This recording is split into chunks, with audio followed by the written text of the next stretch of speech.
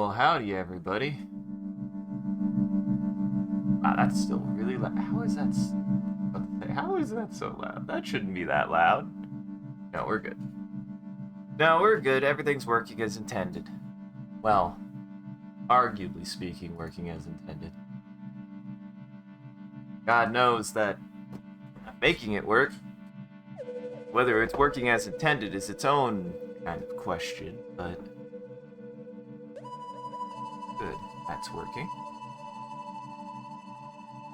God knows I've had a strenuous last couple of days, but we've made it. Wednesday. Halfway there. Got maybe...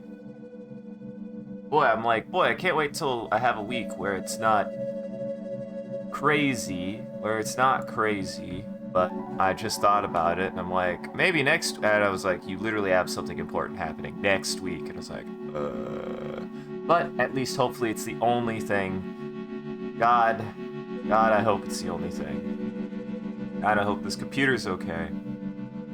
God, I hope my microphone is okay. I get a little paranoid that the microphone is losing sensitivity or something, but I feel like the microphone in general is doing something weird these days. Let me check one more thing, and then we'll be good to go. But, welcome to the stream, everyone. I'm your host, MCCanary. Welcome, everyone. I'm checking to make sure my microphone levels... They aren't at 100. See, this is a weird thing that happens every now and then. It was at 92. Why was it at 92? I don't know why it does that sometimes.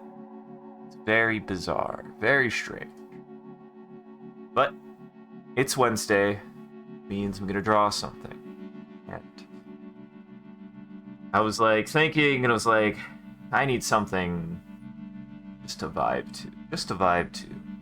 I need to draw a dinosaur. I needed to draw a dinosaur today, and we're just gonna do a quick warm-up.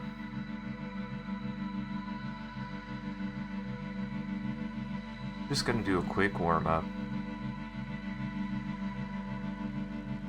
before I get into drawing a dinosaur, because I just need to vibe for a second. And having one of those kinds of weeks that,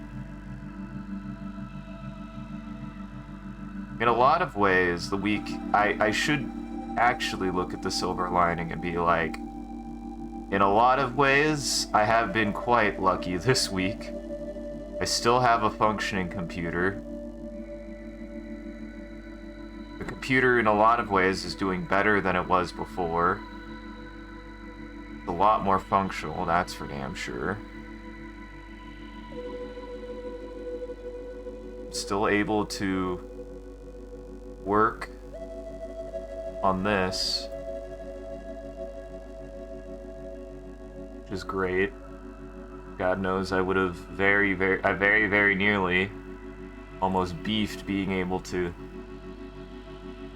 do anything. And this time of my life has been a very fascinating experience of learning a lot more about certain elements of my life. God knows I certainly at least do not regret anything. And should. I've had a very fortunate week for how stressful it's been.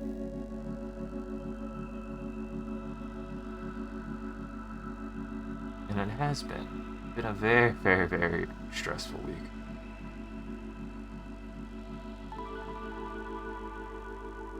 So, we're just warming up. I don't know if I'll do a sauropod today. Maybe I'll do a sauropod today. I'm not super big on sauropods. I don't know why. I am a bastard when it comes to actually ornithischians. I like theropods, and I like... Well, I just said that. I'm a dumbass. No, not fake paleontologist. I know that the No, sauropods are saurischians. I meant just herbivores in general. Boy, I almost ate every word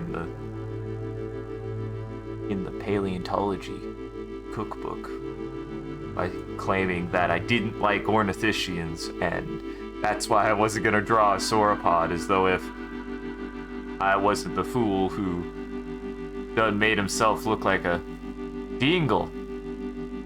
Doctor? No! Hey, Doctor. Hey, Doctor, I have bad news. I got 4 pounds of apples. I'm too strong for you. I'm sorry. I'm gonna be able to beat you in a fight. I hope you're okay with that.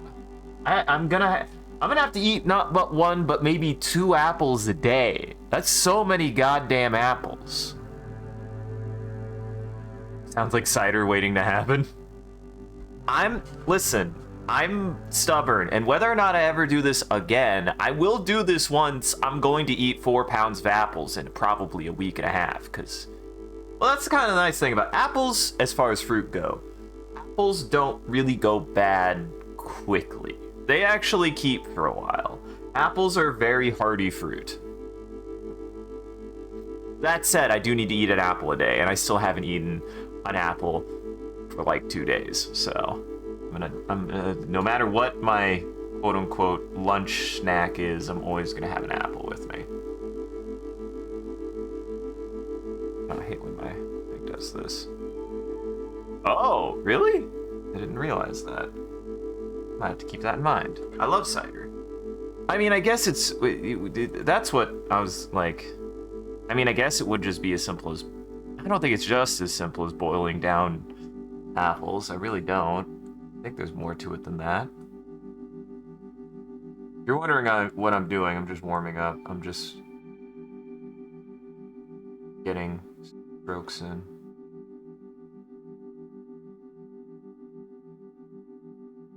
Just practicing a design that I've been honestly using for a very long time.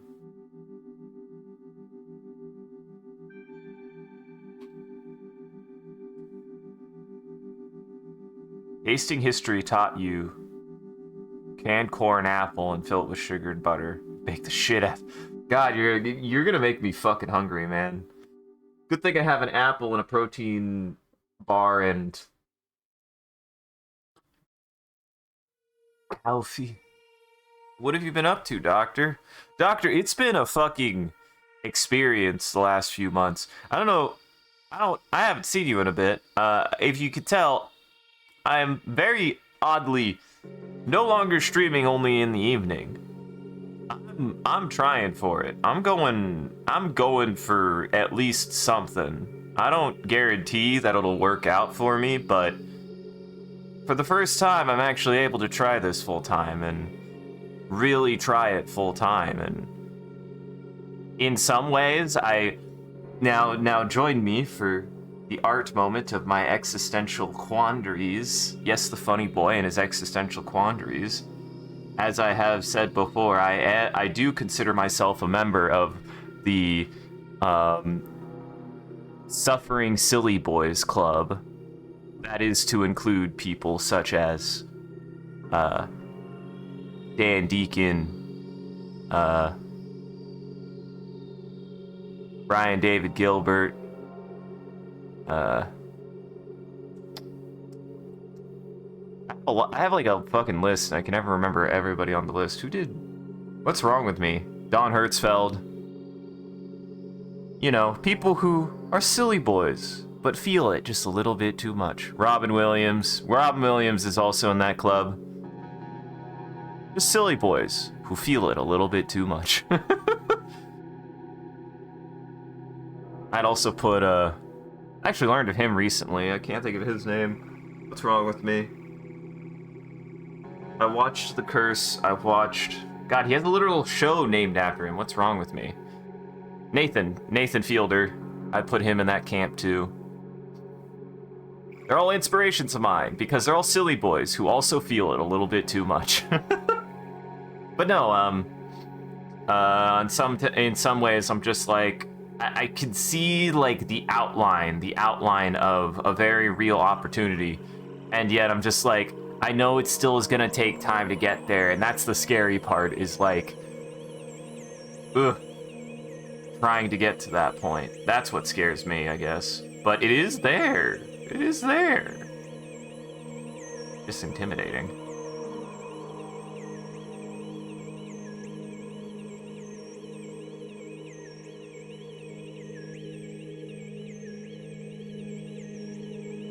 Really, all I've done here is I've drawn Meganium. That's because Meganium probably is largely influential on this design for me, since they're my favorite Pokemon.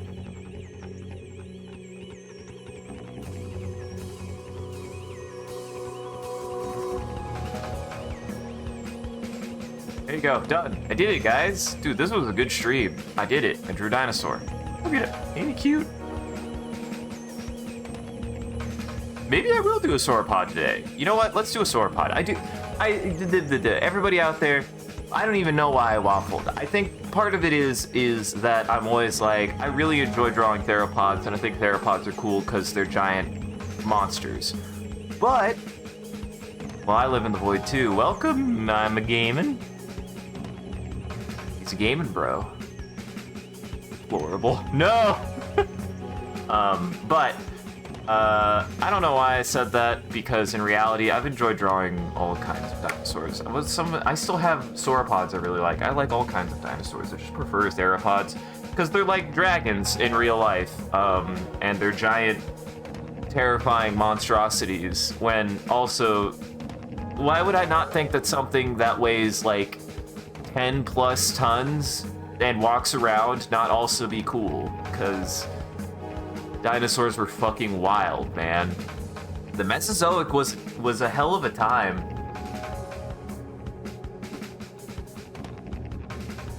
We're gonna draw a sauropod today. I don't know what sauropod yet, but we're gonna draw a sauropod today. I'm gonna try to do a sauropod I haven't done before. I've already done one of my favorites, but it's because he's a weirdo. One of my favorites is Angneris? His name kind of sounds like a I think I'm thinking of the Pokemon he's based on, actually. Let me see if I can find him. It starts with an A. What's funny is I feel like I could find him really easily, because I have... Guys, let's enter the book. Guys, we've entered the book. I have a dinosaur book that is largely influential on my paleo illustration. Like, it is probably the #1 thing that has inspired me to do paleo art. Here, right on the back. It doesn't say. Fuck. Really hoping it would. All I know is that it starts with an A, but I'm not gonna draw him because I drew him. I actually drew him for an Inktober a couple of years ago, which I might try again, guys. I might do another Inktober. I don't know if I'm gonna do a dinosaur every day again, or maybe I will. Depending on how my life is in October, because that's how my life is going, is that every month seems to be a little bit more wild. But if I have time for it, which I probably should, I might do another dinosaur a day Inktober, where I draw a dinosaur a day, and then write like do some research on that dinosaur and write a little silly fun facts for it, because I really enjoyed doing that. It was a fun thing, so I might do it again.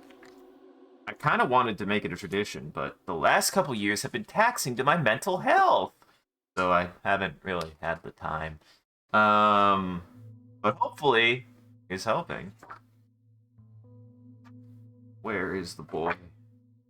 Where's the boy? Starts with an A. It was A and G or something. I can't remember exactly what it's called. That said, this will give me an idea of the dinosaur I want to draw, because I'll be able to find one like an Arcticosaurus, which is a real dinosaur.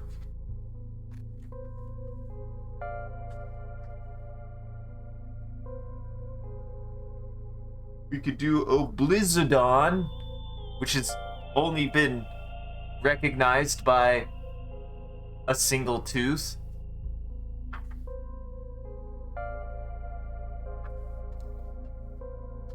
What's funny is, like, I was like, I don't think herbivores are interesting, and I'm like, some of my favorite personal drawings of dinosaurs have been herbivores. So I need to shut my goddamn mouth. I like all dinosaurs. I do think I prefer theropods just because I'm a carnivore at heart, but I do like all dinosaurs. All dinosaurs are cool. If you like a dinosaur, you like a cool dinosaur. Doesn't matter what dinosaur it is. There's no such thing as a not cool dinosaur. You could tell me that the bald eagle is your favorite dinosaur, and I'd go, that's a cool dinosaur. Because birds are dinosaurs. Sorry, we don't gotta get into that every time.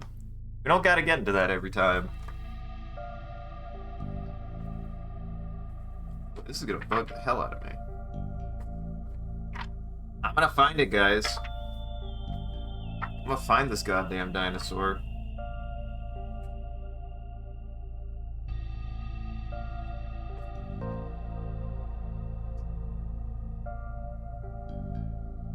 I'm gonna do it.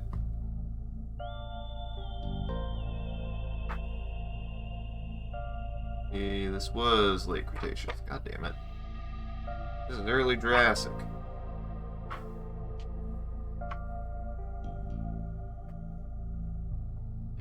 Here we go. Oh, I could do Acrocanthosaurus, though. Maybe it doesn't start with an A. Fuck, what the hell is this goddamn dinosaur's name? They literally have a picture of it on the back. I swore there was a picture of it, and I swore it was in this fucking book. That would be really silly if it isn't. I swore it also started with an A. I'm literally gonna have to go through my own pictures to find it, aren't I? Hey, hydrate bot. What are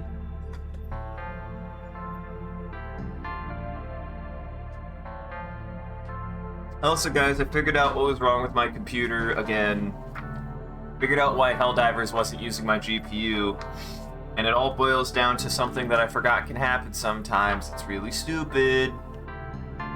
Software acceleration. Hardware acceleration, my bad. Wrong one.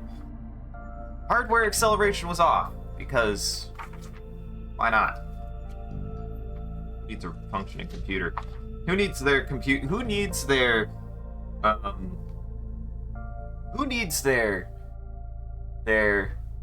video games to recognize their graphics card to be able to run graphics engines? Not me with my Ryzen 9, which was running those video games, but like lighting the computer on fire. Hopefully now I should be experiencing a lot fewer problems with that.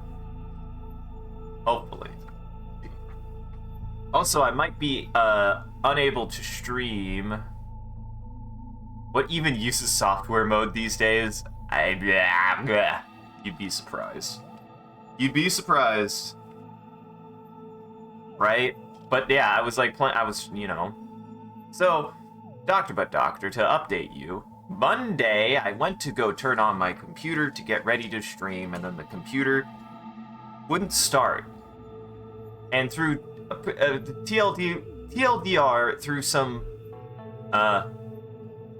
very exact testing, it was determined that Windows had uninstalled itself from my boot drive. Windows uninstalled itself from my boot drive. So I had to reinstall Windows.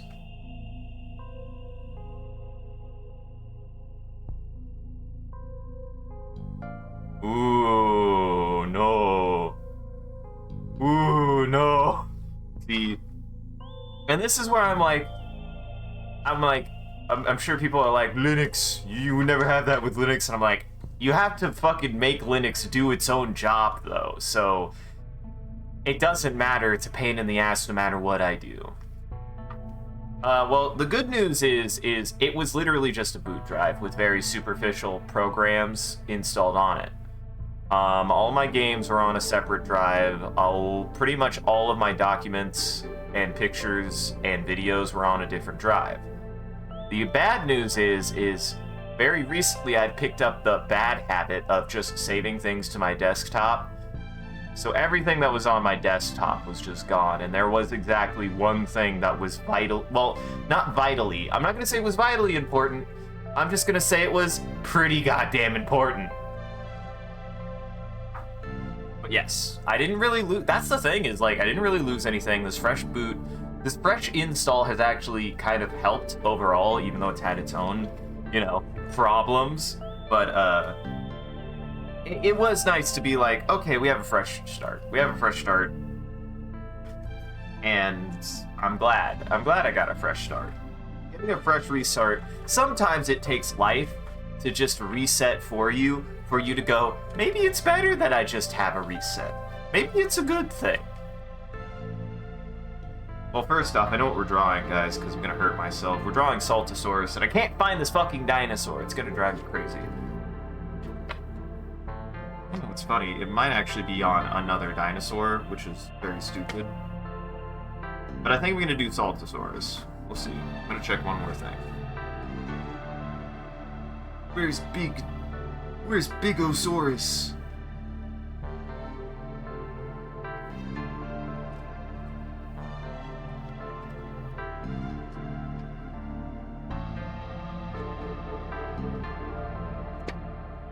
What's funny is I think it's in a picture for...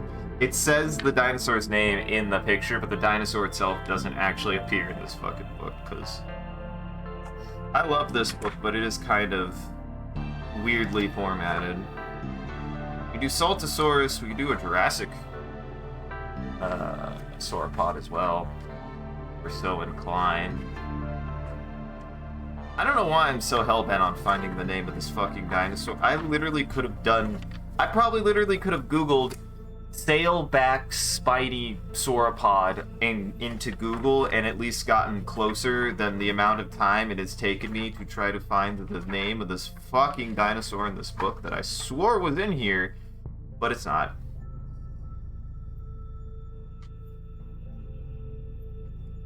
I have that artist's name on here? That sucks. That's a really good artist. Okay. Putting that away. A fresh install was always good, yeah. Like, it kind of helped with some things. Things like my Bluetooth is working better. Things like my...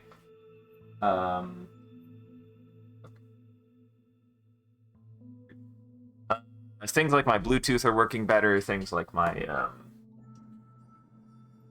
the OBS, like, I got rid of a lot of, like, bloat in my OBS that I didn't need anymore. Like, being forced to reset is not always a bad thing. Because then you could be like, okay, what did I really need? Because a lot of times for me, anyways, probably a lot of the problem is I just keep on accruing shit on my computer that I use, like, once, and then never use again, and then forget about. Because it just builds up. Also, I finally uninstalled Daemon Tools, which is a joke I'll never get tired of, because Daemon Tools was incredibly difficult to get off my goddamn computer.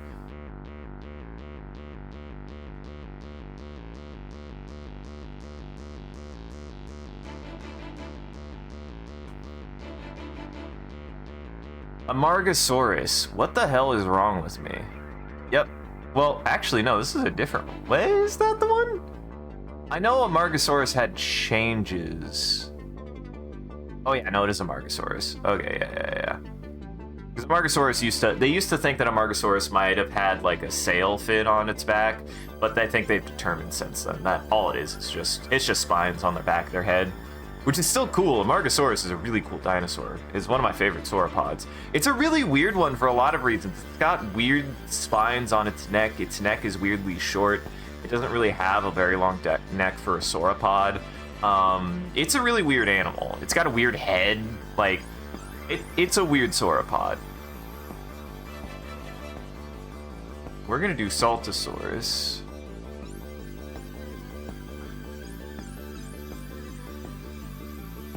Give me a Saltosaurus. No way Saltosaurus has a weird head like that. No way Saltosaurus has a weird head like that. Ooh, I kind of like that pose too.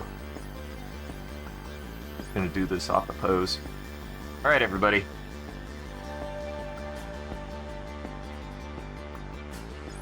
I'm done stalling. It's been 30 minutes.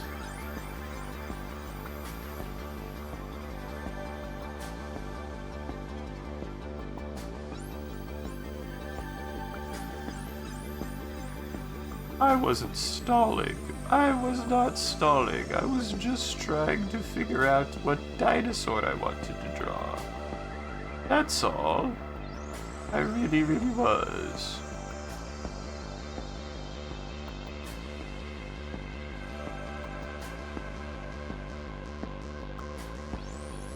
What I like to do is I like to find images of skeletons or complete skeletons and then use that as my pose. And utilize the skeleton as my reference point for the illustration. That's what I like to do.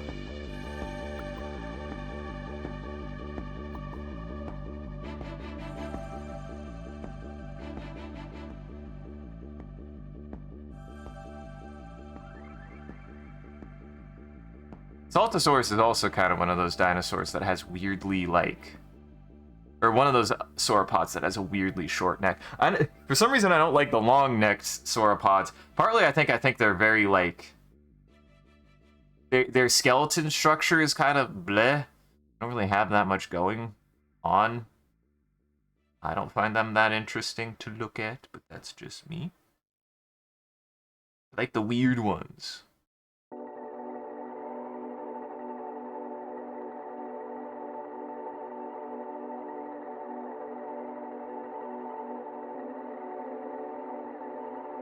Personally, I like the weird ones.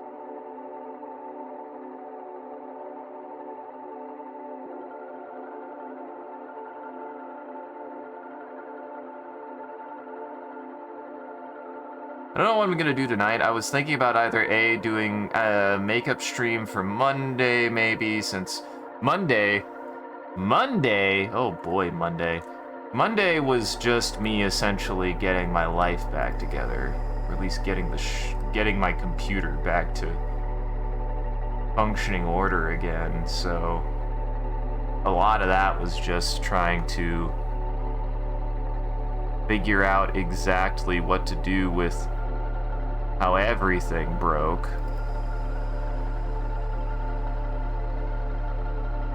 Which, hey, I did figure it out eventually.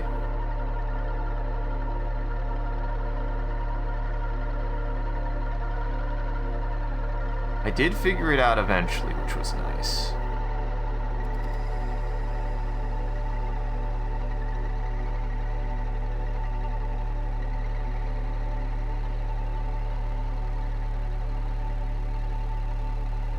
Do this way.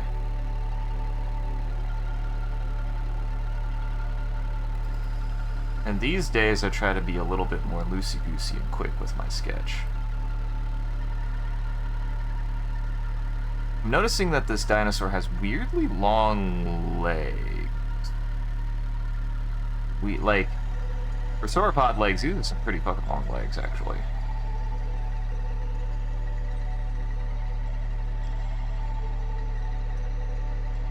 Ah! A bot. It's the second one today. What the heck? Vanished from this mortal plane.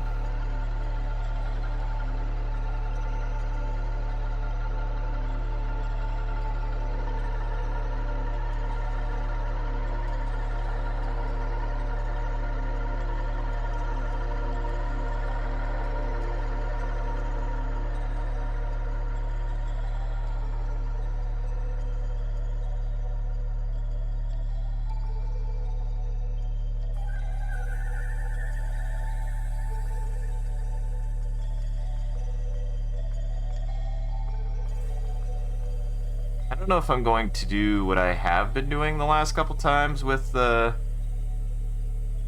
which is the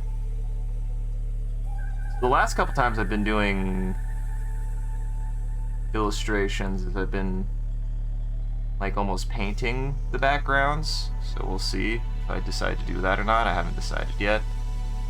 Do know I definitely want to get that to look correct. Really want to focus on my shapes here. Something I feel like I've gotten much better at also is just focusing on getting those shapes correct.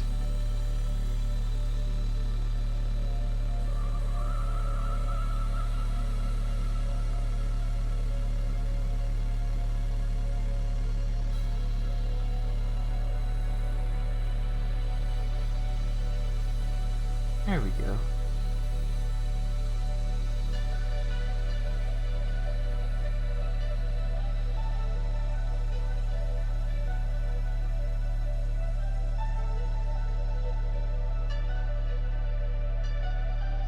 Really, I want to make sure that, like, that part goes that way. Really want to, like, slim this down a little bit.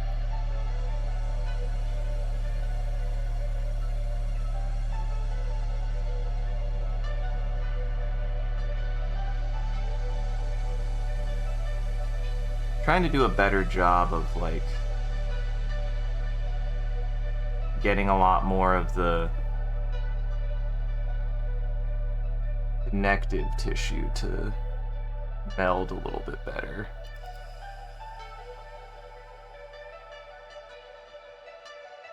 I want this guy to have pecs. I don't know if I want him to have pecs necessarily, but I do want him to be thicker.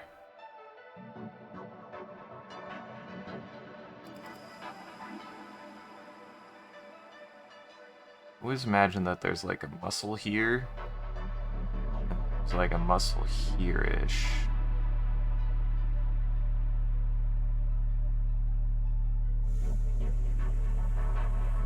I always imagine that those are some kind of muscle attachments.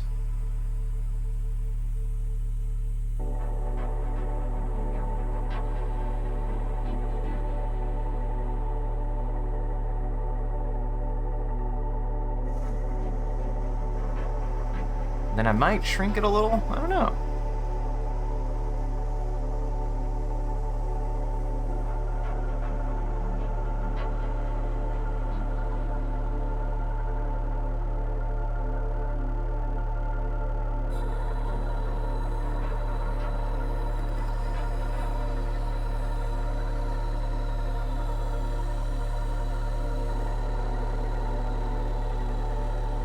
Do that.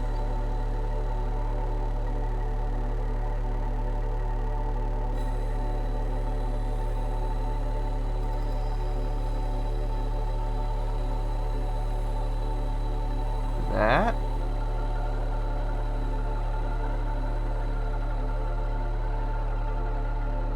That's kind of a plane.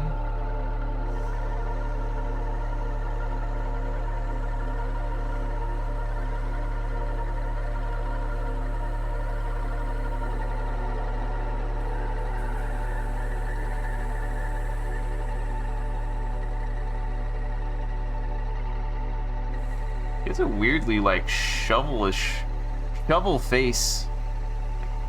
He has a weird shovel face. He's got a weird shovel face.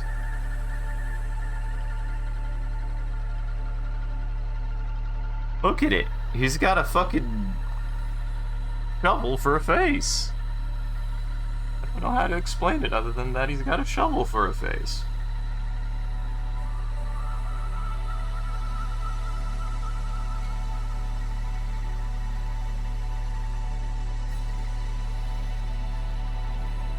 I don't know if there would be skin there. Probably would be.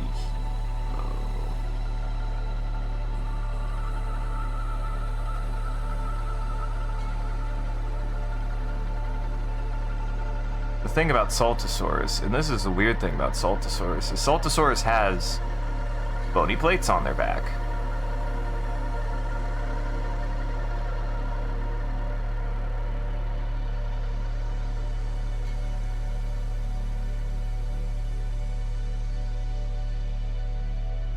I can't just choose the easy ones. It's gotta have weird details. But I feel like I've gotten better at that. Like, I feel like I've gotten better at adding weird details. Like, I'm not as intimidated by it.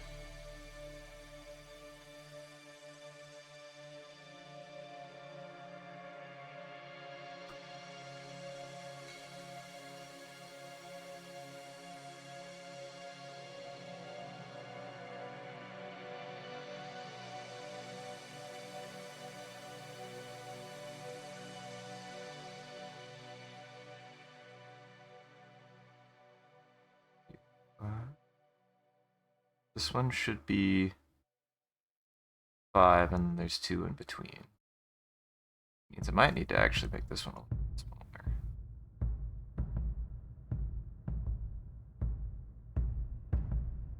I need to make all 3 of them a little bit smaller.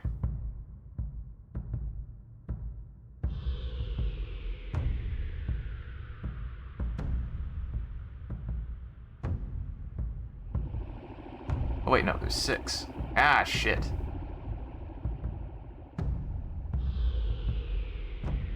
How will I ever recover from this? Thought I counted 7 and I counted 6.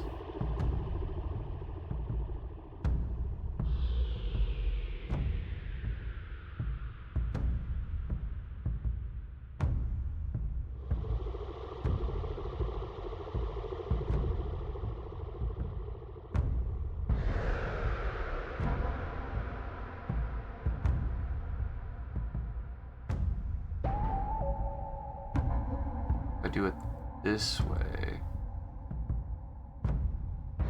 I can do it that way. Then I can do it this way.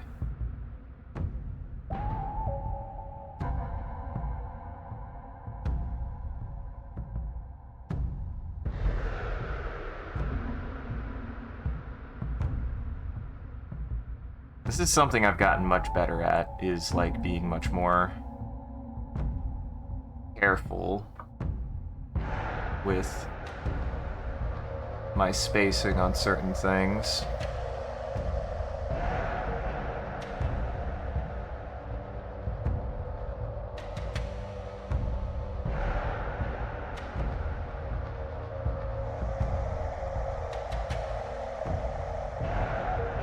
Also just gotten much better at making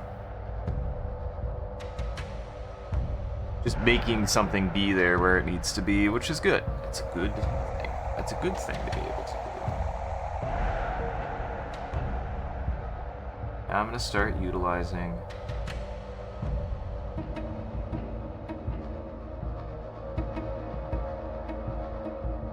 honestly a tactic that I've been doing more with my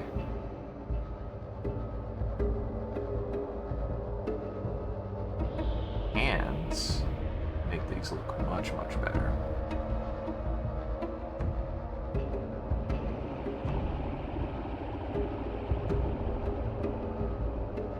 Which, honestly, oh my god, that looks so good.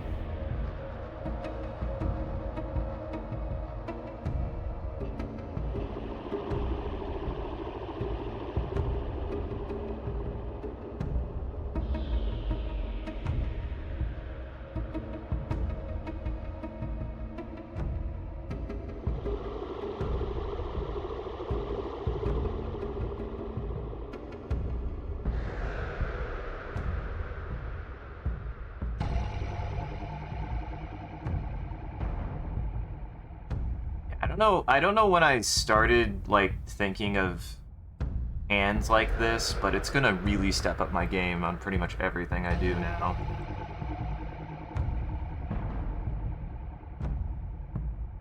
It's helped a lot.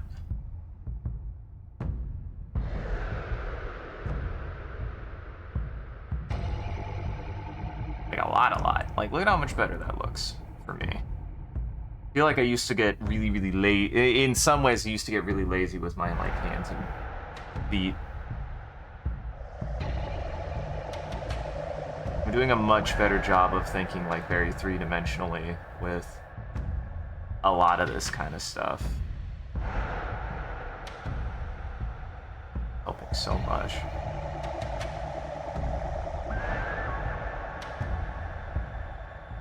It's not even, I don't even feel like I'm doing anything crazy with it yet. I'm just kind of like, okay, I gotta be more nice. More precise.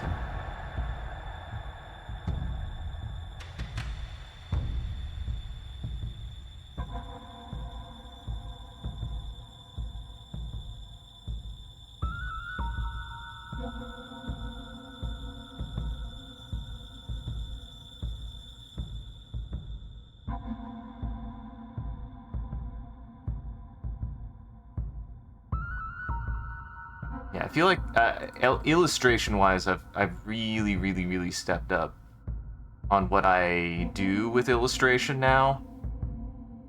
A lot heavier.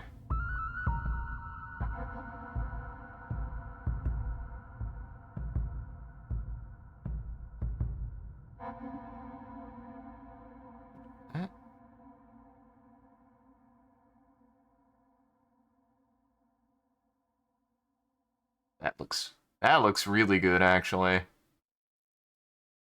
Wait, it looks quite.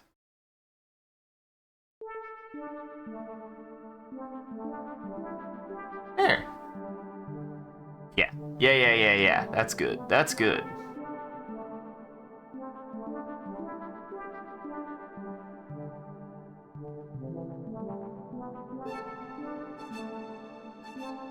What's funny is this image has like the foot, the other foot, kind of going like back this way, in behind it, which I don't know how I feel about that. Nah. Nah, I don't like that.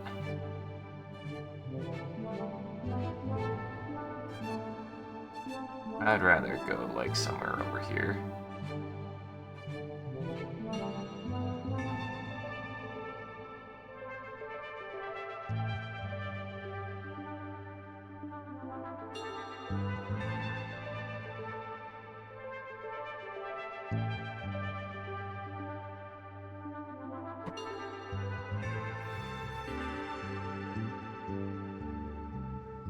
What's funny is this arm needs to now be...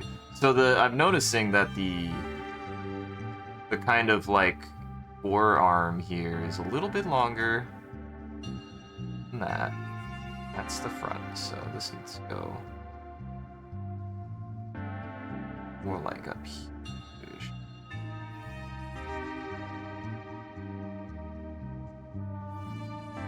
That kind of connection to make more sense.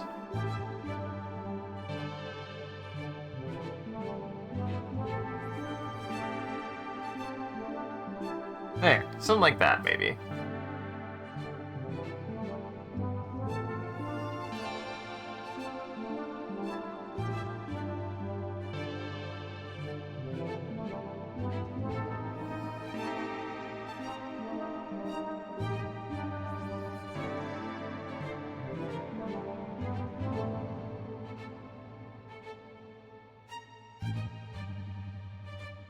I don't know why I like that kind of like look, but I've always liked it. It's something I oftentimes use to reconcile most of my dinosaur shapes, is to do something like that.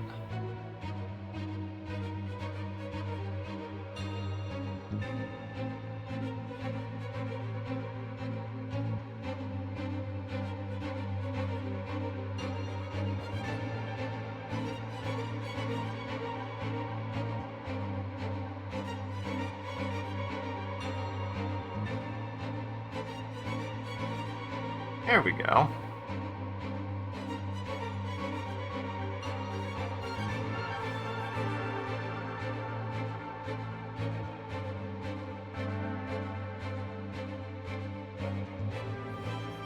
And that taper is actually kind of coming around.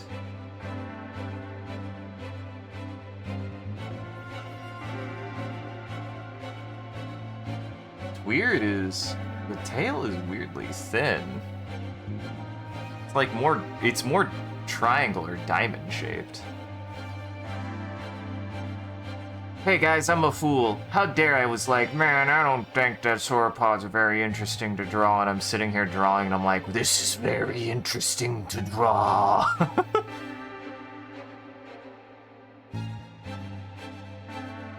I am incredibly fascinated by the shape of this creature. It's not even because it's Saltosaurus, it's because it's a fucking sauropod.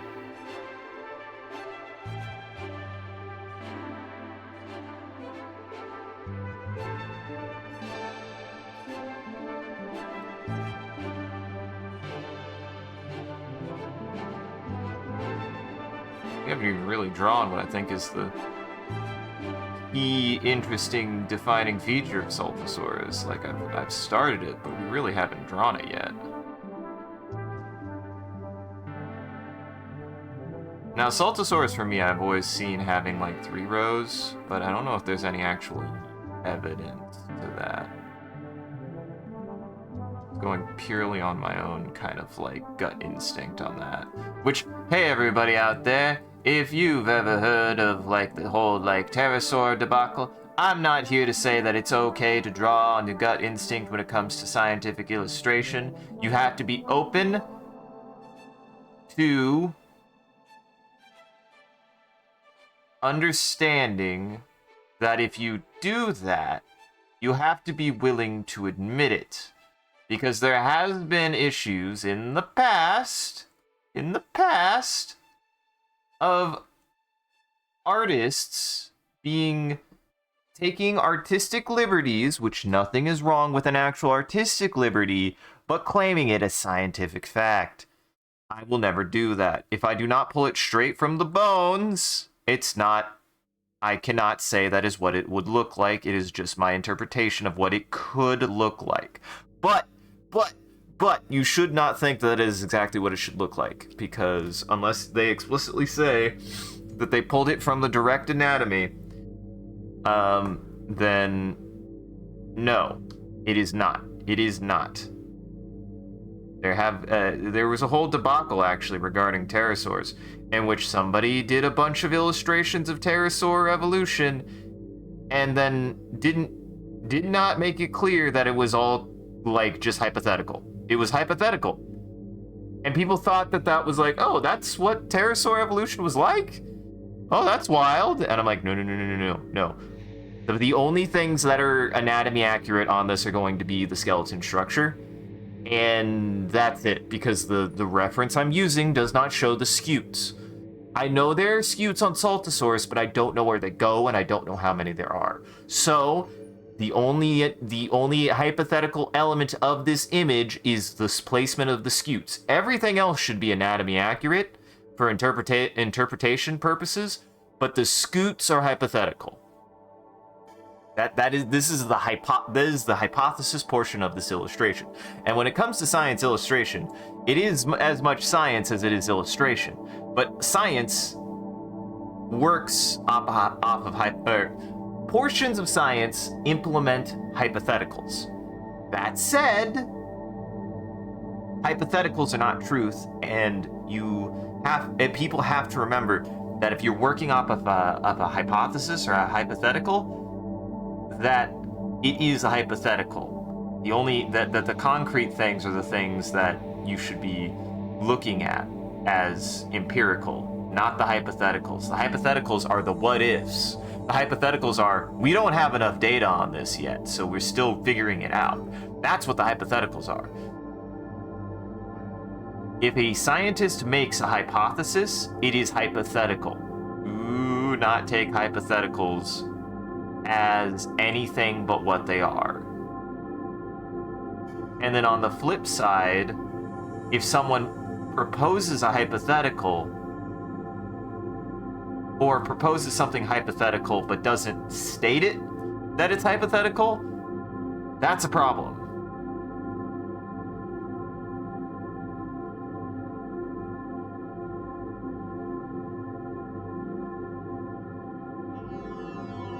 That is bad. That's bad science, bad research.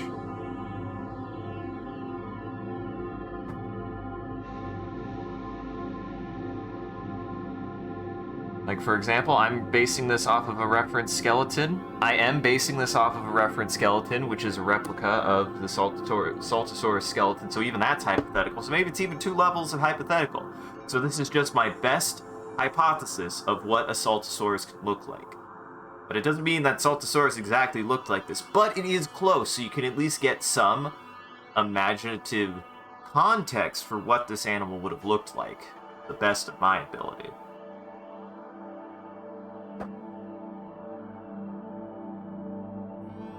It also doesn't discount it as an interpretation of what Saltosaurus would look like, it being more hypothetical for the fact that that the reference I am utilizing doesn't show me things like scute placement, it doesn't show me even the existence of scutes. So arguably I should probably be drawing it that way since my reference doesn't have any scutes.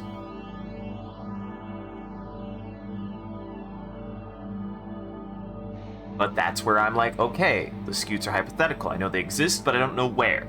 So yeah, that's the guessing part. That's the guessing part of paleontology, is if you know something is supposed to be there, but you don't have the exact reference data or exact formative reference material, and you do have to make an assumption, you at least have to be willing to say it is an assumption and should be treated as such.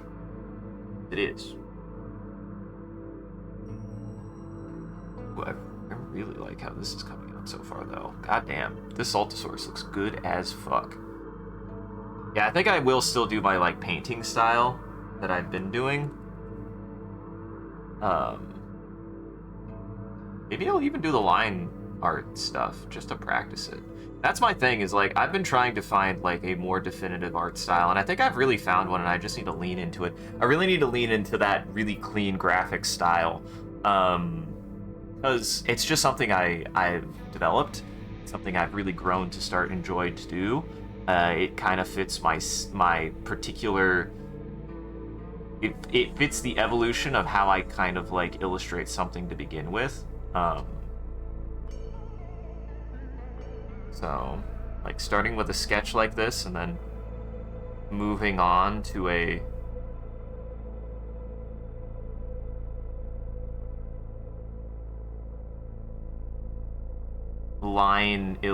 drawn out line illustration with background colors, with really matte background colors too.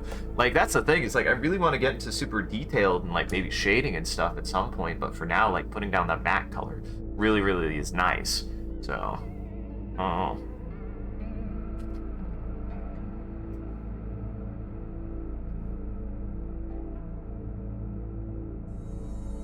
maybe this is where I start experimenting with the crossover of vectors and pixel.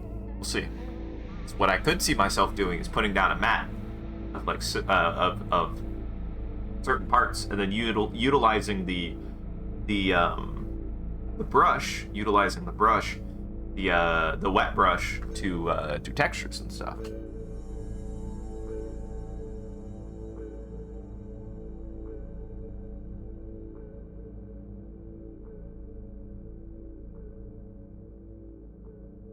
I'm at a very interesting place with my artwork, and I definitely am showing the most growth I ever have in so many ways, including my quality of my art. And I've always had kind of a tenuous relationship with my art. I really have. I feel like it's always gone both ways with artwork with me. I either feel like I'm on my game or I just don't have functioning artistic skills. I don't know why. There's never an in-between.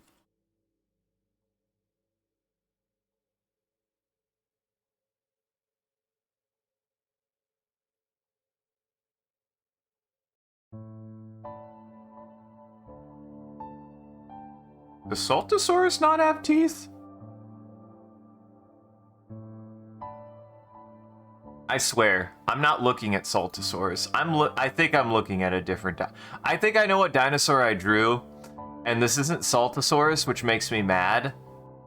I think this is something different that I don't think I can say his name. But it's a Saltosaurus skeleton, so... But all these other Saltosauruses clearly have teeth and a different head. And the head that I recognize that I'm drawing is not the head of Saltosaurus, it's a very different dinosaur. Menctosaurus.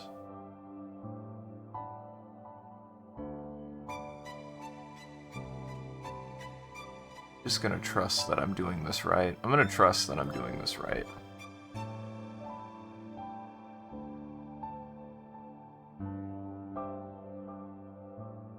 That's good science, everybody. Oh, you know, just find a Just find an just find this picture of a short-necked sauropod. That's close enough. Yeah, yeah. Hi, Psycho. You can eat my art. Dude, you can eat all of my art, absolutely. Everything I draw can be eaten? I don't know. Welcome.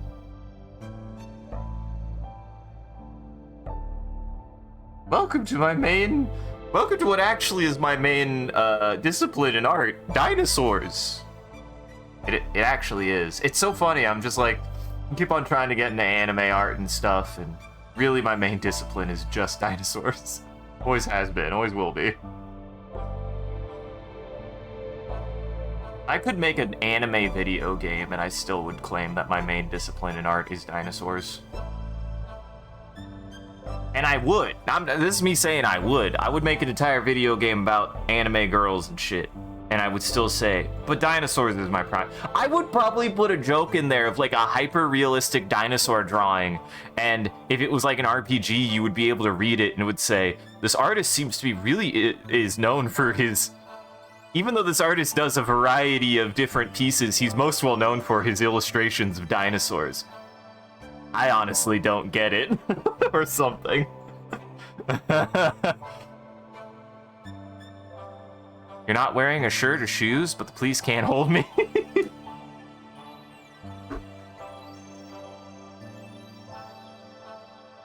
Well, looks like you get free drinks until the cops get here. I'm calling them right now. And you have to drink them all. You do have to drink them all, though. You can't leave until you drink them all.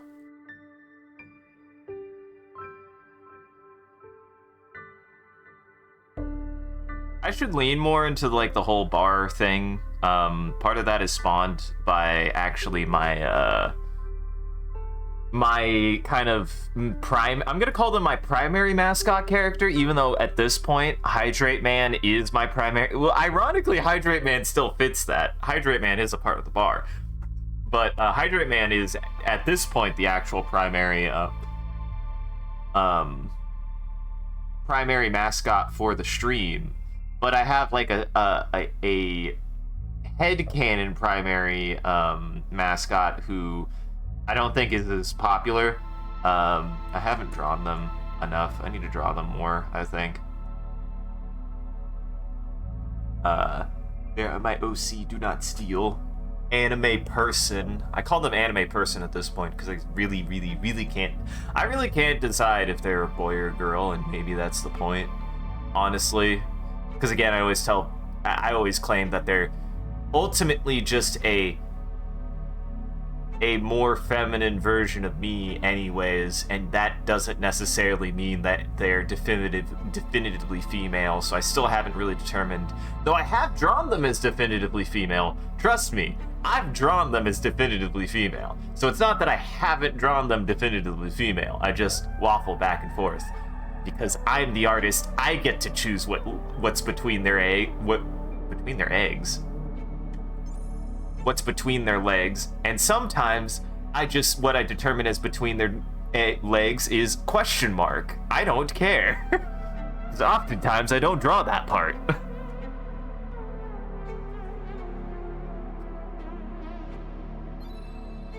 So it kind of waffles back and forth because guess what, guys? When you're the artist, you can do whatever the fuck you want. Fun fact, when you draw the picture, there is no canon. Exactly. Yeah, it's gone both ways for me. I've made them female. I've even tinkered around with making them male. And even when I don't, explicitly gender them, they're usually just androgynous to begin with. Like, if they're female, they've got small boobs. If they're male, they've just got a feminine body. Like, that's how I draw them. I draw more of an androgynous character to begin with. They're androgynous by design, so... Because, again, they're just more or less the anime me that I envision me to be, aside from my little potato-headed goy, my little potato-headed person. But yes, fun fact, when you get to make the artist, in reality, It's whatever the artist wants them to be, and hey, guess what? Hey, guess what? For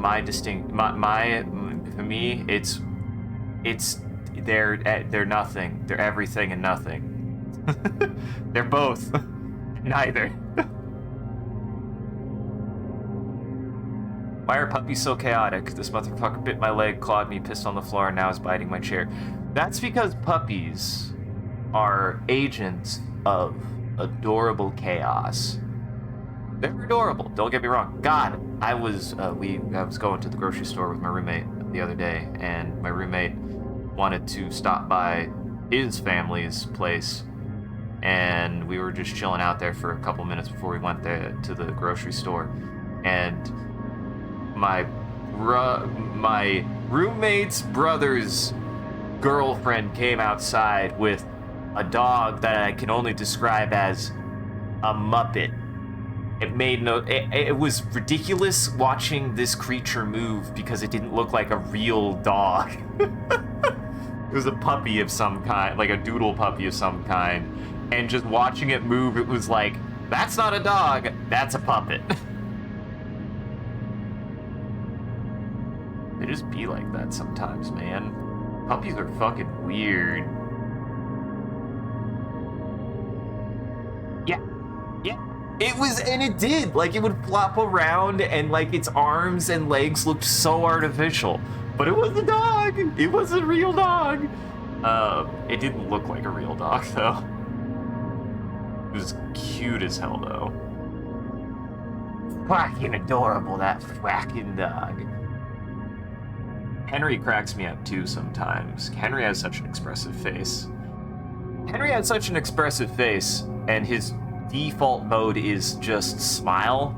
Like, he's just the happiest idiot on the planet. Like, he doesn't know.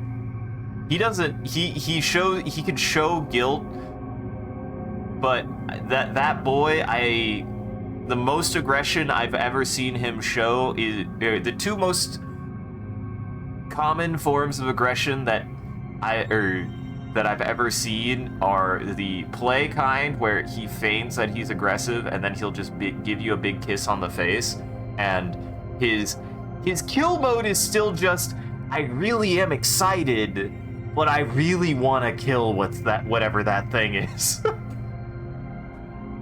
He just has a happy kill mode, but it's not like it's not aggressive. He just is really enthused to kill whatever that thing is. But he's not, like, mean? He's just really excited for it.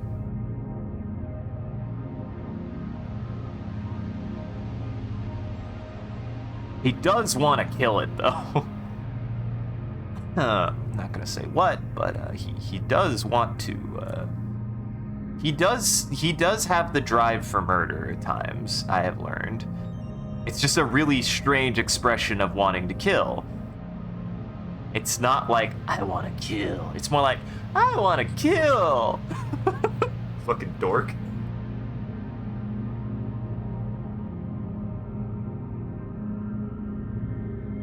Yup. Dude, being mixed with Pitbull is some different shit. No matter what it is, I want to say, like, the Pitbull part doesn't always influence their behavior as much as it just influences their raw strength. Henry is very much the same way. That boy is Dachshund Pit, so he has all of the behavioral instincts of the Dachshund, but just triple the power. Like, it's just a power buff. He just acts like a Dachshund doesn't have limits. That's it. The Pitbull part does not influence his behavior, from what I can tell.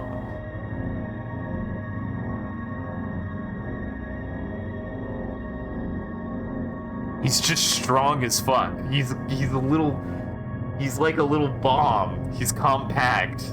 He's dense.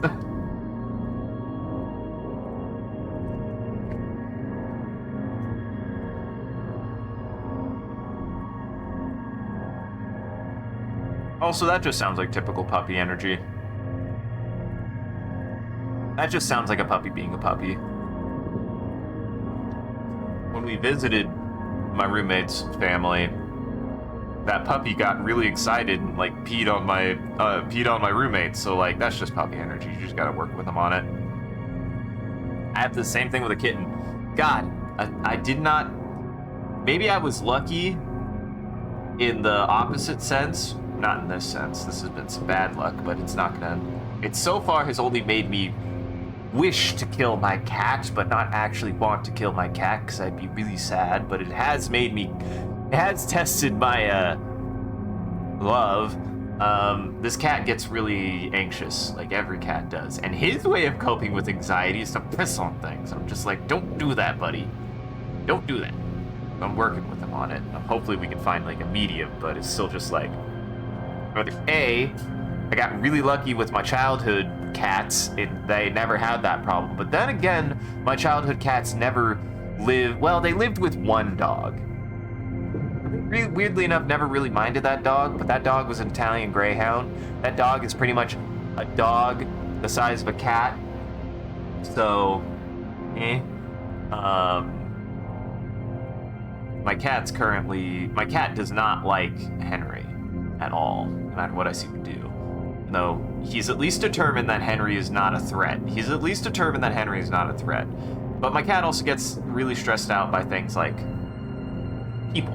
Like if there's a lot of people over or whatever, he gets stressed out by that. So he's very easily stressed out by a lot of things. And his current coping mechanism is to piss on things. I'm like, buddy, don't. And I don't know if my childhood cats had that problem or not. My parents just did a really good job of hiding it. Or if I'm just having bad luck. Could be a bit of a mixture of both. Who knows? Yeah, that's that's puppy energy.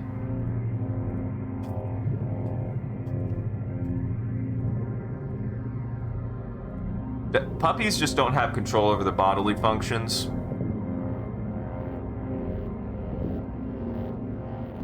That's just the thing. I would say is that they don't have control over their bodily functions.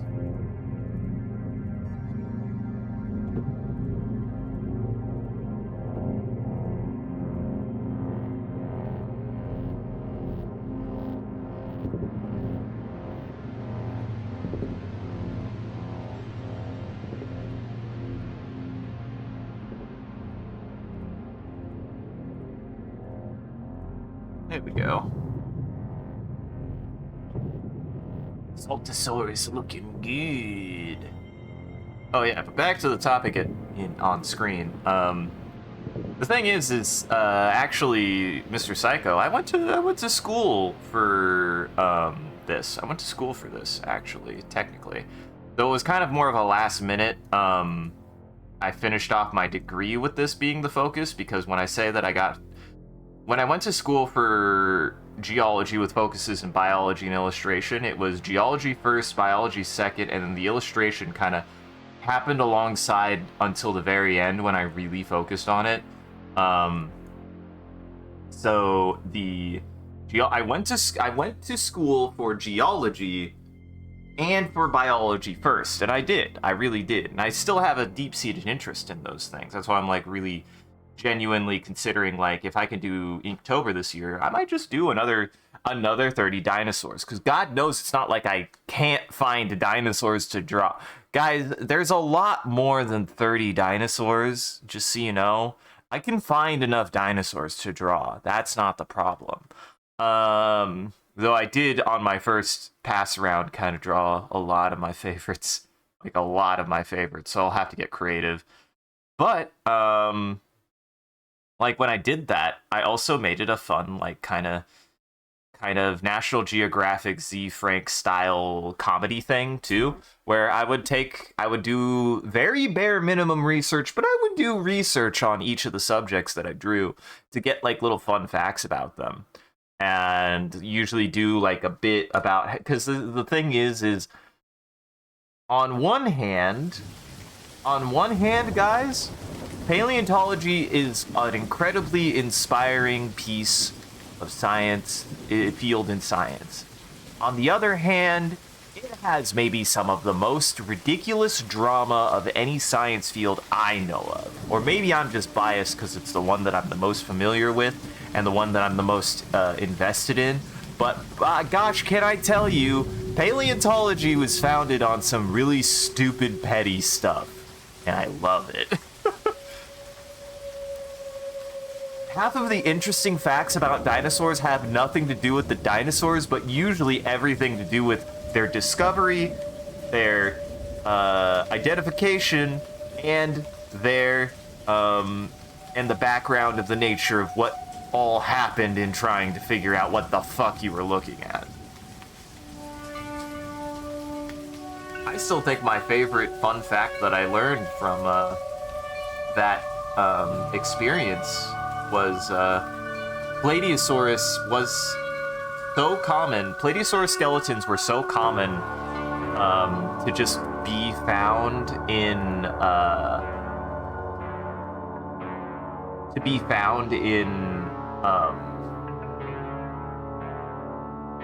and about, like, just roaming around. Like, you could look around and find them without, like, doing any digging. That they were just called dragons. They were just known as dragons. They were called it was some German word, but they were just called a lindworm. They were just called a lindworm because people saw big reptile-shaped rock bones and went, yep, that's a dragon. Yep. It's dead now, but there was a dragon here. And in a certain weird sense, that's cool. That's like cool that before we scientifically identified them, people just knew that there were dragons not because they saw a living dragon, but because the bones were so common that they could utilize it as a definer of what it is. Like, it was just a colloquial term. Like, it wasn't even mythological. It was, yeah, there's a lindworm over there. I saw it. And then people would go over there and go, yep, there it is. They were so common that there was a colloquial common term for it. That's what blows my mind. Exactly. Well, that's not just it. Oftentimes, my favorite are the literal paleontology wars, which were so petty. They were so petty. Oh my god, nothing will get me over anything discovered in American paleontology at the turn of the century, because it was just two guys having a dick flailing contest about who could find the most dinosaurs. That's it. It had nothing to do with making good discoveries. It had everything to do with ego.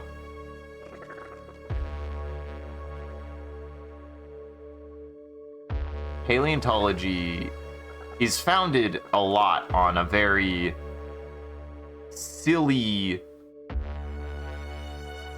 background in a lot of ways for that kind of stuff. And I love it because it's melodramatic and silly.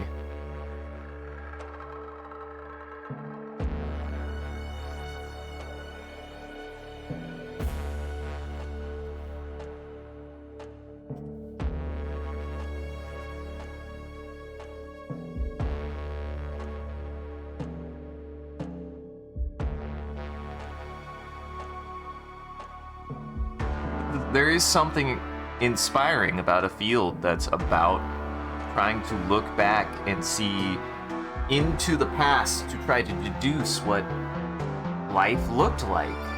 There's something inspiring about that, because it is a mixture of what ifs and hypotheticals that are just tangible enough that you could extrapolate some amount of yeah, that was real, but not enough to say definitively that you know you only know just the slightest, just the most minuscule, like, assertions on knowing exactly what everything was like back then.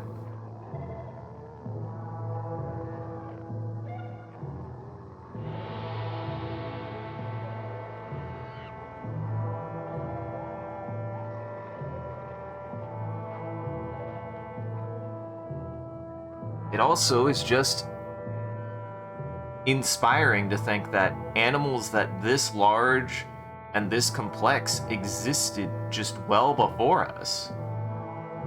And whilst we might have modern day analogs, there's still nothing like a sauropod. There's nothing like a tyrannosaur. There's nothing like a velociraptor in the modern day. The closest we get are things like emus and cassowaries, but that's it. Crocodiles and alligators. Heck, even elephants are the closest we get, and they're still incredible animals. There's still incredible animals that exist to this day. But it is still somewhat, inspirational to think, like, they are just, like, the most modern interpretations of that. That these creatures had even more diverse and complex forms that we've just never even seen. Something inspiring about that. Always has been for me. Always will be. Chickens! We do eat them. Yes, I'm in the camp that, yes, dinosaurs were birds. Birds were dinosaurs. Birds are dinosaurs. Dinosaurs do still exist, yes. Technically. Technically speaking, they do still exist.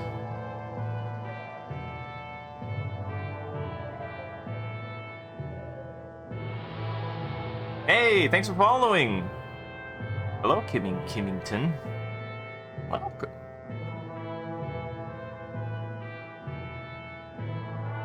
Also, HydrateBot is here. Hello, HydrateBot. Hello, HydrateBot.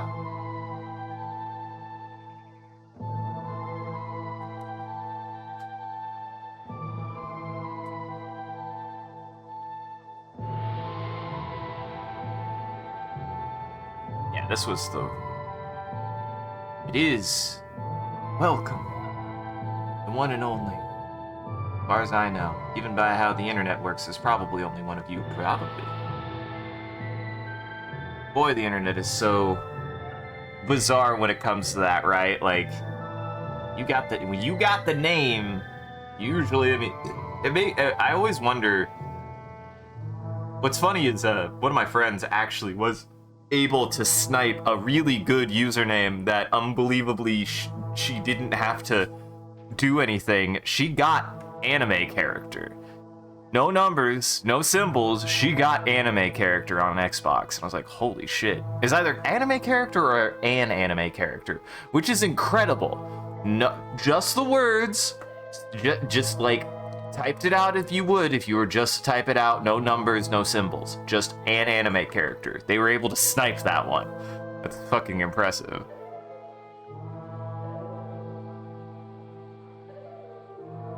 Like, I would even say that things like MCCanary are not even, like... I'd say my username quality is probably...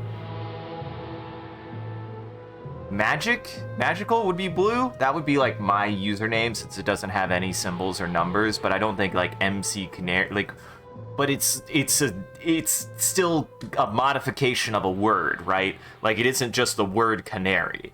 Like, the word canary would be a legendary username. Because I could see there being 8 billion other canaries. Miss Psycho? It'd at least be, like I said, it'd be like magic to epic level, maybe? I'm good.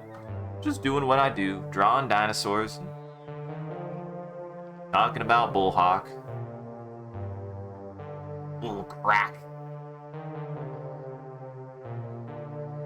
How are you? How is everyone? Glad to know that people enjoy seeing me. People actually enjoy my dinosaurs. Finally, yes, yes, yes. I always get super excited about that because that's a foreign thing to me, guys. It means a lot to me that you guys like watching me draw dinosaurs. There was a period of my life where people, I say this a lot, and I need to stop saying it here because you're not my therapy, but it is still nice to know. There really was a period of my life where essentially I got a lot of criticism just for drawing dinosaurs. I'm not saying drawing dinosaurs in a critical sense of like, you could do those better. Just people giving me fucking guff for wanting to draw dinosaurs.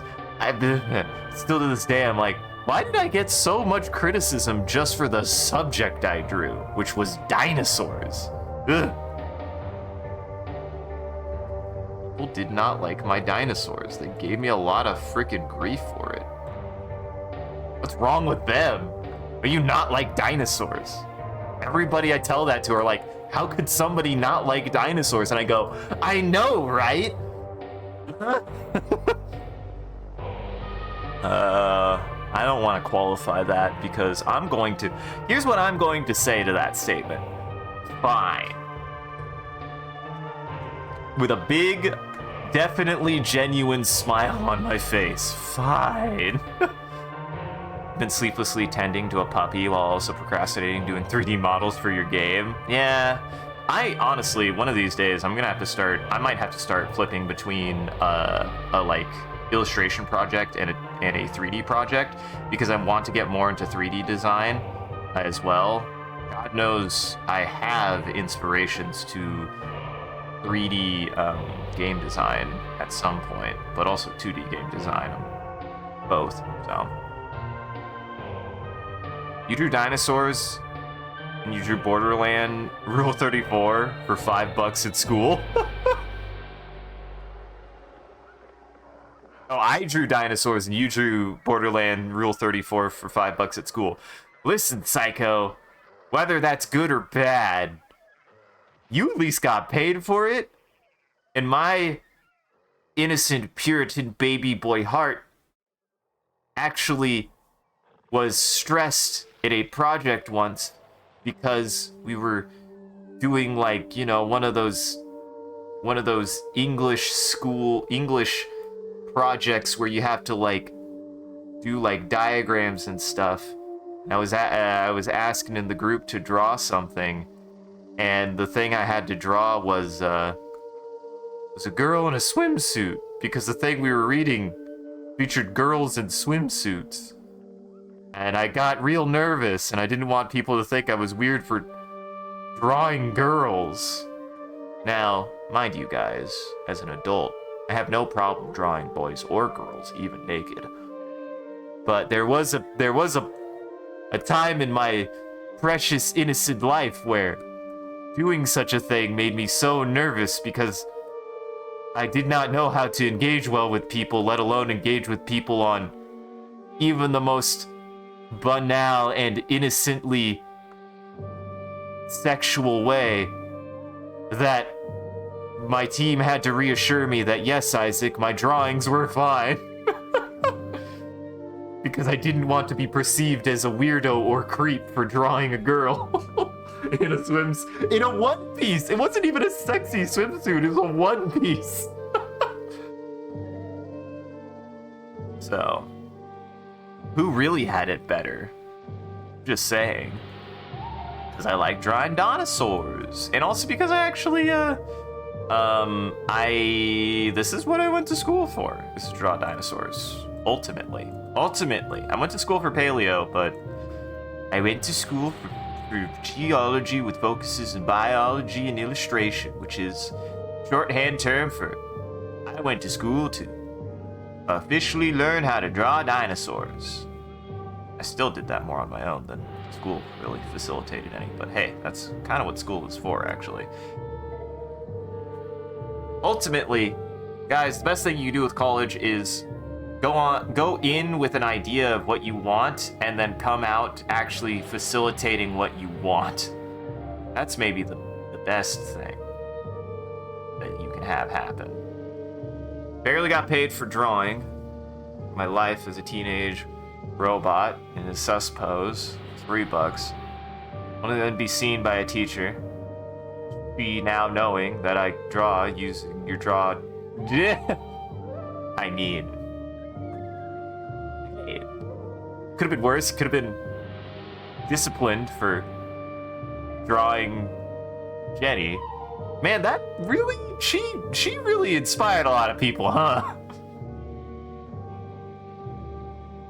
somehow dodged that bullet. And that's not to say I wasn't inspired by androids as a kid. That's just not true. Listen, as somebody who didn't grow up with Mega Man, in the sense that I didn't own a Mega Man game, my hormones did respond to certain portions of the Mega Man character roster growing up. So, wouldn't have been out of the question had I been exposed to that show at any period of my developing boyhood. Uh-huh.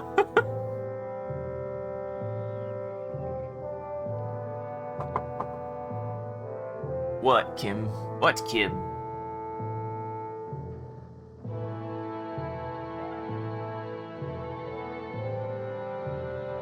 I would say, honestly, the first quote-unquote inappropriate drawing that I ever drew was not actually until college.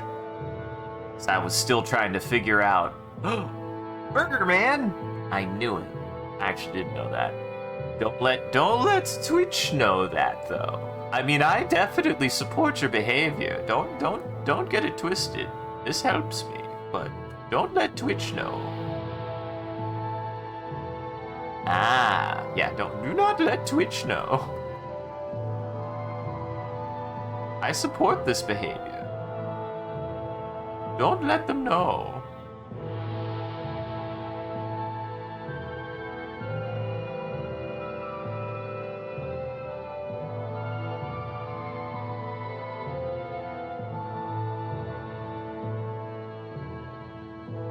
But yeah.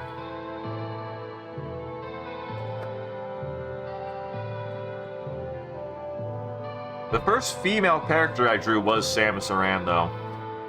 It was. I like Samus. I like Samus a lot. Like, I very openly admit that Samus was one of my first, like, fictional crushes when I was a kid. And what's funny is I liked her not just because she was a girl. I want to say I was attracted to Samus because she was cool and she had a gun. It shows where my taste was, even as a kid. Like in elementary school. I had a crush on Samus because she was cool. And honestly, as an adult, that's kind of what I still find attractive, is if somebody is cool. That's an honest statement.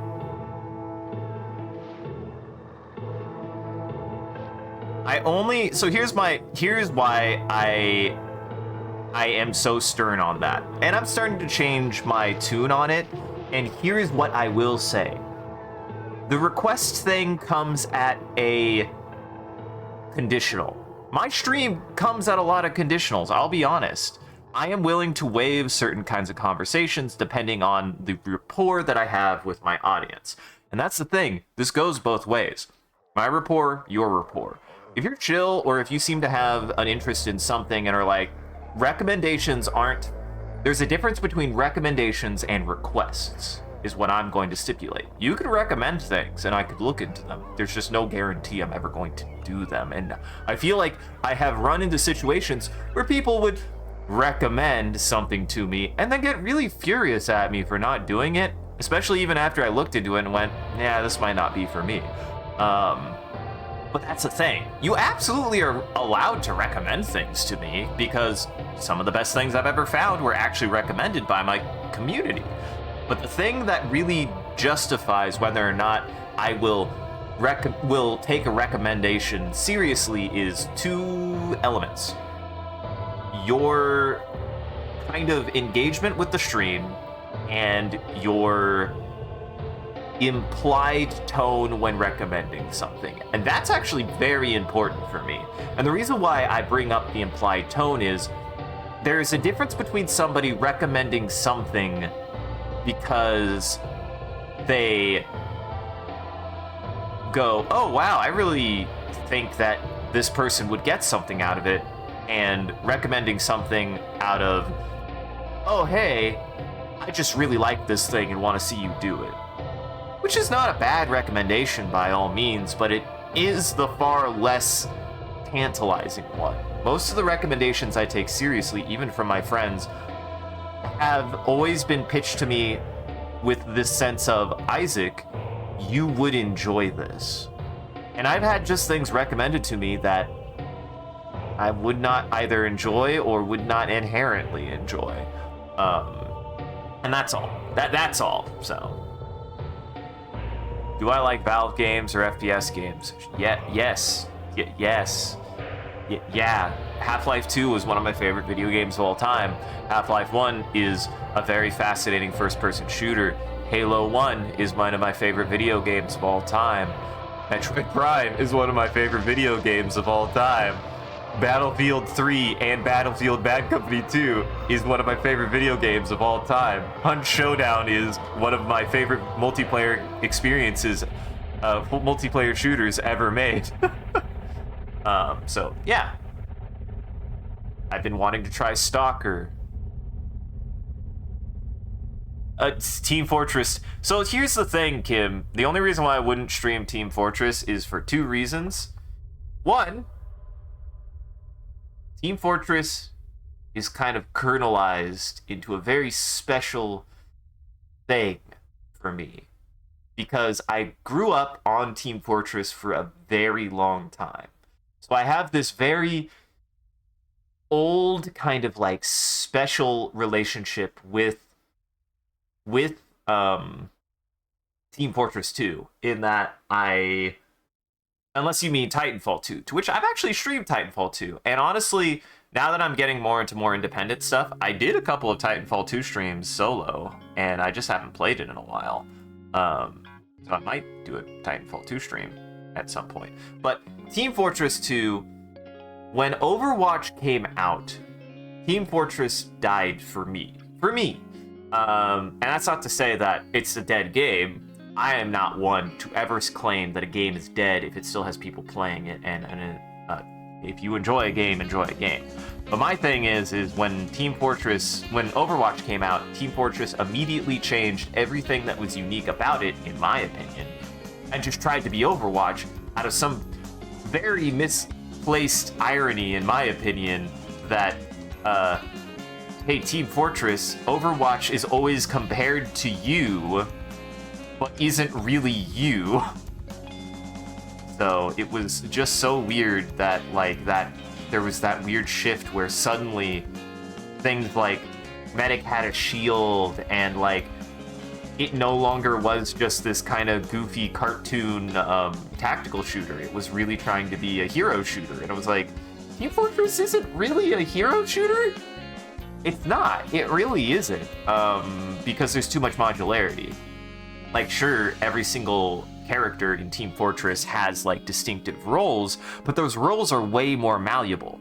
And those roles are way more player dependent, or at least in the era of Team Fortress that I played. So when people were joking that Overwatch was trying to rip off Team Fortress, I always saw that with an asterisk of, it's trying to rip off Team Fortress, but Team Fortress very much is still its own thing. Now, I know Team Fortress has classic games and stuff, but I'm just I'm out. I'm out of that community. I'm not a part of it anymore. And going back to it, I'm just I don't know. I don't know if I would enjoy it again. Maybe I would. Maybe I would. But this is why I have this is why I have that rule, and why you can always recommend something. But I can't guarantee that I'll do it, because there is a bit of kernelization that has to go into genuinely being yeah, I'll do it. Because the same thing with Fortnite. I have no interest in Fortnite. I just don't. I don't think it provides anything that I haven't found in another game that I think is a more interesting experience in that game. And also, kind of over playing with kids. STEM. Now, Team Fortress, I don't know how many kids still play Team Fortress, but absolutely Fortnite is chock filled with kids. But no, it's awkward. I don't know what Team Fortress is like. If I was to do a Team Fortress stream, I would try it, maybe as a joke, actually, because I have a deep-seated I do have a deep-seated connection to Team Fortress. I have fond memories of that game. Don't get me wrong. I have very fond memories of that game. But the changes they made when Overwatch came out left such a sour taste in my mouth that I just went, I'm done. I don't want to play that game no more. And I played Overwatch for the rest of the time because the only reason why I would have kept playing Team Fortress was because Team Fortress was a different game. And as soon as I saw Team Fortress do that, I was like, I don't know why you gave up on your game. You still had a different game than Overwatch. And that's an opinion that was of its time. Like, I don't necessarily even hold that opinion much anymore. So, who knows? Maybe I would enjoy going back to it.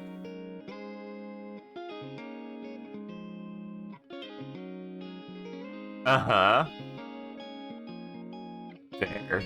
I will say also, Kim, so here's my stipulation on including viewers, which I'm starting to get to a point that I think I need to also make a rule about. I'm down to do playing with viewers games, but I have learned something kind of important over time is that, and this is something that I have struggled with even currently right now, that might end up unfortunately going poorly, but I do have to start setting boundaries, is VoIP.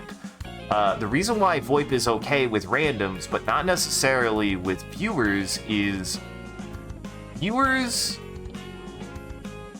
mean well. But once someone realizes they are live, the tone changes. It just does. It's not intentional. I don't think it's intentional. I'm not blaming anyone for doing that even. But anytime someone has realized that I have been live, regardless if they're in my chat or not, it has gone poorly. It has gone poorly. Unfortunately. Like, that's just the nature of it. And regardless of whether or not they are being inflammatory on purpose or unintentionally doing so, it does not change that unfortunately it makes it so if I am totally fine with playing with community, but I have just learned that I want the community to be able to join and play, to just join and play, unfortunately. Because ironically, too many times the audience ends up making the stream ends up trying to make elements of the stream about themselves, and it's like, that's not why I stream, right? Like, I don't even stream to make it about me. I always want the stream to be about what I am doing and what I'm involved in. That's why Helldivers works best for me, when everyone can just join and have fun with it, and in a certain sense it actually works better that people don't know that I'm live, because I get more genuine reactions when they just hear me talking and shitting around. So that's all I warn. And that's a place that I'm getting to that I need to figure out. That's just a genuine place. It's just a genuine place. This wasn't an accusation or anything.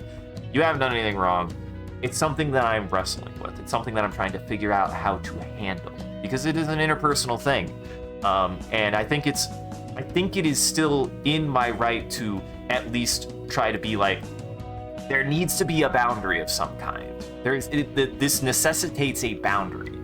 But not because I don't want people to engage with the stream, or I don't want people to join. Like, I love the Garden Phone streams. I love all of that.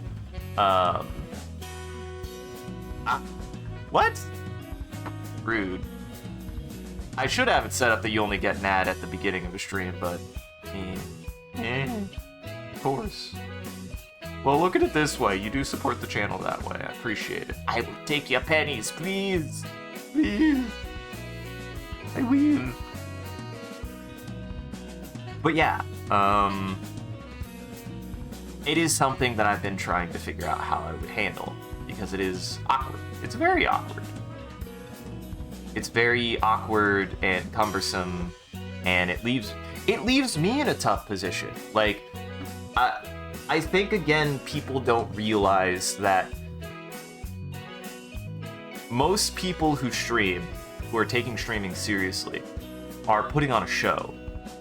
And the audience can be involved. You can have audience involvement, but it still has to be a controlled amount of involvement. Otherwise, you just run into chaos and you run into things going wrong that harm the stream or harm the product or the project, which is unfortunate. It's an unfortunate thing that happens. I don't think people intend for that to happen. No. I've made mistakes on other people's streams before that made me feel that way, like that I contributed to that. Like, it happens. That's also the other thing, is that I think it happens, and it's a learning experience for everyone involved. But it's the reason why boundaries are important, especially for this kind of stuff, is boundaries still need to be maintained, because there is a relationship between us, and that relationship has benefits, but it still isn't. It's still every relationship still has limitations. That's okay. I'm just figuring out those limitations and what I'm okay with and what I'm not okay with, and the people who will matter the most are the people who will understand and respect those boundaries. And I am glad that I have a community that does that, and that community is growing to include more people who do that. So I genuinely appreciate you guys for that. No buts. Like, I have a fantastic community who does a fantastic job of respecting a lot of things that I ask. And I would even say, like, I'm like super strict on those things, but the things that I do ask, you guys actually respect, and I appreciate that.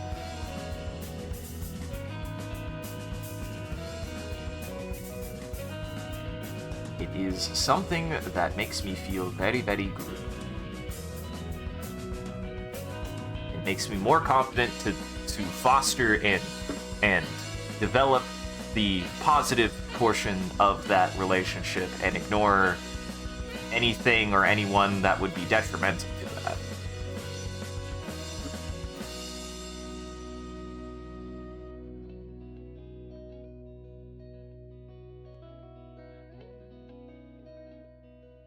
So yeah, that's also why, like, I think people think that requesting thing is like a either a challenge or like a thing that's like, oh well, he's just vain, and really it's not. It has nothing to do with that.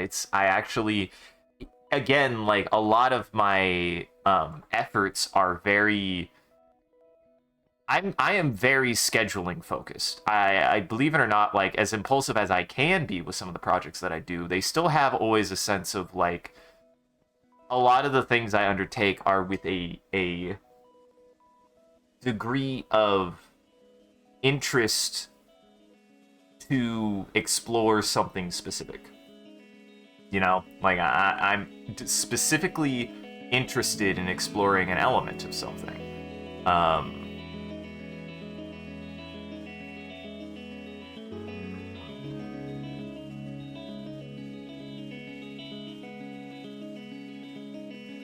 I don't know if people expect.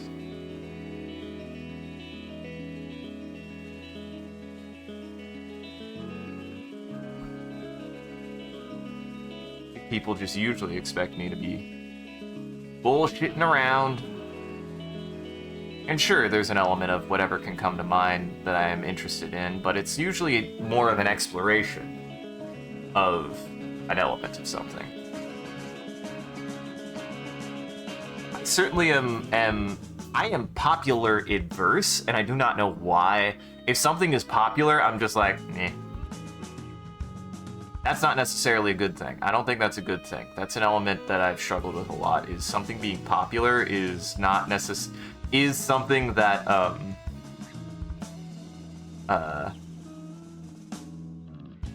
is not always something that is something that I do a lot. Nice.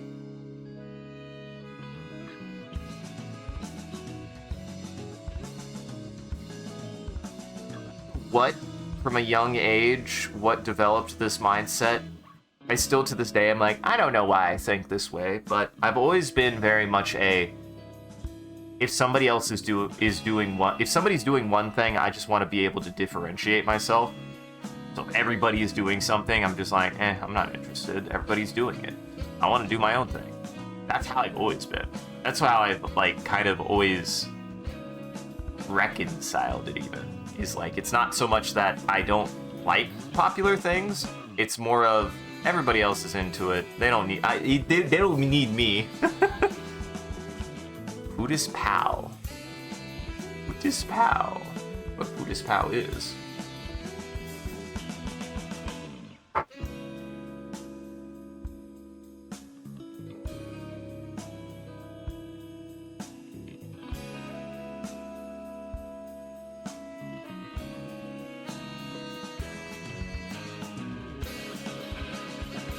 Color do I want to make?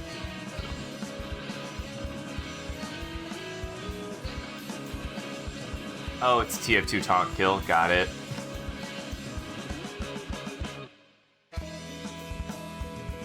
I don't even know anymore. That's the thing. I'm also just out of the loop, man. I'd come back into it and be like, I don't remember how any of this works. And sure, that's just a learning curve thing, but yeah. I'm just out of the game, man. I'm out of the game. There's other things that I'm more interested in at this point, and to invest time into Team Fortress 2 would be just me going through memory lane and being like, boy, I remember really liking this game. I don't recognize it anymore. That's all.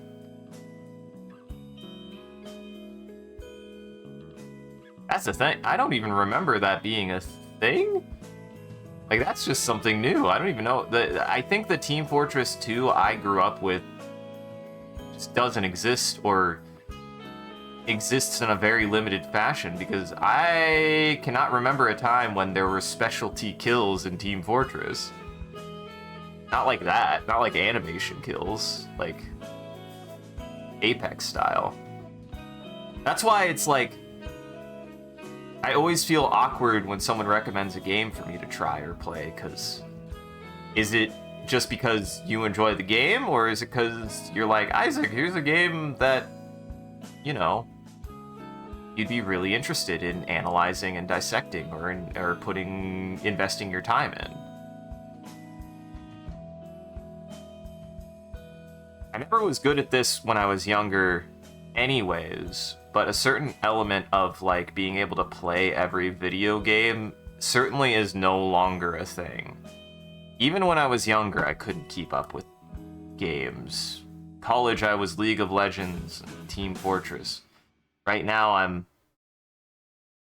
mainly Hunt Showdown and Dungeonborn, though there's a lot of games coming out that I'm pretty interested in exploring.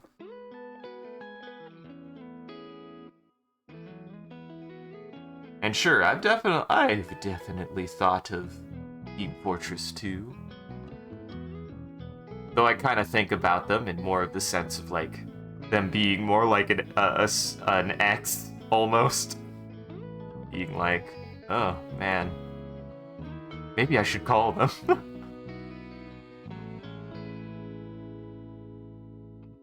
Maybe I would be better at it now. I was not the best at Team Fortress. I was okay. I really liked Heavy. I liked Heavy a lot. I liked Medic. I enjoyed Sniper, but I was never really good at him. I hated Spy. I could not play Spy to save my fucking life.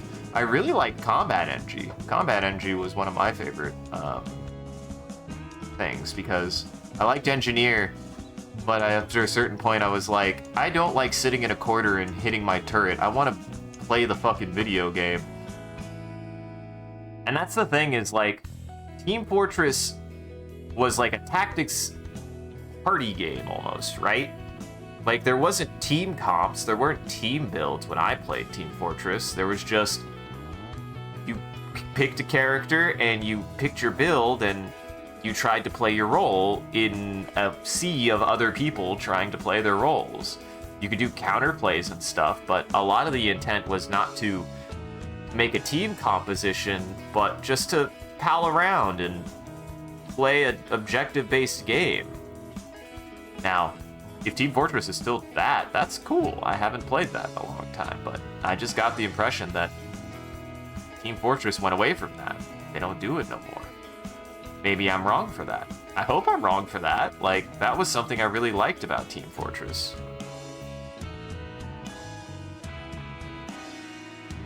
Huh, Steam doesn't want to open. That's weird.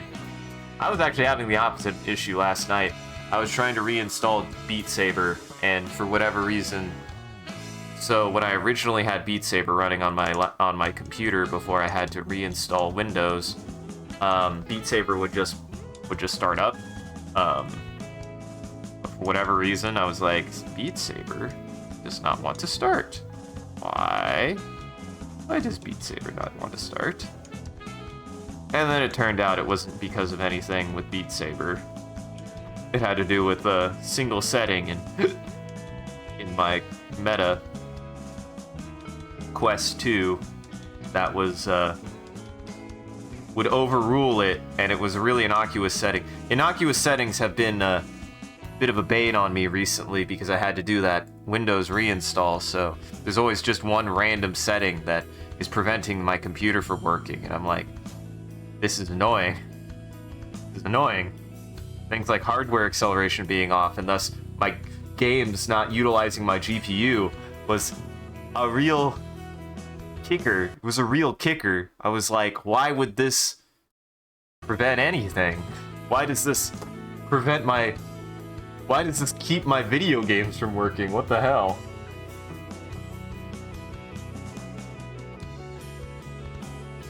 Dear God. Very strange indeed. Now, there's a couple of ways I could do this. I could do this the way I have been with a wet brush. Or, I could try some dry work. We got past kind of like a charcoal or a pastel, because I have a pencil.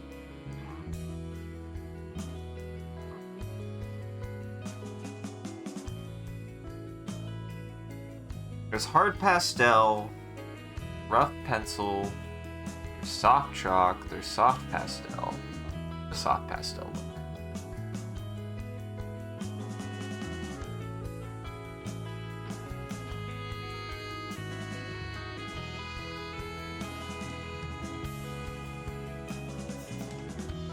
I like it.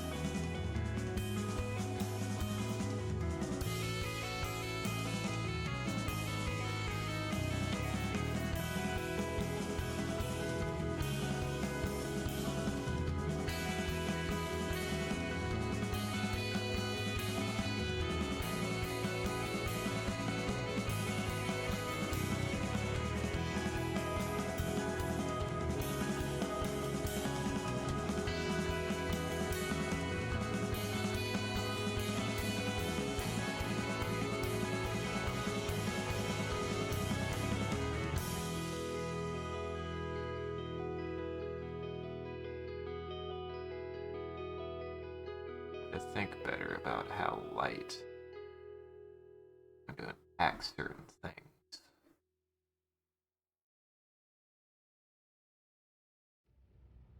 This will be a big spot for it. That's a big spot for it.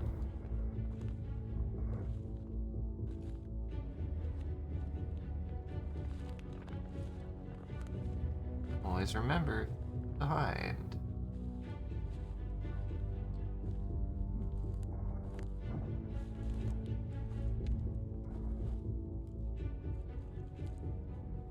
Light is going to be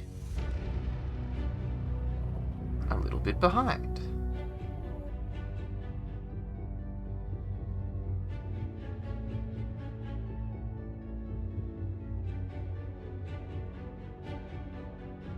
Honestly, what am I doing? This is for coloration, not for shading.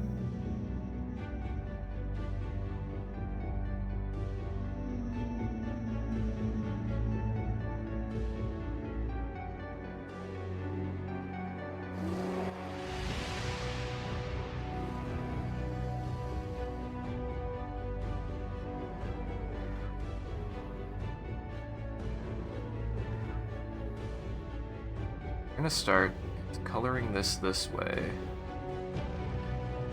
Kind of get some coloration going.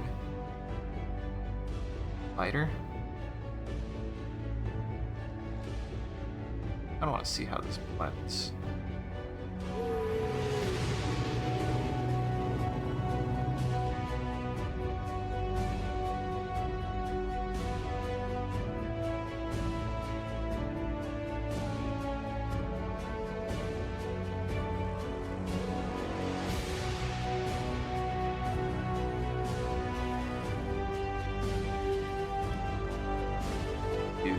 This.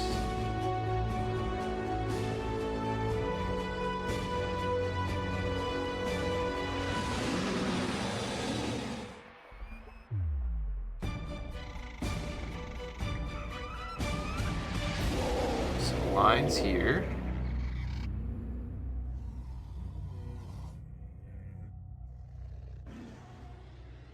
I think what I actually do, I do the whole back like this.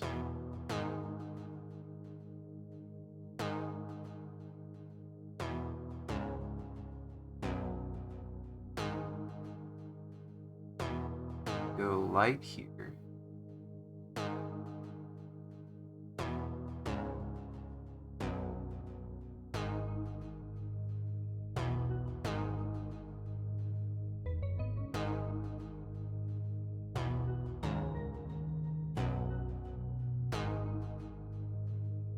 I have gotten much faster at coloring. Holy crap, I've gotten much faster at coloring.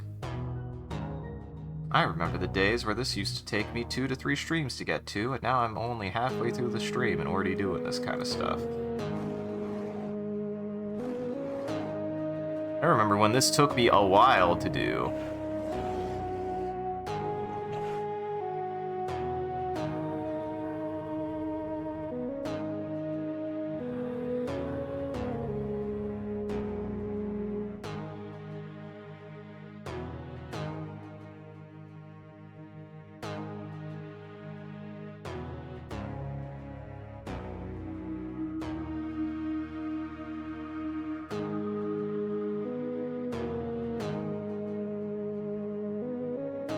Try using the smudge tool a little bit more.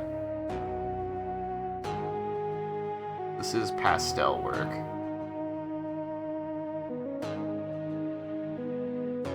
Good luck! Yeah, that's weird. Dude, computers have been weird lately, man. I don't blame you. God damn, they've been seemingly barely functional, it's felt like.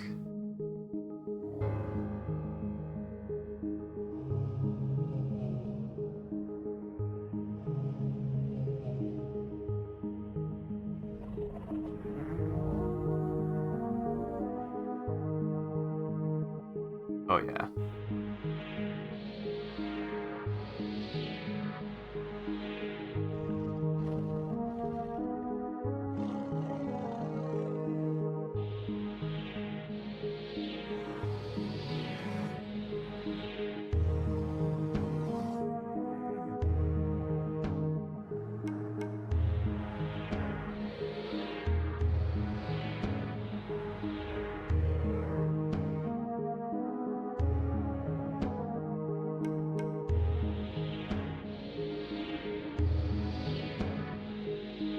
I feel like I've gotten much better also at, like, knowing when to add. I'm much more gradual at adding elements to my drawings.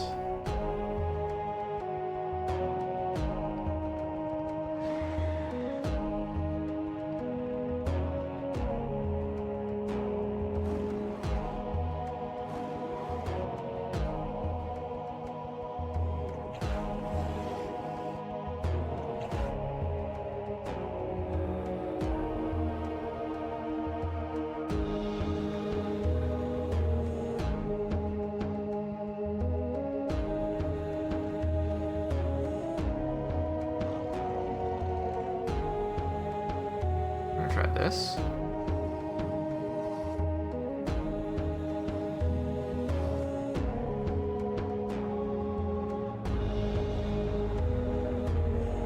Actually, we're gonna go real fine with it.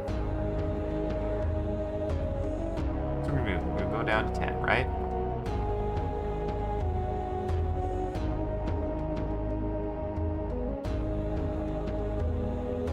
Go bigger than 10. Okay, we're gonna go smaller than that.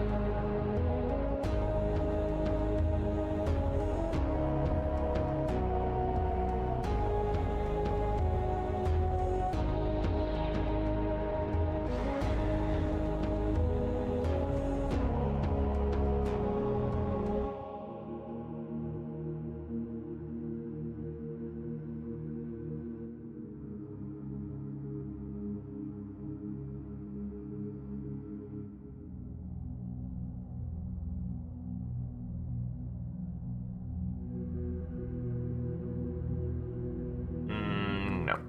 It's not working the way I want it to. I think I just need a dark blue, honestly.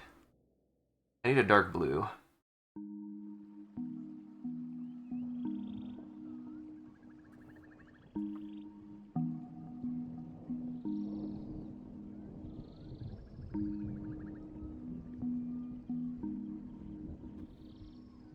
Interesting.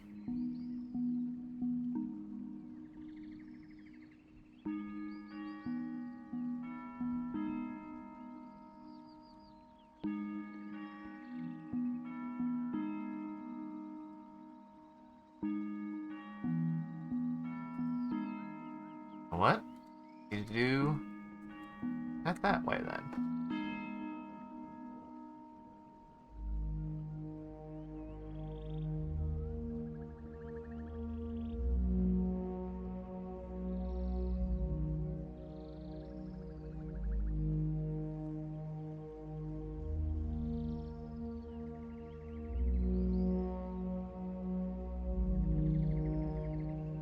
I'll give this program credit. God, it does a very good job of making brushwork feel very, very good. Want that? I think I want some.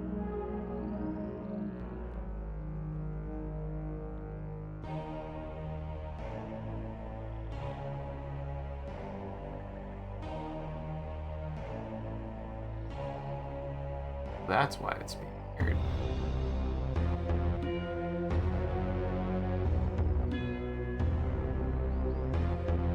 Weird transparent one was working better.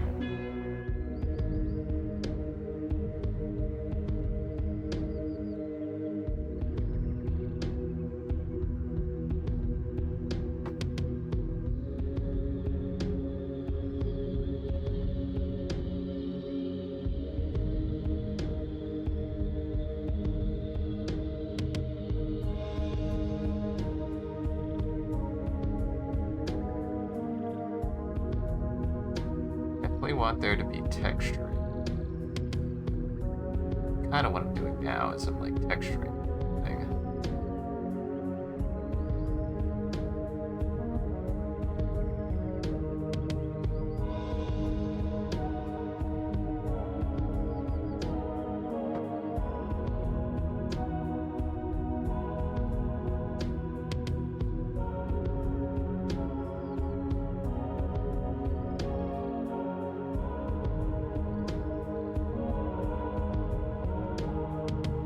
I want this color. We're gonna go back this way, and we're gonna go back over it.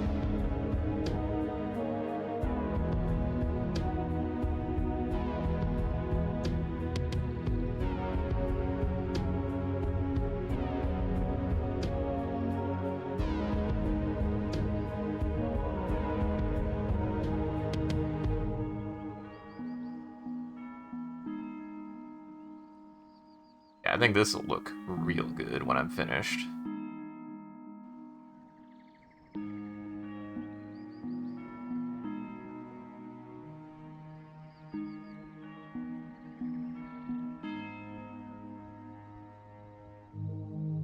This is looking Ooh, okay. All right.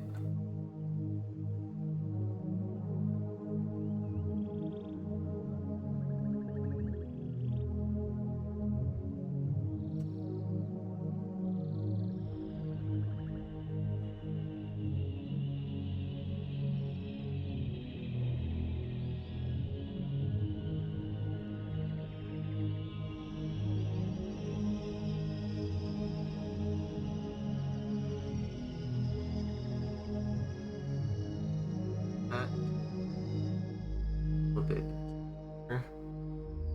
Hydrate man. Yes. Hydrate man, yes.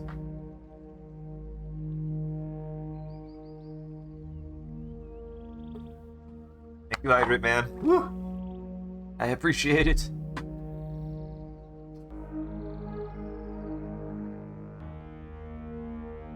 And Hydrate Man does his best to keep me alive. He really does. He works so hard. Ah, god damn it. I blue screened. I blue screened. One moment, everybody. Love.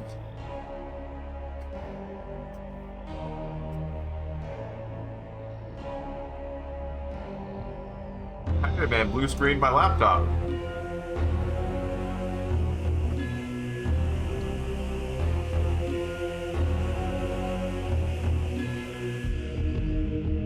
Yeah, I had to reinstall Steam recently, too.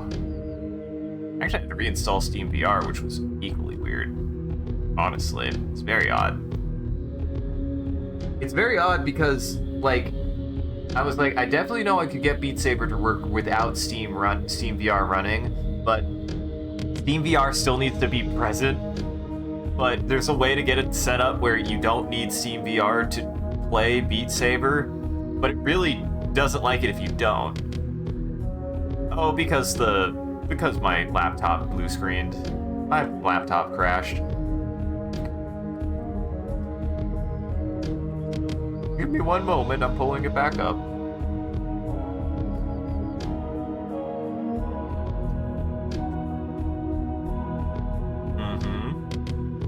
That's my life.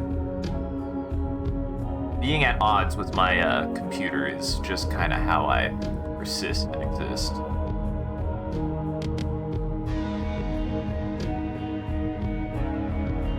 It is what I do. Boy, I hope that doesn't double up. I never thought about that.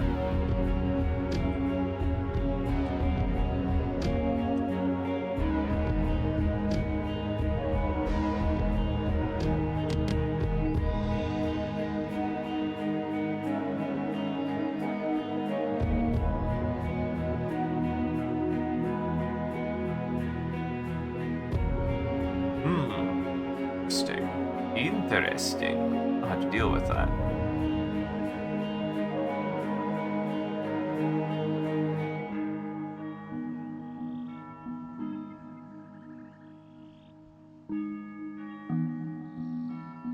It would be interesting.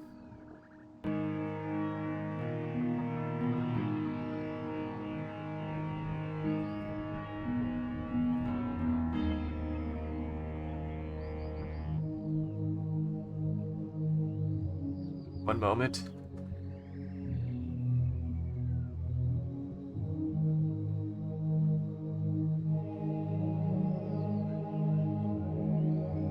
And this is why at least I'll give Adobe this. Adobe, thank you for not making me lose all of my work. Adobe, I understand that it's not okay that you just kind of accept that you crash constantly, but at least you don't make me lose my work when you do. Usually. Usually.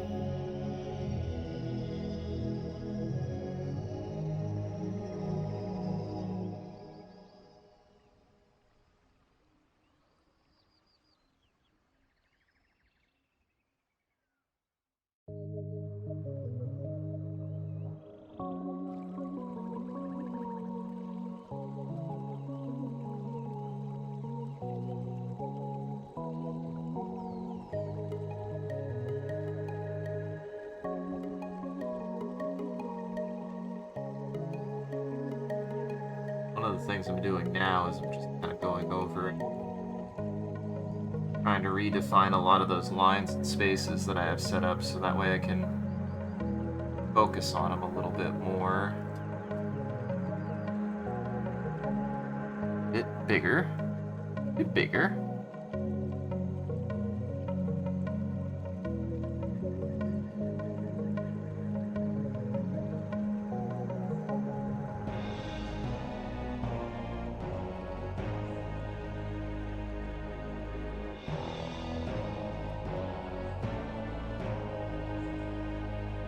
Now, if I select this, yeah.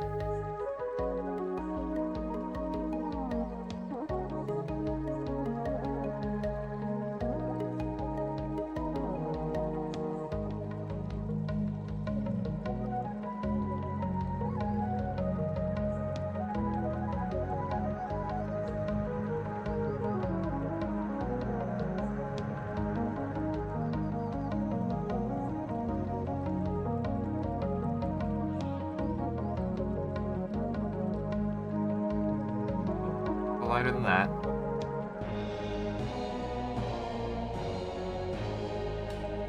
Want to go lighter than that. Want to be able to redefine that leg. More like that.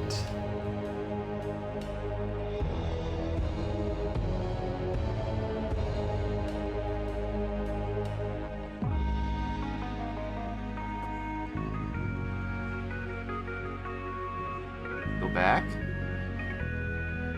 This.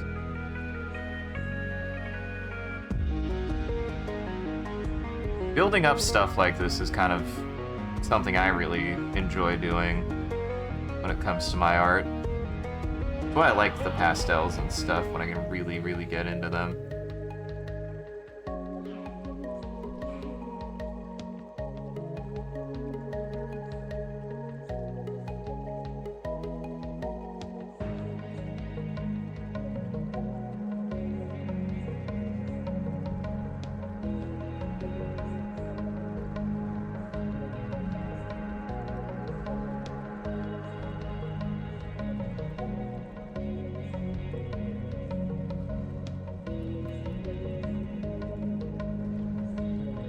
The blue.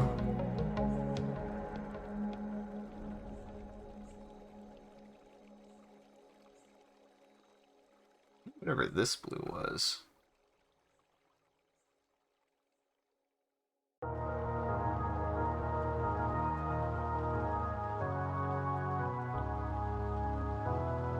Also need to use the smudge more.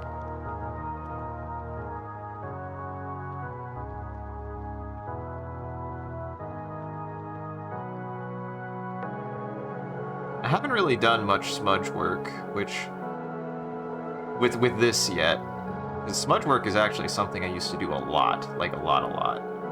Smudging is something that I would honestly kind of lean on to get certain kinds of shapes and stuff to work the way that I wanted them to. Kind of like revisiting now to be like, okay, maybe I need to do that more. Maybe you need to do that more again.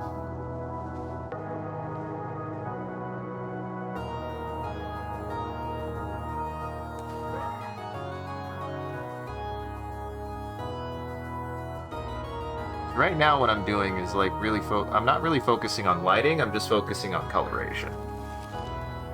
Boy, I need to figure out what's going on with my right monitor. That does not look at all like what it should look like, but I'm gonna trust that it doesn't look like that for you guys. It should not be that bright. This is actually much more muted.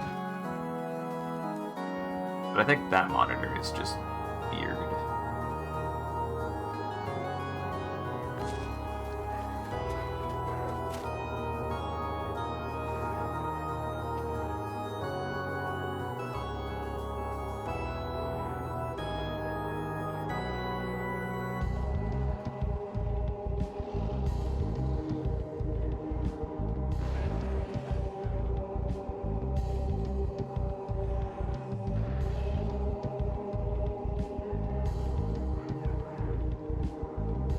Help it. I need a line.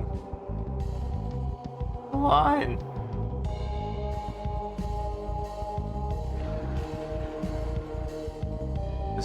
gotta switch around this way.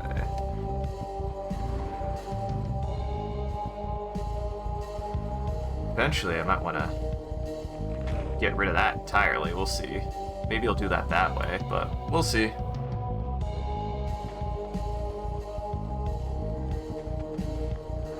Resonate. I've never heard of that. I have never heard of it. What is?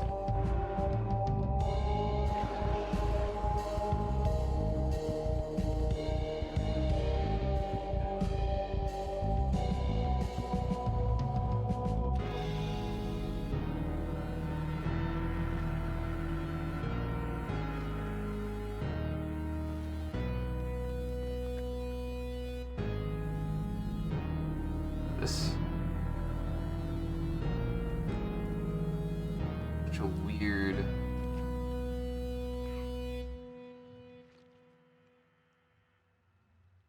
This is such a weird pen.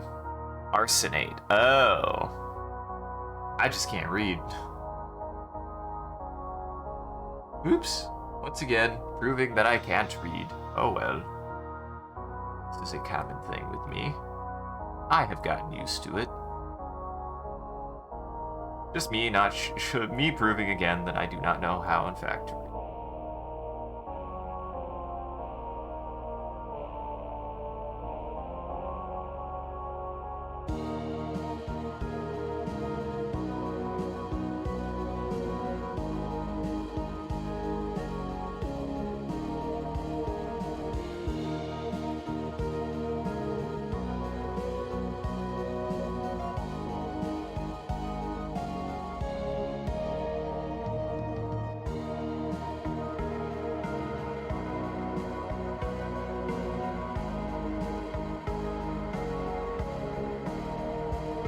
There we go.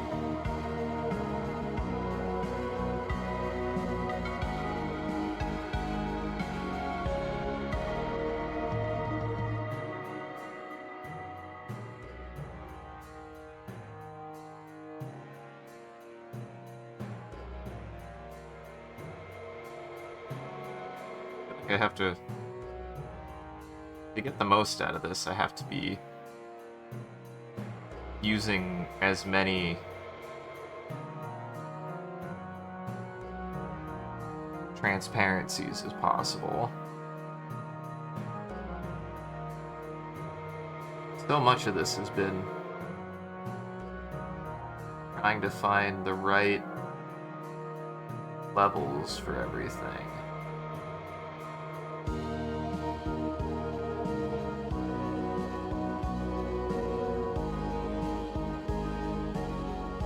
I am trying to get a little bit better at more of the painting style.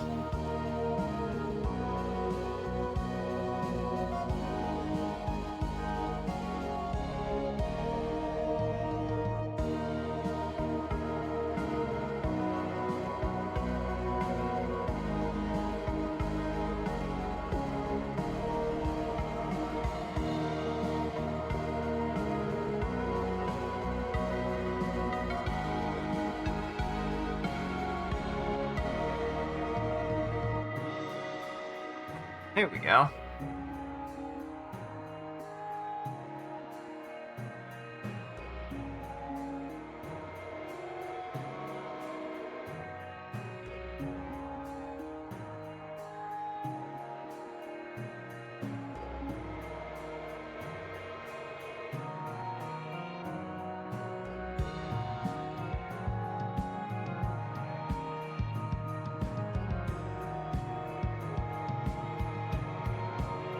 Clean up some of these lines too.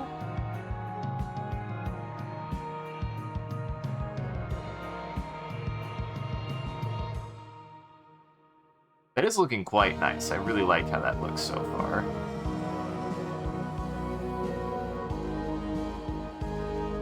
A little bit darker.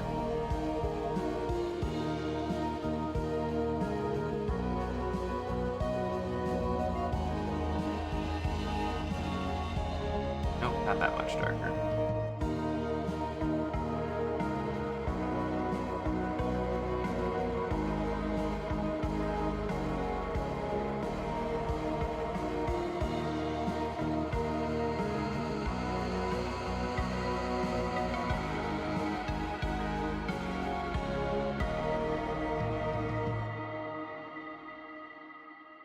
Trying to get that belly. Trying to get that belly colorization.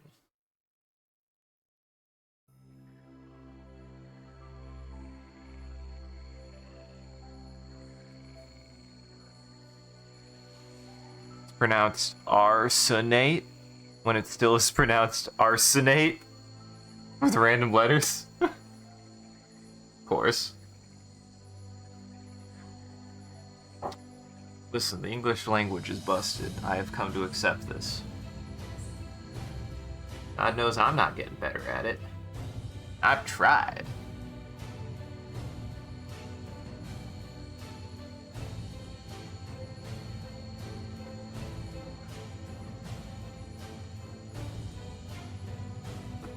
Ooh.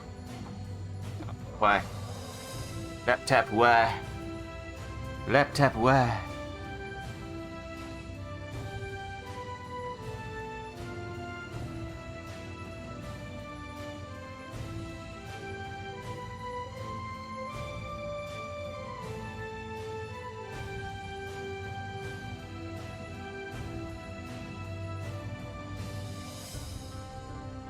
Coloring that a little bit.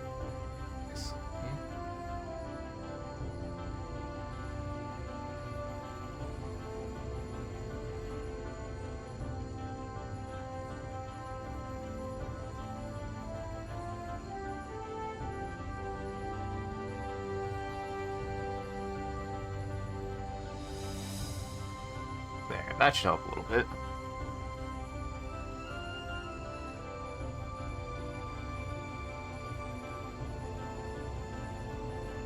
That should help at least a little bit. Trying to figure out how to get the head to pop out. That's the hard thing that I'm running into over there. There's a couple different things I could try. Let me try this first.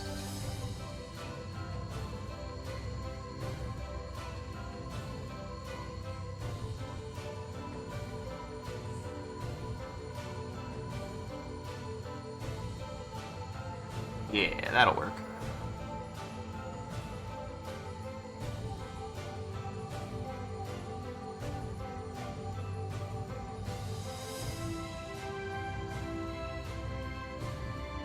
Well, have fun with Arsenate. Good luck. I hope your Steam is working again. That's always, man. The computer struggles have been real, man.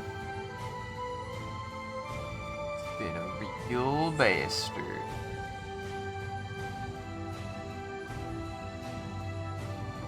Been a nightmare and a half.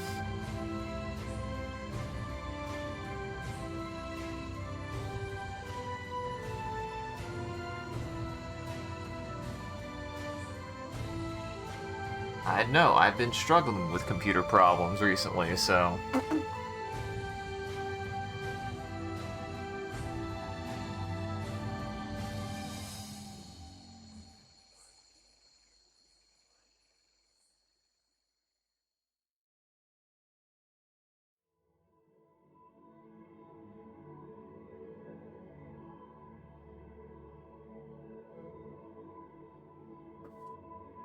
That works really well, actually.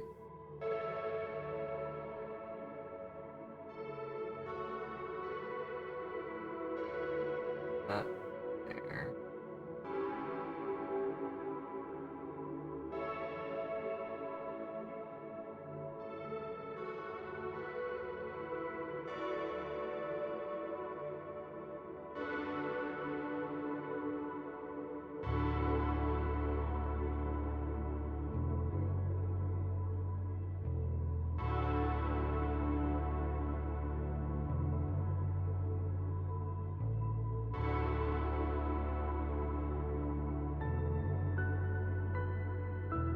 The more I'm working on this, the more I'm like, boy, this is gonna turn out really, really nice.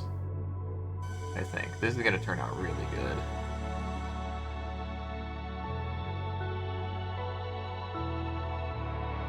I've been doing well. I've been doing well with the art, honestly. Like, art has been going really, really good in that sense. Like, I've been able to really tap into a lot better art levels. So Oh. I have not played Buckshot. I've seen it. I do not know what its deal is, but if it's another one of those games, gotcha.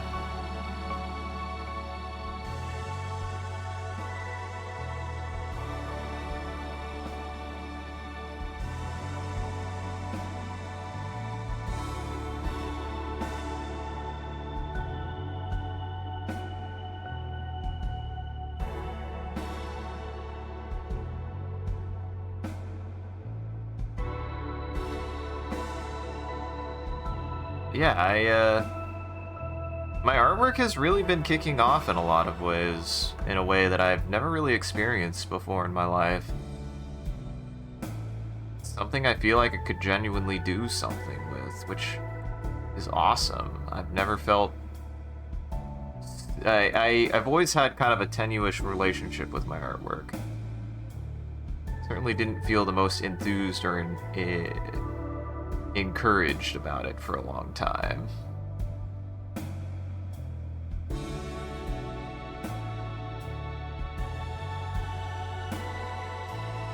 It uses cards. Interesting. Oh, interesting. So it's like a TCG? That's interesting.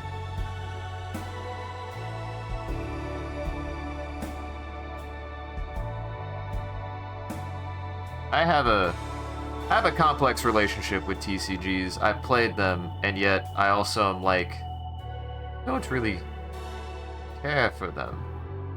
I have played a lot of TCGs, and yet I have an interest in them.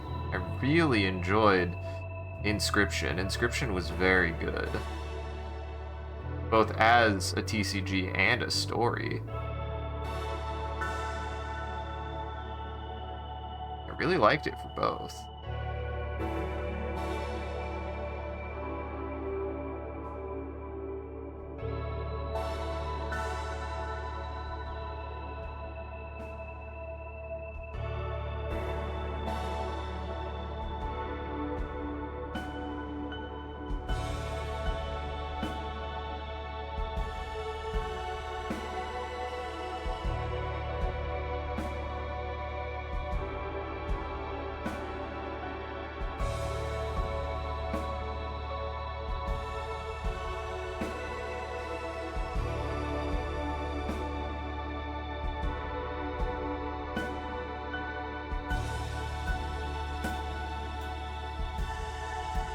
Got the secret, everybody. I'm going to manage this a little bit better. Oh, shit.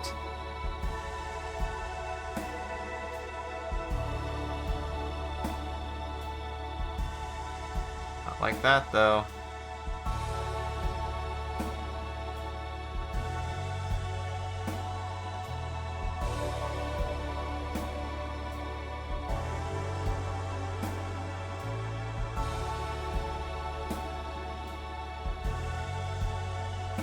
Oh, if I'm on the right layer. Ah, gotcha. I might check it out.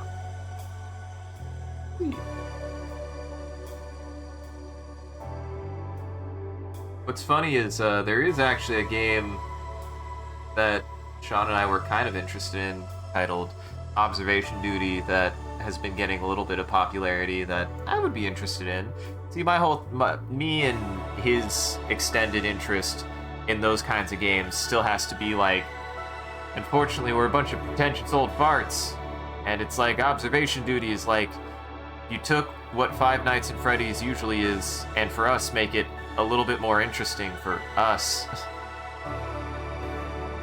What we would find interesting in that kind of game. It's a lot more slow burn, and it actually doesn't have as many jump scares, even though I've heard somebody pitch it as it has jump scares. My understanding, it doesn't have jump scares, or at least not a lot. Something that I like.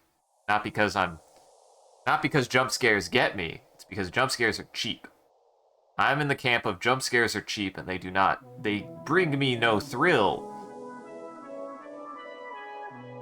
You're gonna use a jump scare, you use them sparingly, and you use them specifically. I do have Windows. I do have Windows. I had an entire conversation earlier about how I actually had to reinstall Windows recently because of issues. But I do still have Windows, yes.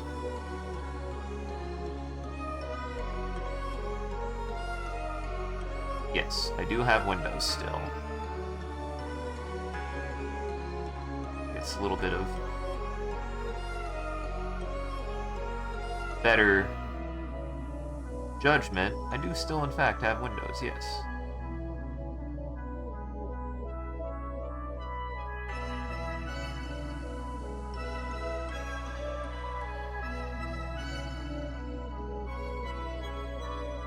Oh, nice.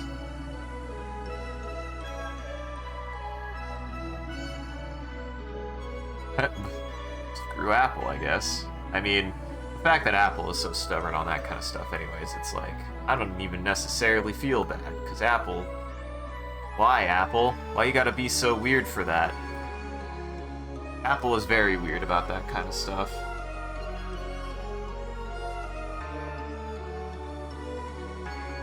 There we go, that's better. Something wrong.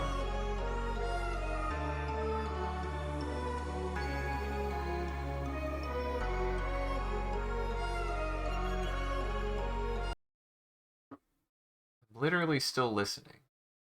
Literally in the middle of the song. Rip Mac indeed.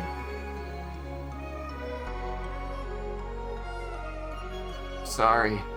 Don't care about Mac. Don't, even a little bit. If I ever make a game, I'll go, God damn it. Sorry, Mac. I gotta get it working somewhere first. I don't know, I'd still probably try to make it available for Mac users, but it certainly would be like, you get to be done last, baby. You ain't priority. I don't want to touch you with like a 100-foot pole.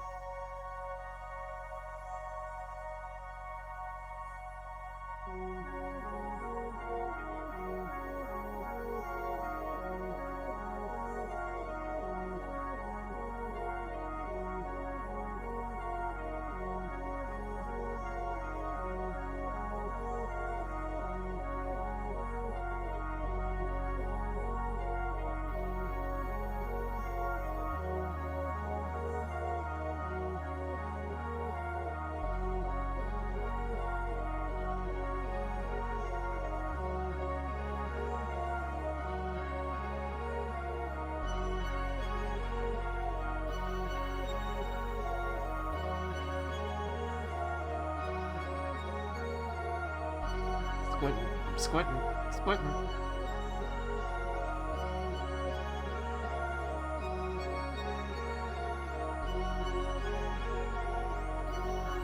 Yeah, I really like how this is kind of turning out so far. This reminds me that I really do like the smudge technique quite a bit. I haven't done it in a while, so...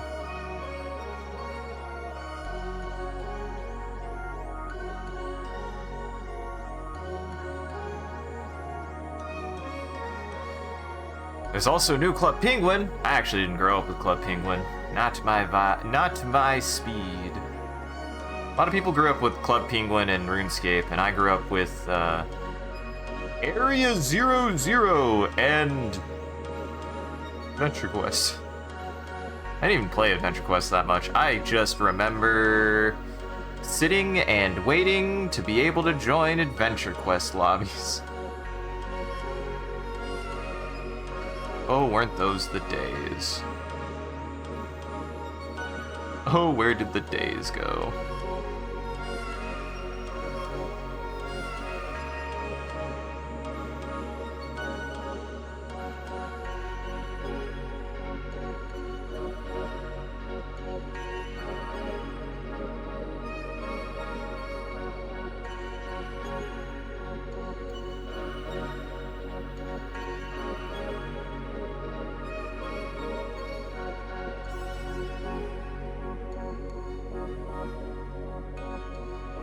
There's also a new Space Station 13 that I'm slightly interested in, but I'm also like, I I don't know if I could stream it because Space Station 13 is perpetually cursed, and that's what's good and bad about it, is that it's great in how over the top it is. It's awful in that nobody in that game has a, as far as I remember, has a goddamn filter. Which means you'll hear some really ridiculous stuff, but not anything that I probably should be streaming.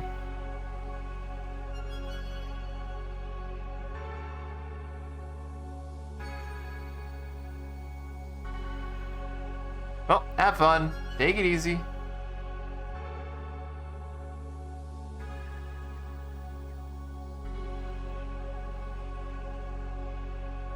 Enjoy arsonate. Enjoy something with fire. I'm assuming you're lighting fires for fun. I could only assume. That you're having fun. Dude, that reminds me of Little Inferno. Actually I need to get that game. Little Inferno's good. Fun little game. Of lighting things on fire.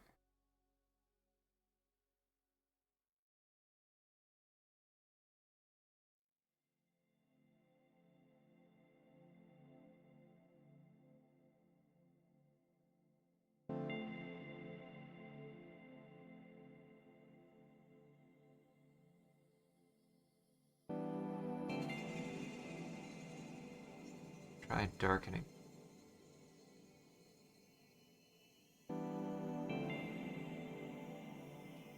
Darker.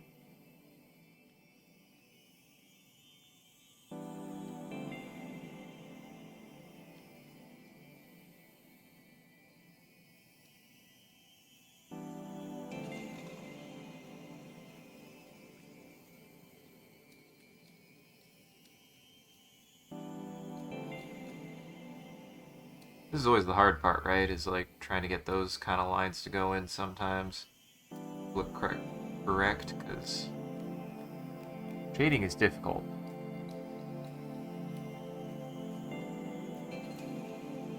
Rip. There's no escape. They're coming for you. SWAT is here.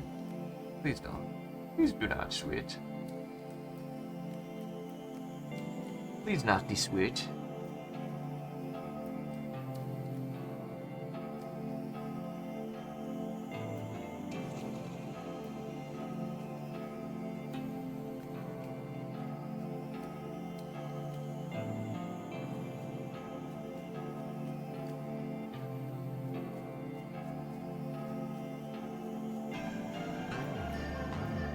There we go. It's a little bit better.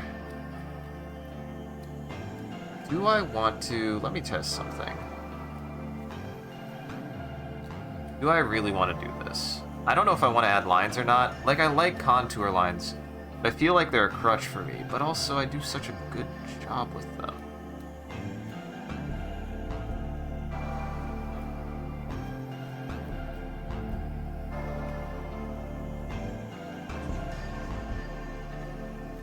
Uh-huh.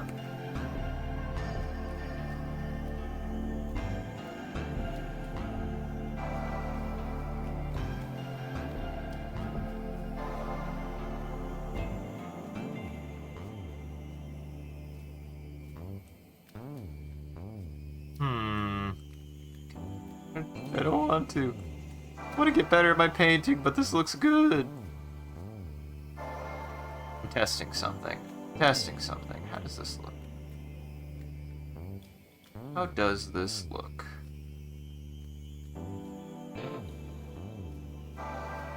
Gotcha.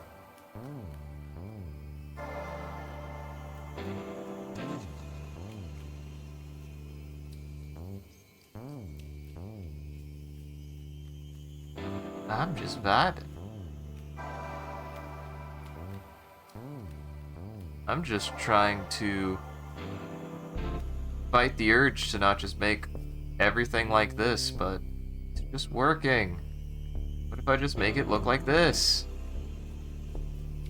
If I just give everything hard lines? I can't help it. It looks good.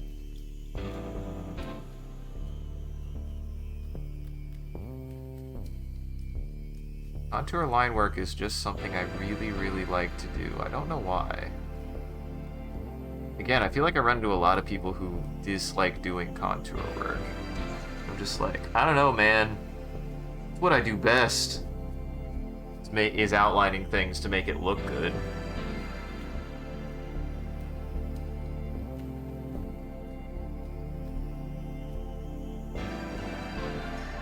Well, don't die. Don't die.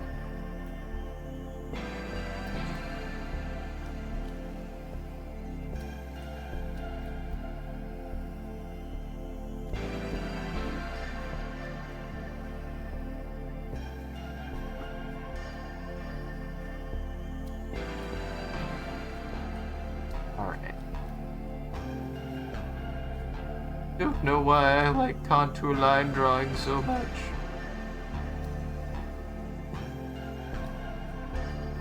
I don't know if it works. It's my thing. I mean, it does, but it feels shrewd. It feels like I'm like, yeah, but... Oh, what's funny is actually I could do this. You're doing this, right? And what if I go down? Yeah, just a little bit. That's like perfect.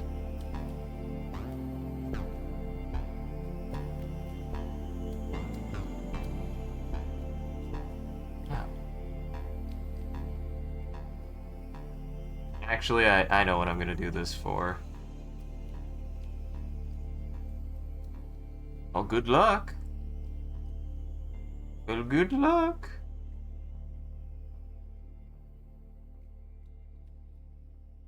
Interesting. I've like evolved the... I've changed a little bit of my process. So I feel like a lot of times I start doing line work like this, but I think what I'm going to do is actually be like, okay, so this is the line work, right?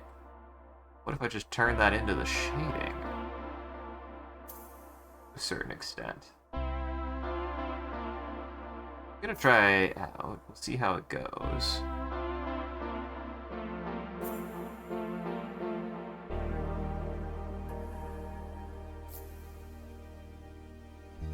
Well, good luck.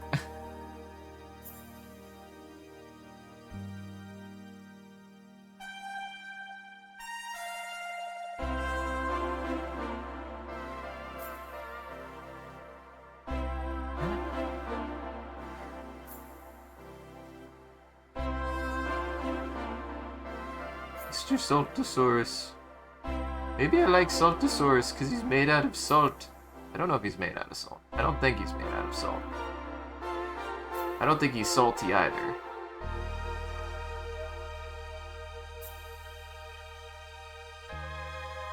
Do that. There. This will really help with is the eye, actually.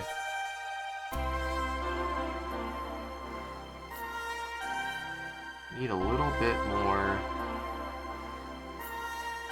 there for the eye. Oh, that, yeah.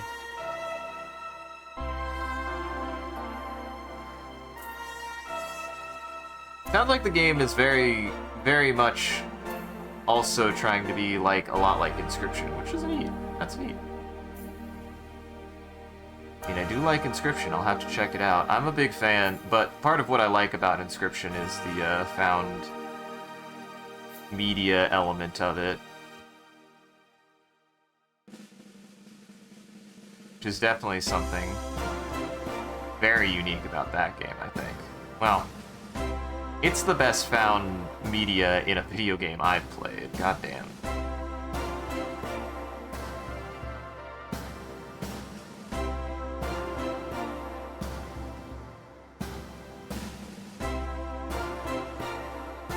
Alright.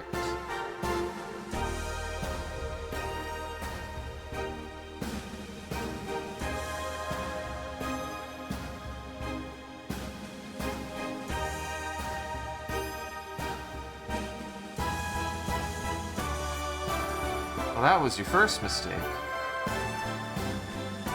What was your first mistake? It is interesting how many more of those games have come out since, like, Inscription, because I feel like Inscription was a huge inspirer for a lot of that stuff. As well as things like, God, what the hell was that other... There was like a roguelite... There was another roguelite, kind of TCG-ish deck builder that was really, really good. Hand of Fate. Hand of Fate was really good as well.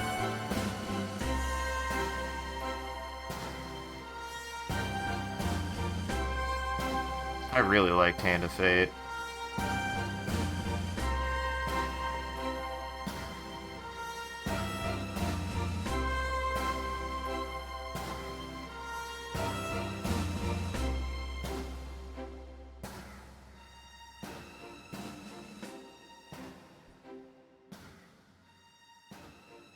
Ah.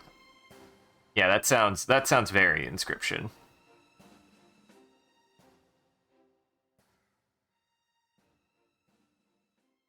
Sounds very much like Inscription.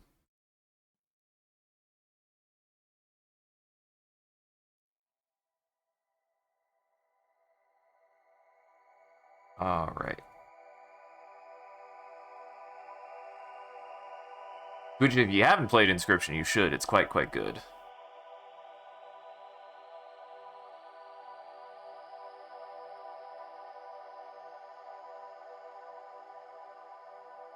Be careful, fire is not safe.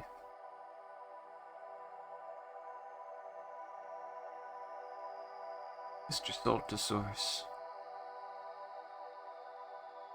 Saltosaurus, how are you doing?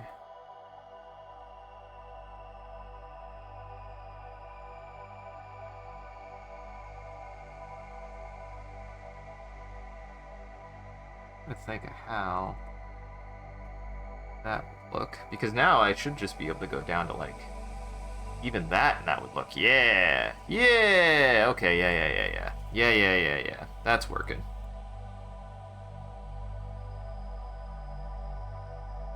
Use all the tools, using all the... Hell, I wonder how this would look, even. I've been using a lot more transparencies, just in general. Now, I want to keep that solid, but... Woo! He's looking good! He's looking really good.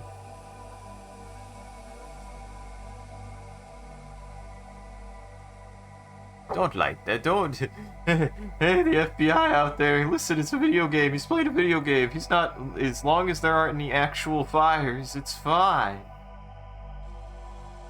Why do I smell burning? Oh wait, that's just stroke.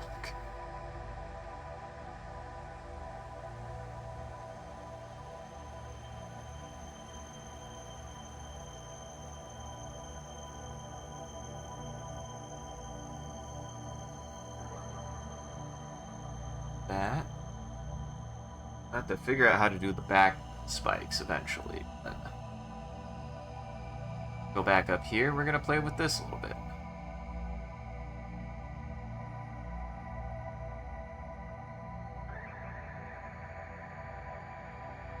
Are you kidding? Ah, jeez.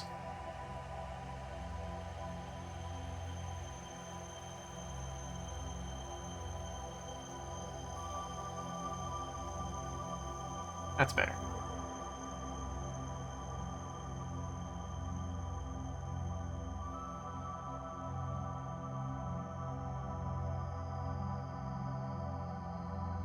I do find this actually pretty relaxing, too.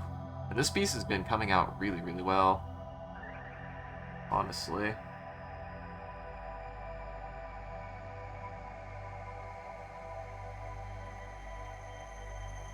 Been a fun one to draw. Been enjoying working on it so far. Go back to this half.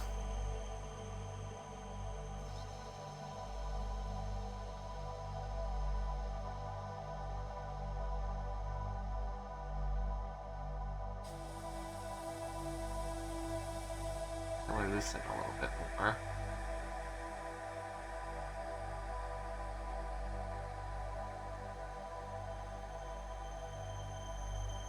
happy.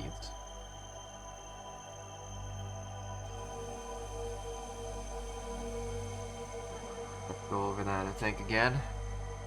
I need to figure out how to deal with the beak area too.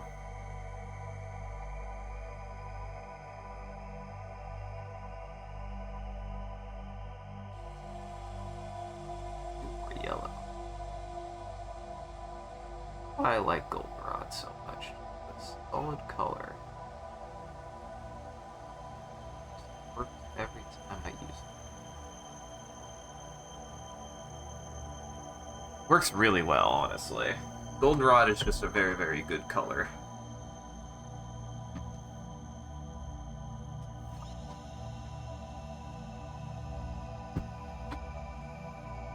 I also like that in a lot of ways of just doing... I was like, I'll do something that I consistently do, and I've immediately done something completely different. Oopsie. Done it yet again. Something completely different.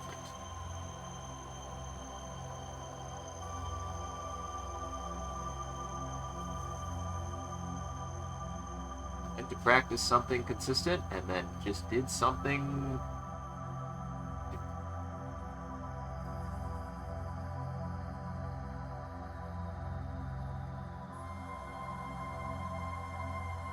Someday I'll have consistency. Not today, though. Absolutely not.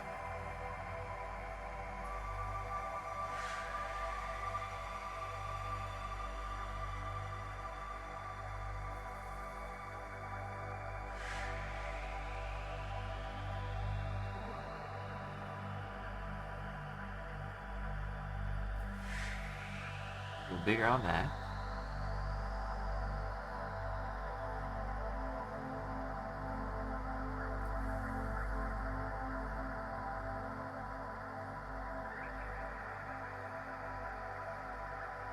Is to try to get this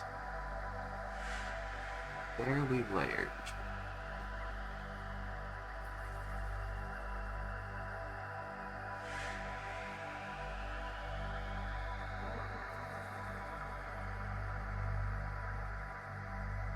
Trying to think more about certain kinds of layers and layering things a little bit more consistently.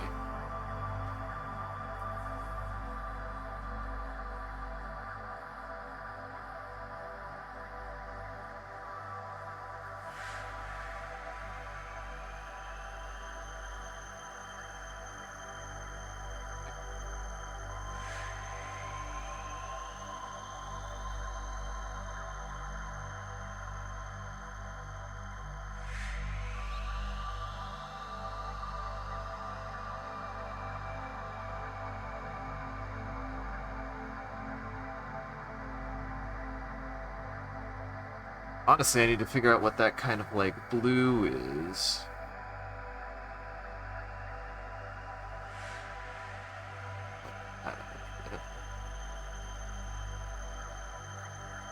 The middle tone.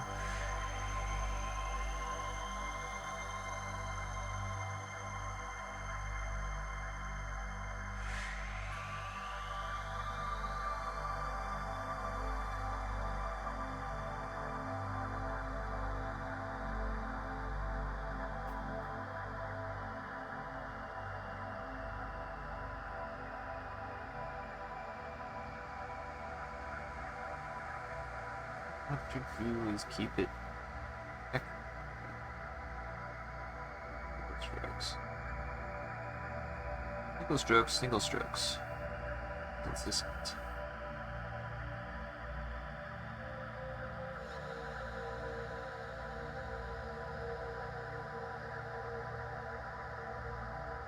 Now we're gonna do this back.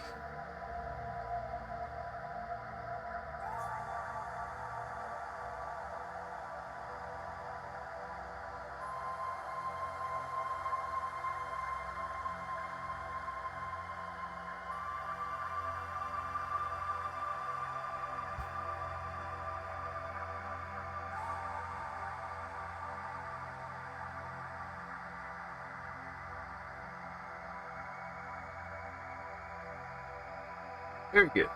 Very, very good. Yes. Yes. Just to kind of start adding in a little bit more.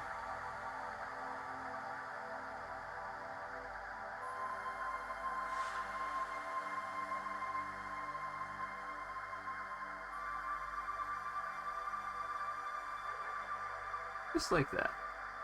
No, maybe not that big. Maybe not that big.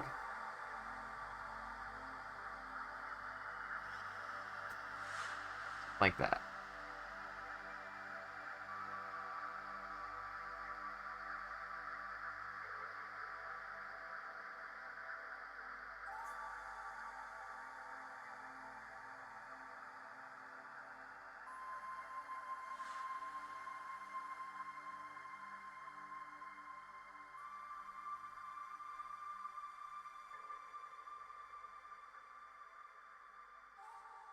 I don't know where I came up with this strategy. Glad I did, because goddamn. It's making stuff like that look real good, actually. Specifically good in areas like this. I need to add a little bit of light. Rip. Yeah, I'll have to check it out. Like I said, I have an interest in. I'll look it up. But also flip side, remember again, like that whole joke about requests is more of, it is a bit of a prank, but it's just kind of like to be a bit more of a warning of like, if you make a suggestion, just know that I might look into it, but there's no guarantee. There's no guarantee, but also don't take it personally, I guess, if that makes sense, because that's just kind of how I do it with all things. I might look into something, but doesn't mean I'm going to actually do anything. Have enough on my plate. If I can get around to it, sure, but most of the time I already have a pretty stacked amount of things that I'm looking into that I'm interested in.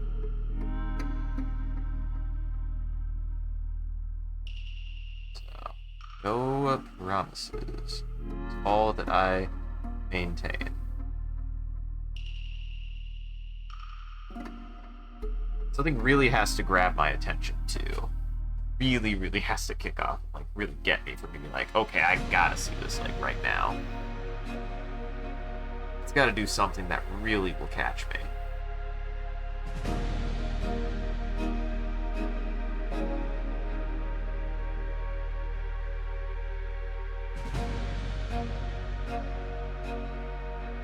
Hey, what's fun about this is now I can just do one of my classic things here. So we're gonna do actually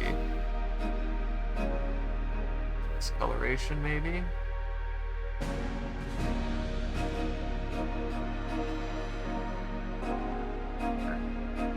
Maybe not. Well, no, yeah, that should work. Yeah, that'll work. I want the blue.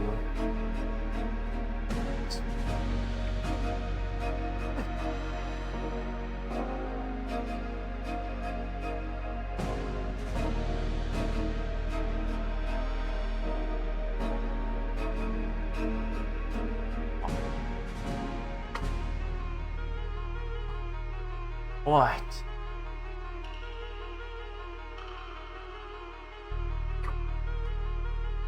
Smush him. Remember, everyone, always smush your cat. Always, always, always smush your cat. Important part of maintaining cat maintenance is smushing your cat.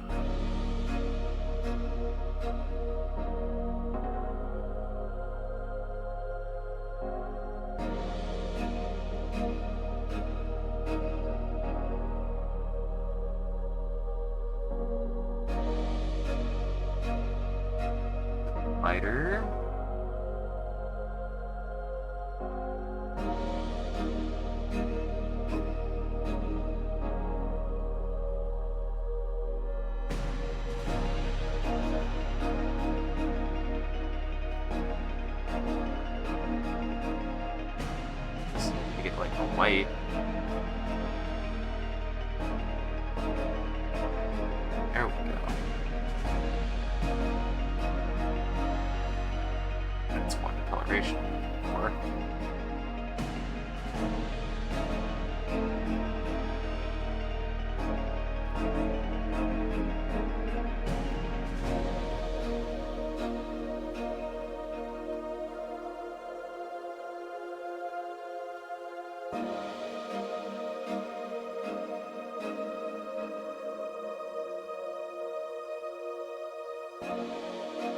Out of curiosity, I wonder how this looks now. Yep, I still need that blue. Does look good. Does look good. How's this look without lines? It definitely needs the lines, but it's getting there. I do think I do still need to use those lines, unfortunately, but eh.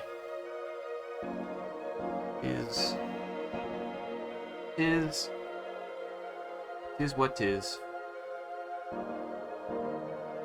I can't help it. I'm too much of a tiny illustrator boy. Those lines.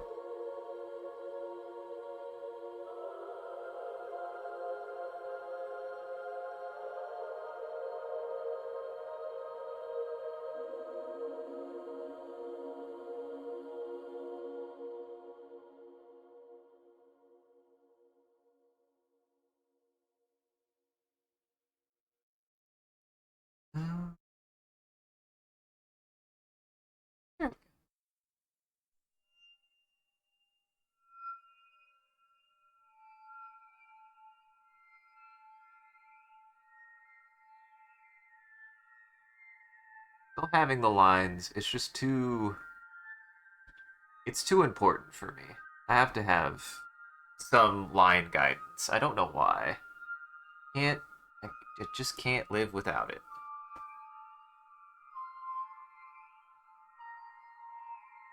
Too important for the way that I draw. I am trying to use this as an effort to do more rendering, though. I really want to get into more rendering. Rendering is something that I'm not very confident with, so, like, if this is anything, it's my effort to try to render more.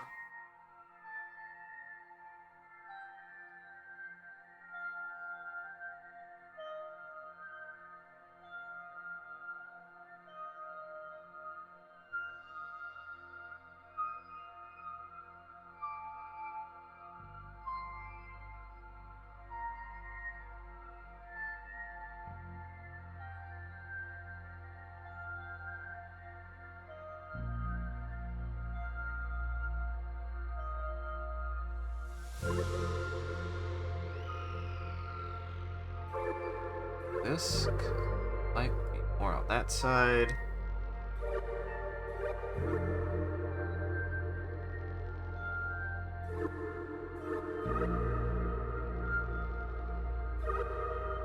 Squint your eyes. Squint to me eyes.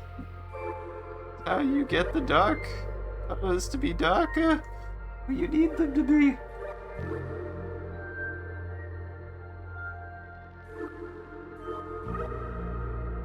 It is a weird thing. I don't know why squinting works. It's just always the strategy. It's how you do it. Squinting your eyes gets it where you need it.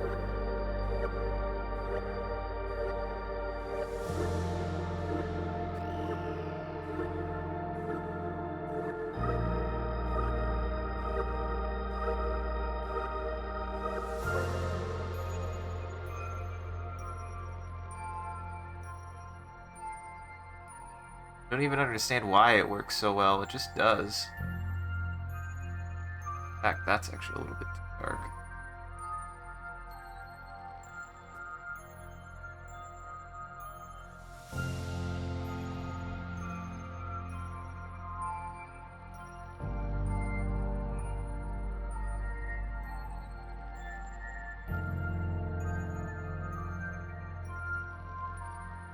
That seemingly did the job a little bit too well.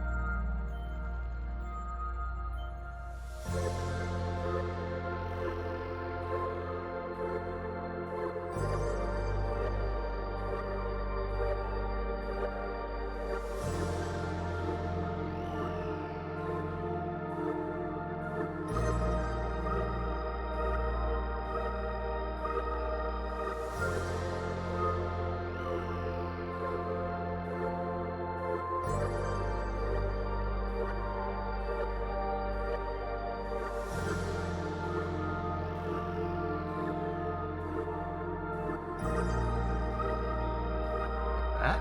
See how I do that? Go back, trace it.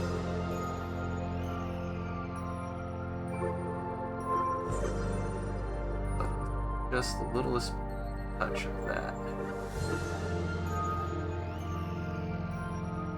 Hell yeah. Hey!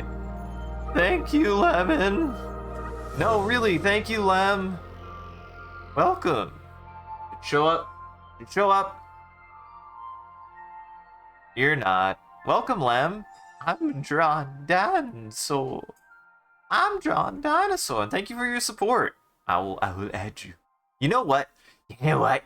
I'm gonna wait. No, I can't do that. I don't know. You know what?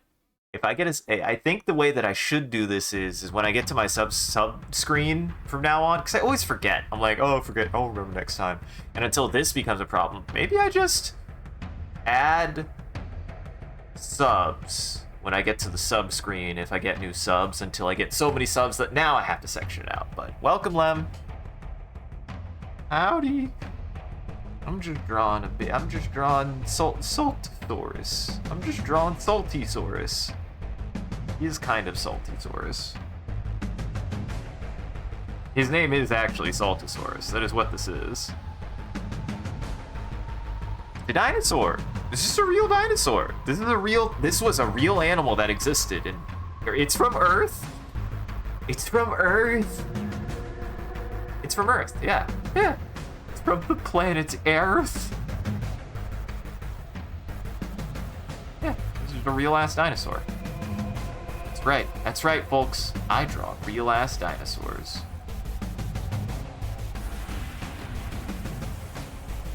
It looks like a cartoon dinosaur. I do kind of draw a little bit cartoony. That's just my style. But this is a real dinosaur.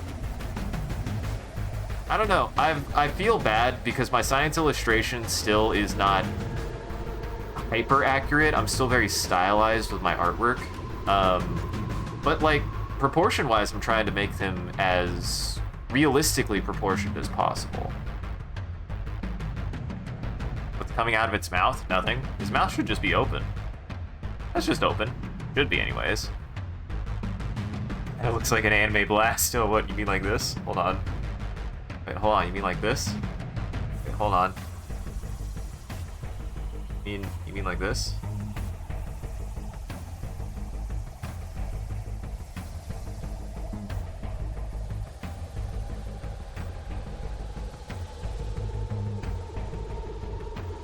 You mean like this? Hold on.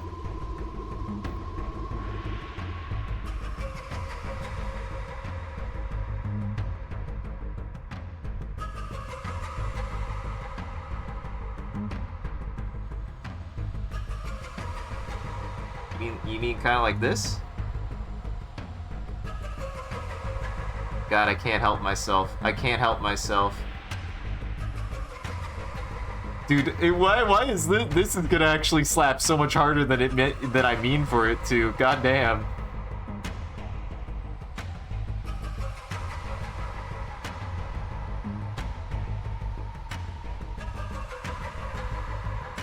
Like, this is me just screwing around, actually. And this is going to immediately be like, what the fuck? What, you mean like this?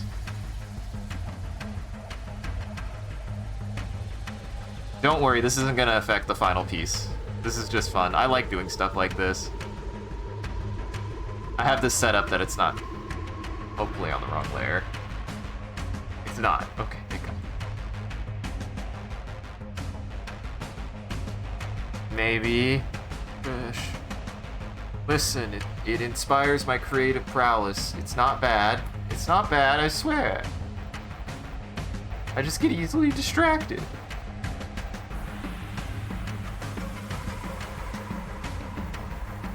I just get very easily distracted. What's wrong? There's worse things that could happen.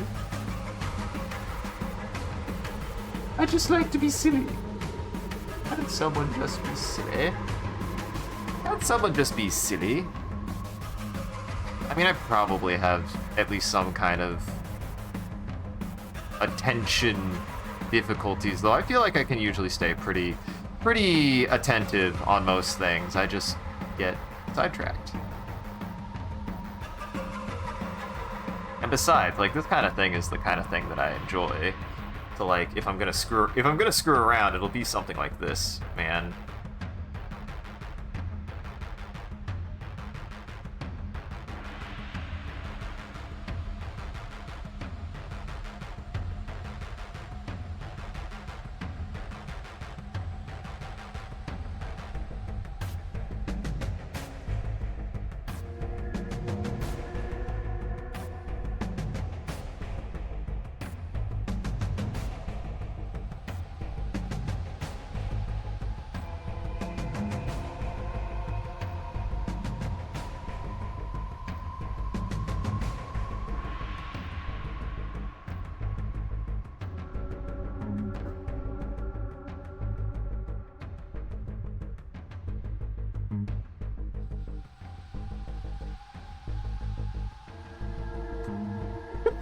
He's getting ready. He is getting ready to fire something out of his goddamn mouth.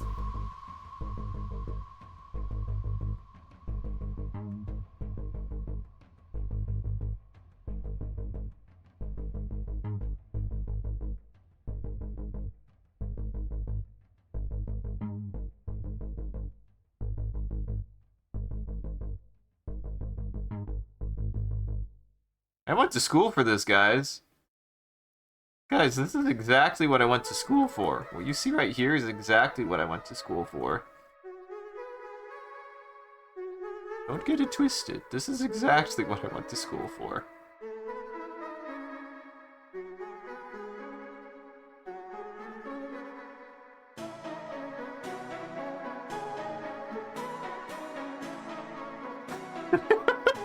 That looks incredible. Dude, that looks incredible. Holy shit.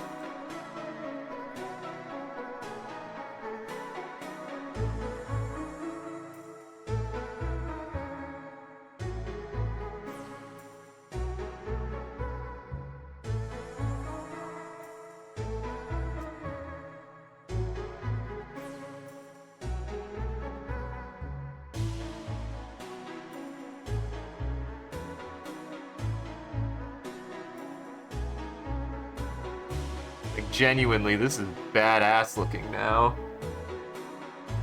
Don't worry, I will save this, but it's not going to be in the... It's also... There's going to be a version of this that's my science-y version that isn't going to have this.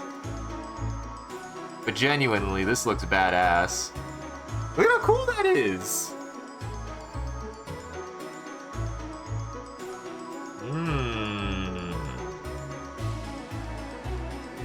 Ah...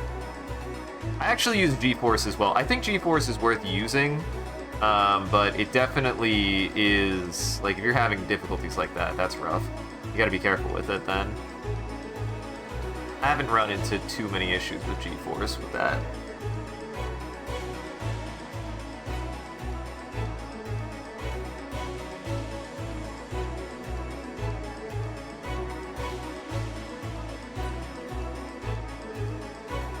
Oh my god!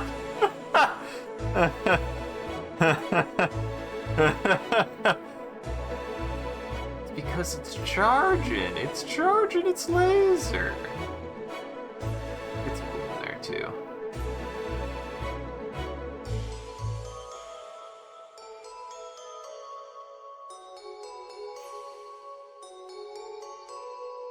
That's fine.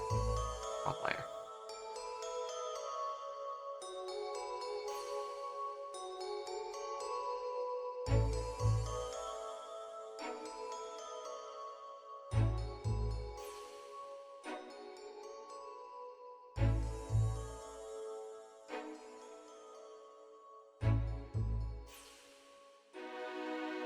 I'm not distracted easily. Shush.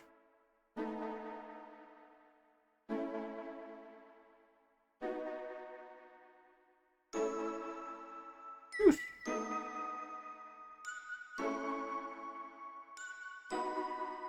Holy shit. Holy shit, though. Unironic? Unironic, though. Goddamn. Thank you for making that stupid comment, because... It's stupid in the sense that it's a silly thing that I'm so glad that you said. Stupid comments are welcome here, okay? If they get me to do shit like this. It was a silly comment, and I appreciate it, because look at this shit!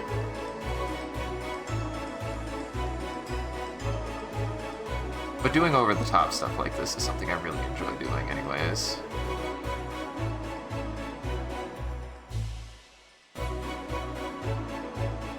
Exactly. That's why I should have stopped. Guys, really, I should have stopped drawing here. Hold on. Oh, wait. Oh yeah, there it is. I should have stopped drawing here. Let me do this real fast. You select multiple. We're gonna group them. But really, I should have stopped drawing here. Guys, I was done after this. That's that there. I already drew a dinosaur. Why am I putting all this effort into that other dinosaur? Look, dinosaur's done. I was done hours ago. Honestly, this dinosaur is way worse than that dinosaur. Kind of make the. I think I made the neck a little bit too short, but eh. It's literally a short-necked sauropod, so. I'm joking. I'm joking. I just need glasses. I have glasses. I'm goofing. They're both good. You'll join a streamer's TF2 lobby because that's the TF2 community. They don't stream snipe to ruin the streamer's day. Yeah.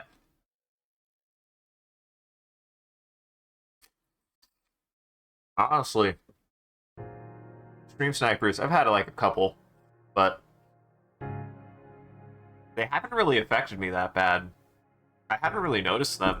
My opinion on stream sniping is just not to give it any attention. In all honesty, it's like, whatever. Some people are gonna do that. Some people are gonna be rude for no reason.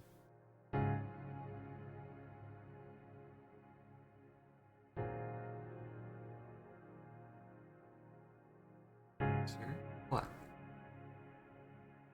What? Why?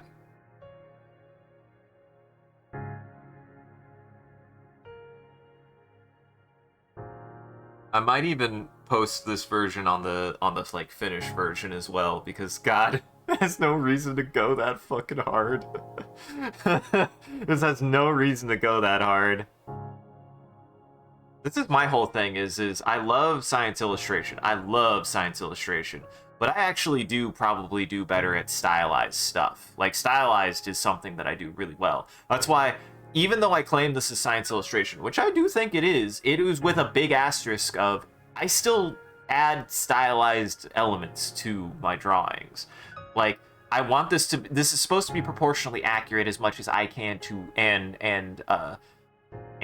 anatomically correct as I can get, but the actual coloration and stuff is always going to be a little bit over the top. I can't help it. Oh, that was sweet. Oh, that's a good boy. It's just something I like to do. Also, I'm curious how this will look. Yeah, see, now I don't need this anymore. Honestly, it looks better without it. I'm also getting much better at getting those sketches down faster. Which I might even save as their own thing. We'll see.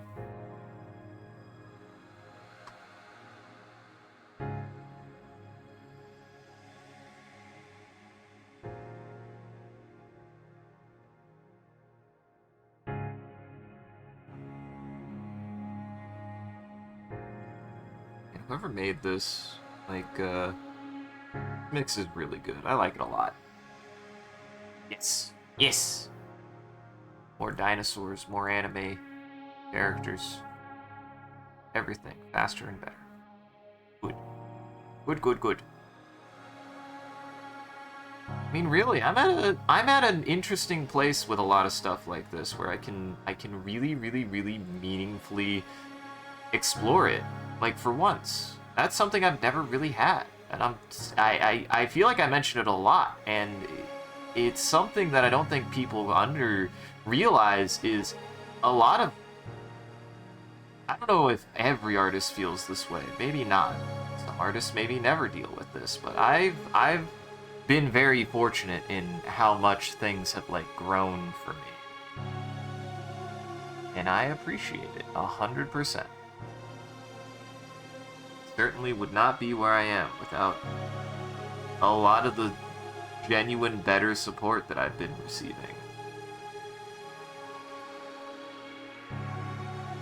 And out there, if you enjoy making or doing anything, definitely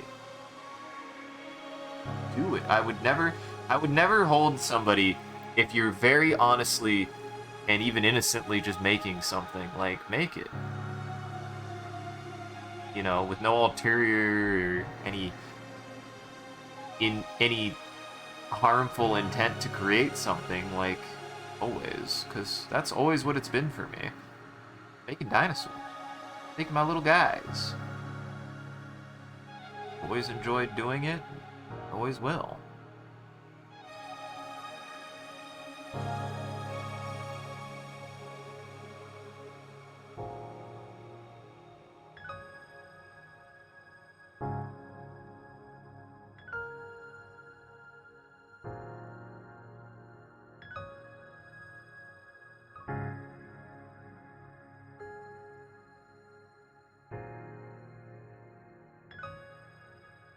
I'm not 100% sure if I made a sauropod or if I accidentally made a hadrosaur.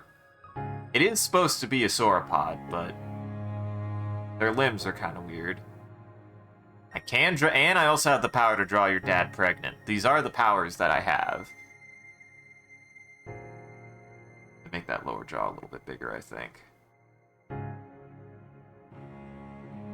Remember, I could use my powers for evil, but I try not to.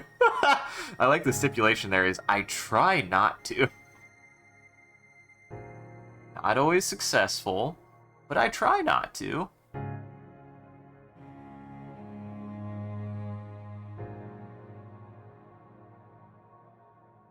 That's a problem.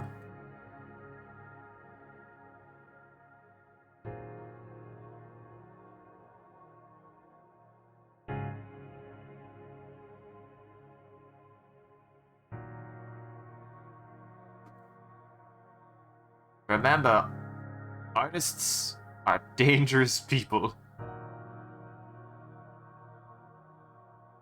Remember to treat them well. They have unholy powers.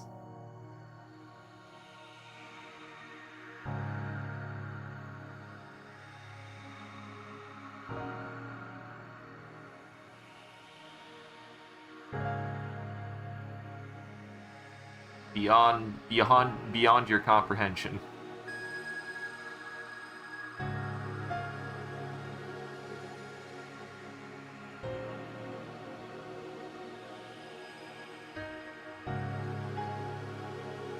A bit bigger there. Same thing for the lower jaw.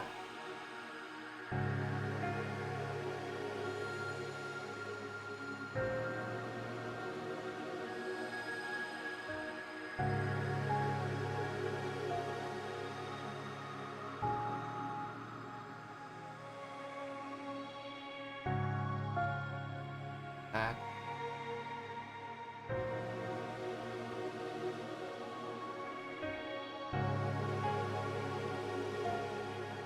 This.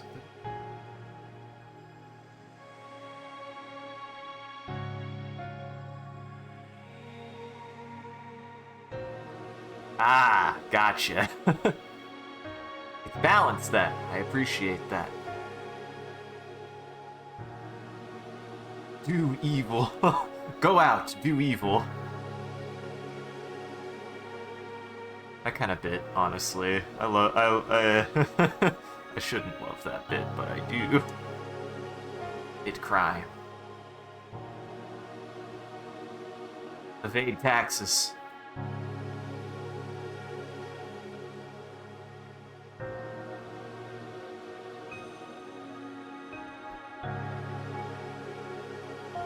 Here's what we're gonna do for. I'm just gonna go with a really dark. Here. Color these in.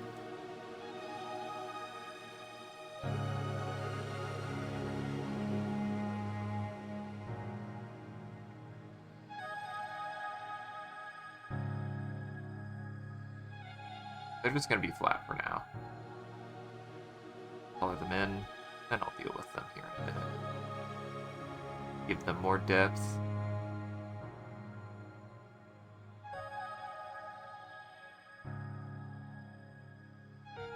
I don't quite know exactly what to do with them.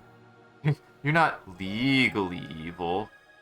No. Legal evil. Legal evil is enough of a problem in the world. We don't need more legal evil.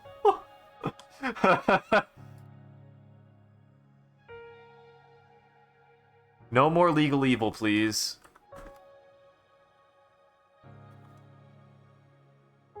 We have enough of it. It's ruining the world, in fact.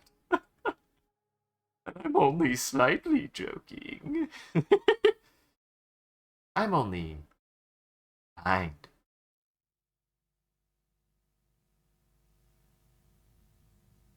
Ah, beans. I was on the wrong layer for that.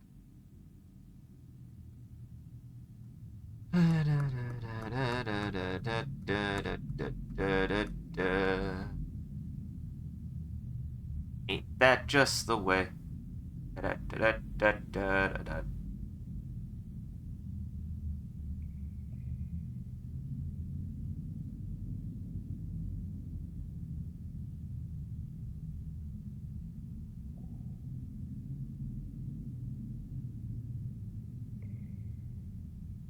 You're trusting the process? Oh yeah, no. Always trust the process. I would never do an image really well and then completely out of my own ambition ruin it. That would never happen. I would never do that.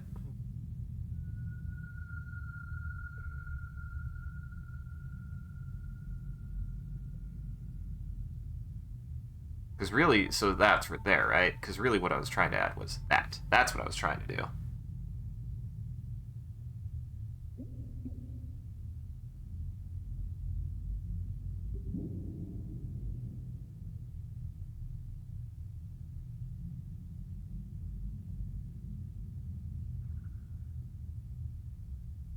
Because this sauropod is weird in that it has weird bony plates on its back. It is true. Exactly how they're like. Dinosaurs are weird and cool, man. I love them.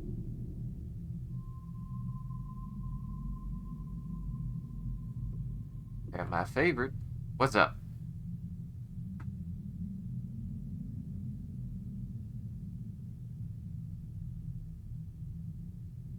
At least it doesn't have a freaky laser, you're right. That would be... Listen, the laser element of the dinosaur is something that evolution often... Sometimes we often forget that evolution did provide them that power. It's what kept them in power for so long.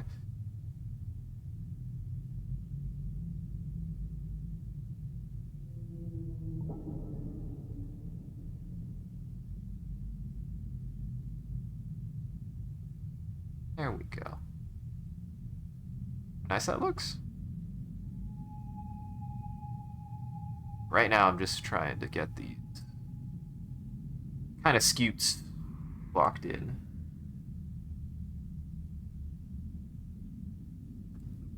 I'm also trying to be better about utilizing both halves of what's good about an eraser, because the thing about the eraser isn't about correcting, it's about shaping. It's about reshaping.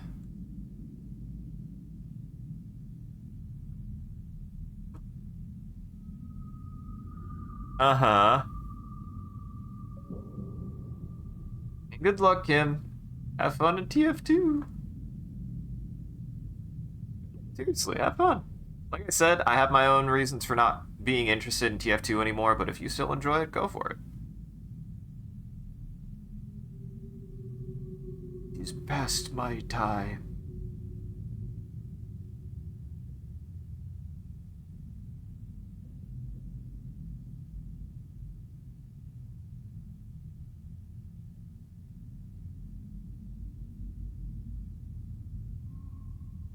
Like I said, I just straight up don't even know what the game looks like anymore. It's an enigma to me.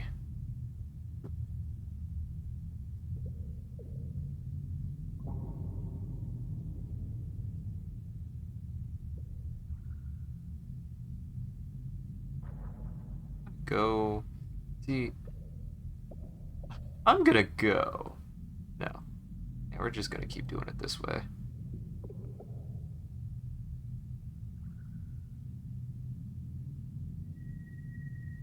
I've definitely gotten a lot better at just putting down media to just get it to do the thing. That is something I used to be very bad at, I would say. Like, I did not used to be very good at doing that at all.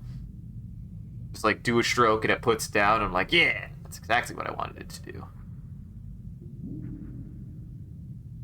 I didn't always used to be very good at that.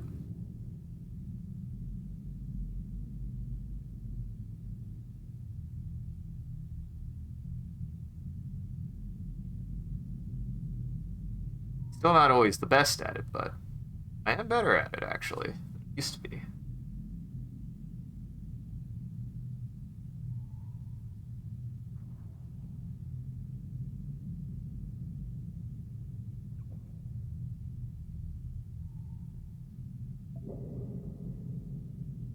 Yeah.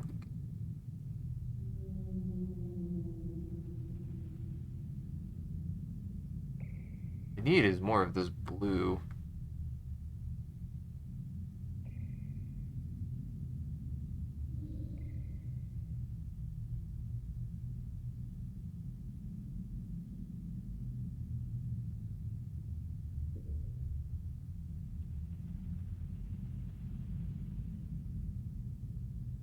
And honestly, the texturing work has been working really well for this.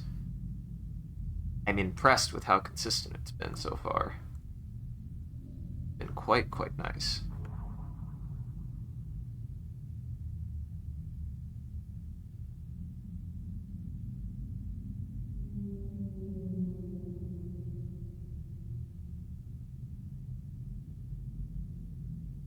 And then what I need to do now, just like line, line, yeah, just kind of like that. Maybe even,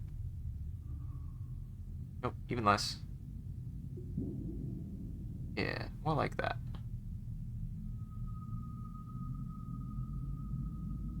Even less.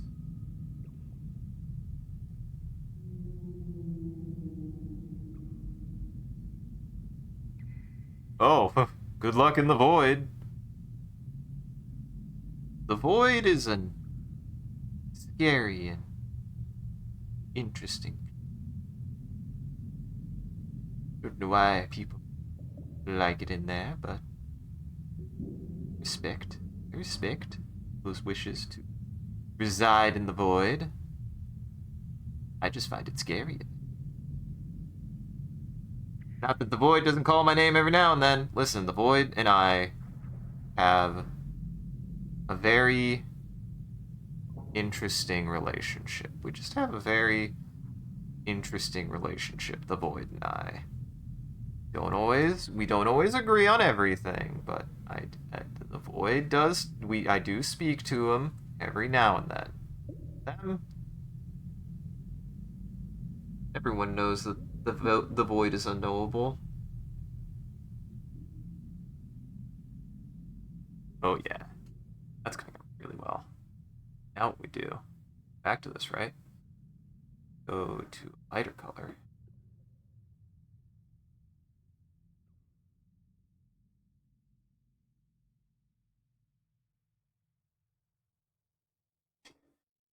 Visit the void when you sleep. I visit the void.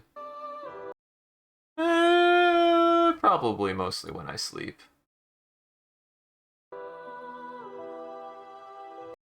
Now time for Dark Souls music.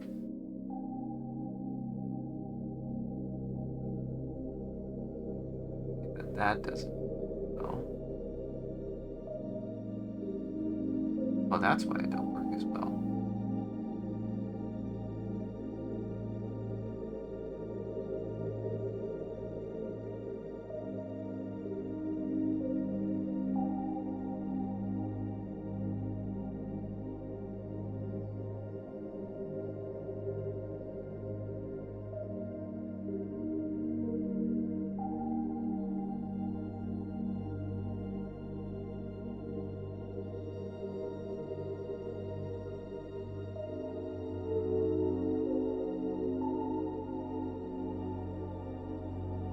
layers, layers, layers, layers. More layers.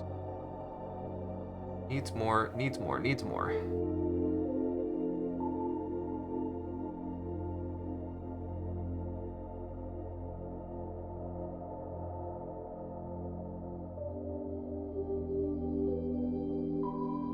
What's funny is I forget that this is a Dark Souls song, but I don't associate it with Dark Souls. I actually associate it with a specific content creator who uses it a lot.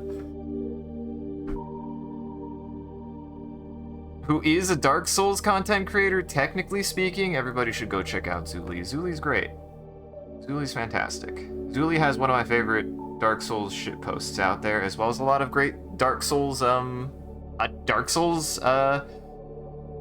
kind of like fact-finding stuff that I think is makes it treat Dark Souls way more as like a fascinating like piece of technology. I think that's what works so well with Zuli for me, is that Zuli really treats Souls-likes as more of a fascinating piece of technology rather than just interesting lore, and that a lot of the mechanisms of the series are like kind of weird in and of themselves and unorthodox, and not just the lore, and like goes into a lot of the groundwork on like a lot of that interesting stuff with the nature of the game's systems being a bit of a puzzle box in and of themselves. Even it's really fascinating.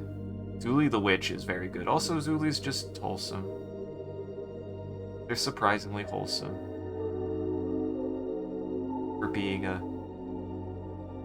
god. For being a god, for being an honest-to-God Dark Souls hacker. That's the thing, is they use their hacking to kind of understand its underlying systems a little bit, because weirdly enough, their underlying systems also inform a lot of the creative choices that the people at Dark Souls made, which is super fascinating. Like that's the kind of stuff I like. That's the kind of things I'm interested in game design, is how the design systems of a game largely influence the actual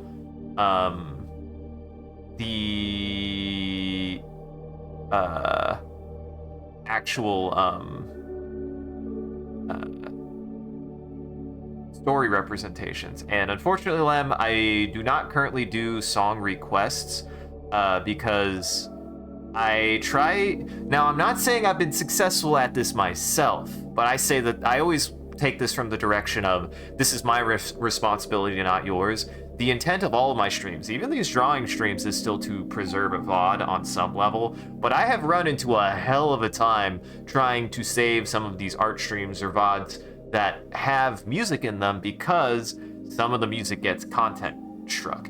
And that is more of the concern. And I always kind of bring it up as this: it is my responsibility, not your guys' responsibility, to try to find music that will preserve the VOD. So that's the only reason why I don't do music requests, and it's not because I'm afraid somebody's gonna share something and I have to be like, okay, not that. It's actually more functional. It genuinely is. It's more of a limitation that I've run into, unfortunately.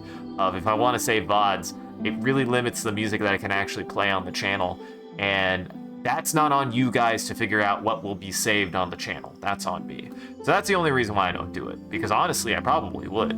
Like, if I didn't have that problem, if I could just be like, yeah, fam, whatever, I would let people request music, but that limitation, unfortunately, prevents me from being able to actually let my viewers contribute to music.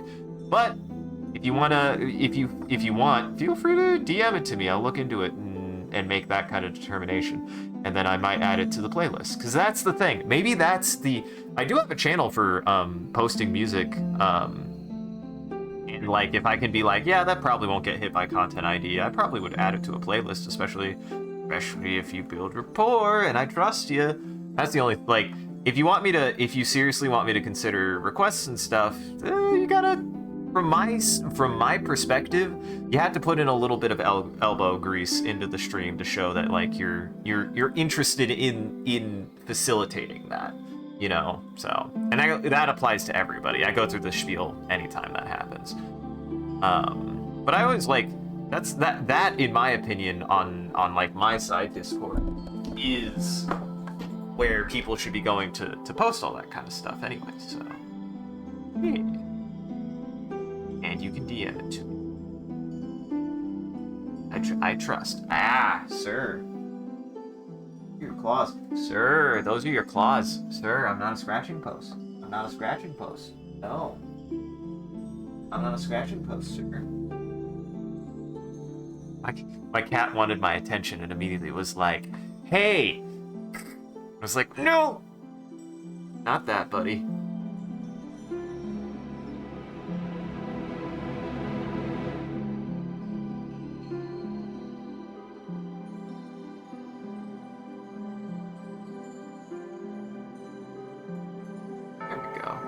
That's kind of the vibe I was trying to look for. I feel like this beak was too bright, is what it was.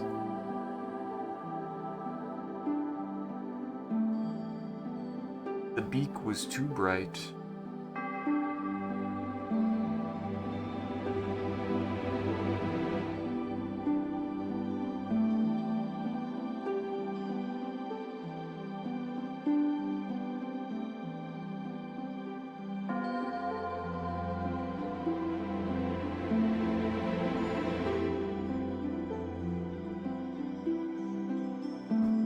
I also don't know when I developed this kind of process. I've always like been very fond of like building up a lot of my colors and stuff like this. I don't know when I started doing this though. Like every time I've like gotten into coloring, people like I do a lot of rendering actually when I really get into my coloring. I'm very much a renderer as opposed to there's somebody who slaps color on there because I'm like, I don't know how you do that. I genuinely do not know how people just slap color onto something. I really have to build up my color palettes, like, over and over and over and over and over again. Like, if I really, really get into it like I am right now, like, I really have to be going back and forth on my colors. Like, I can't do it in one. I don't know how people do it, and it's magic to me, actually, when people can do that. I'm just like, how? How do you just get the color on there? And I found some faster ways to do color, definitely. But to a certain extent, I'm very much a layery, buildy kind of guy. Especially when it comes to stuff like this, where if I wanted to have like more texture or more variance, I have to really get in there and continually add light and dark until it gets the kind of hue that I'm looking for.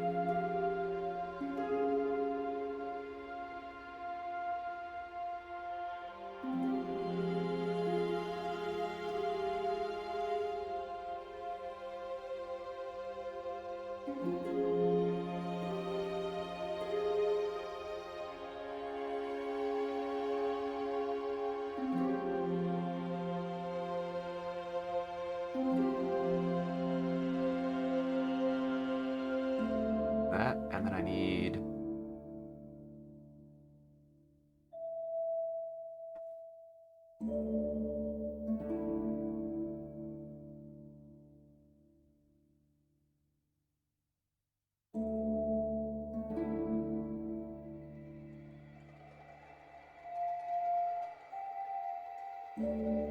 Really need it ultra fine.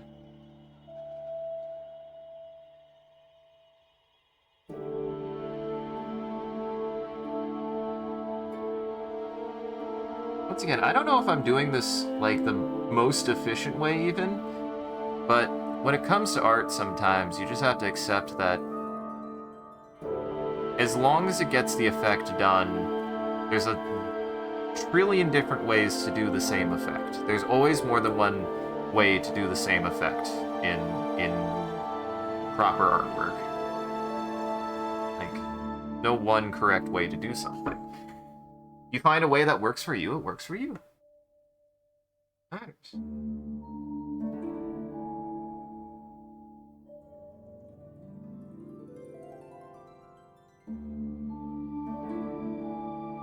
Gotta go back to those feet. I don't want to fuck with them right now, though. That's a lot of work. What's funny is I've added so many layers now that I wonder if I even need this anymore. Nope, I still definitely do, but What's funny is like that's how good that's how much layering I do. Look at how much there is.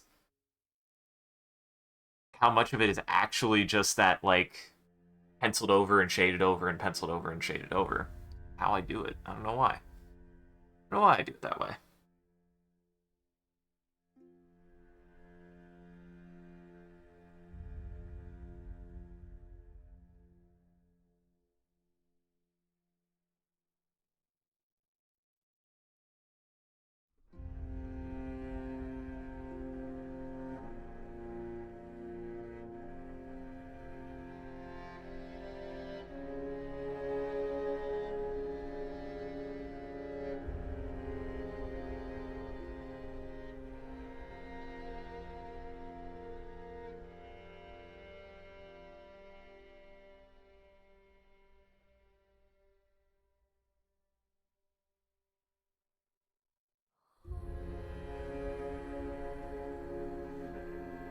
A little bit.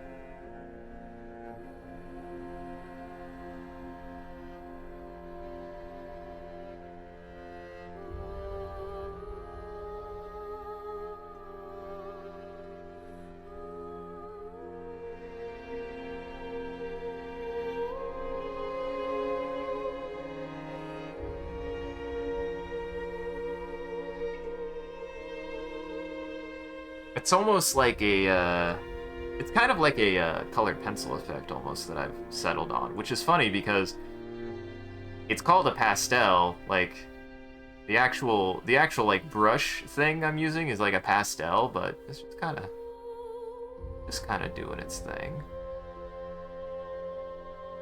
Gonna let it do its thing.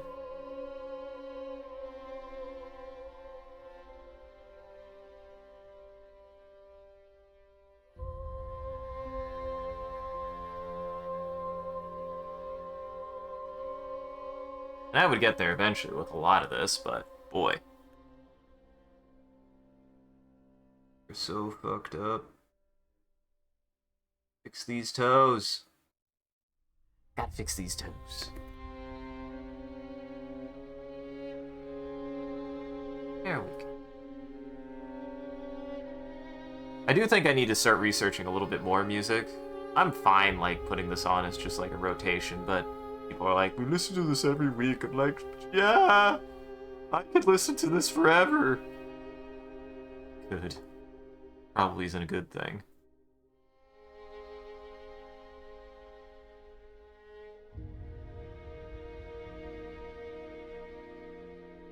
You're gonna listen to your Dark Souls chill vibe music and you're gonna like it, son. I don't wanna, Dad. Listen to it every week before dinner. You also tell me to worship Solar, the sun. I don't wanna. It's weird, Dad.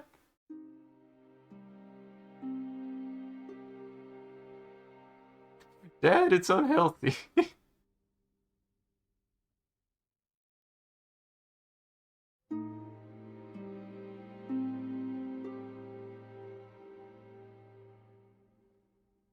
And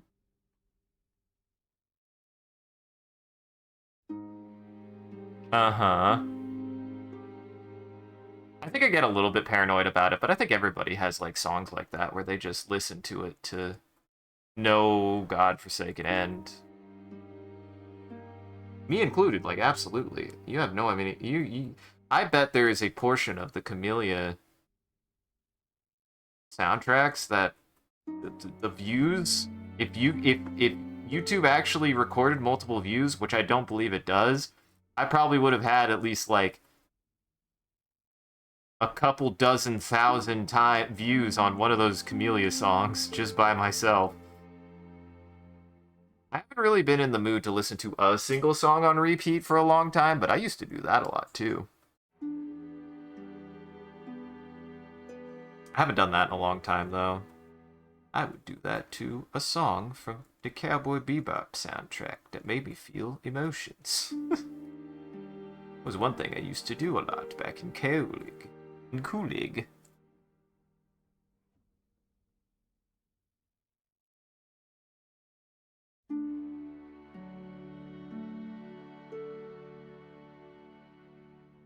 really like Cowboy Bebop. And also because the song is upsetting. But also really good.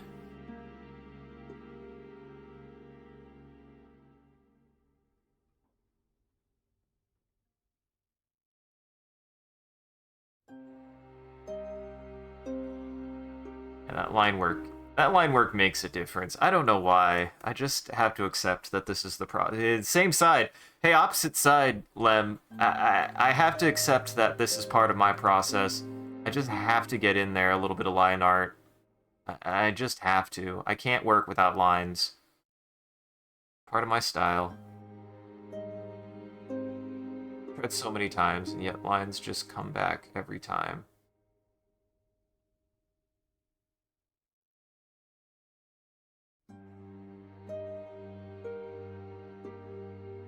Process. Trust the process.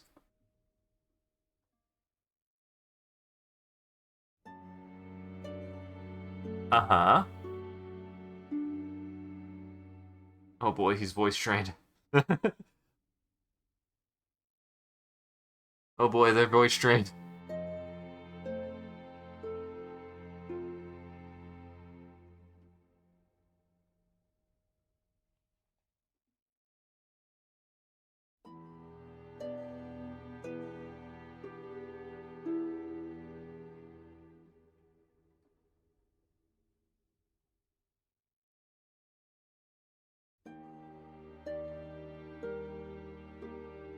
I've really taken a liking to, though, in illustration is this, like, having a layer just for my shadows and stuff. Like, it just it makes things pop, and it gives me a lot more control over where, like, light and dark is, and allows me to do a couple of, like, different things and, like, really mess with some of the lighting. Which is ultimately what I'm turning that line art into, is just the shadows. I think it's the right way to handle that.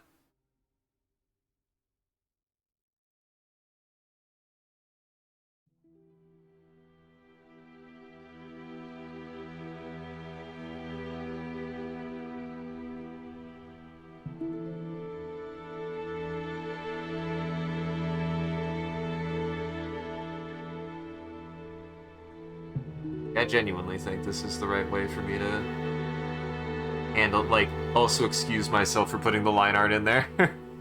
Ah, no, Lem! Big fan. No. It is joke, I swear. It is joke, I swear.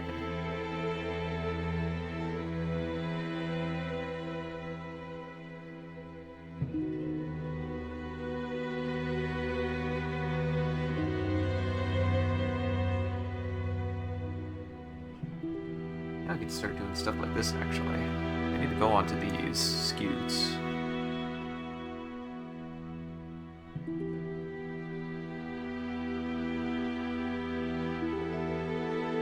Go in and add this for now to get them started.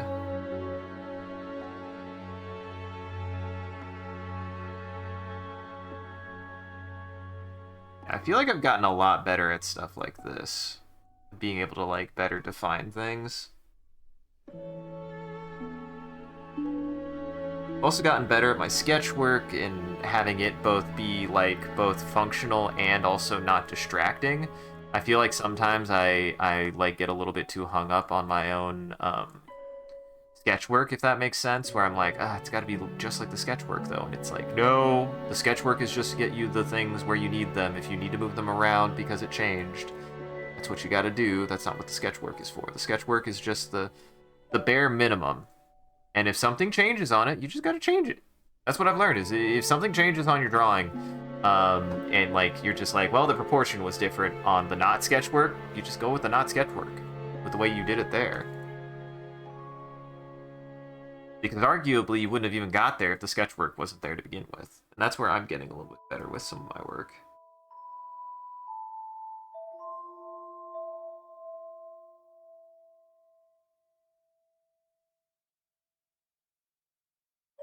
I actually don't know if I'll finish this today. I think I'm gonna get really close, though. I'll get, like, really close to finishing it, but I might do a background next time. We'll see. Because where are we at? Yeah, we're at 2:30. Definitely not finishing this today. But I'm gonna get close. Believe it or not, this is not finished. This is absolutely not finished. This is like 70%. This is like 70% done, I would say. Neck probably needed to be a little bit longer, but eh. It looks like a sauropod. I think also the legs are a little bit thin. Specifically, the front legs are a little bit thin. I don't know, in the reference picture I looked up, the legs look thin. I got the head pretty correct. Got the blue. I actually did really good with the rear legs. The rear legs look really, really good. No! You're sus as well.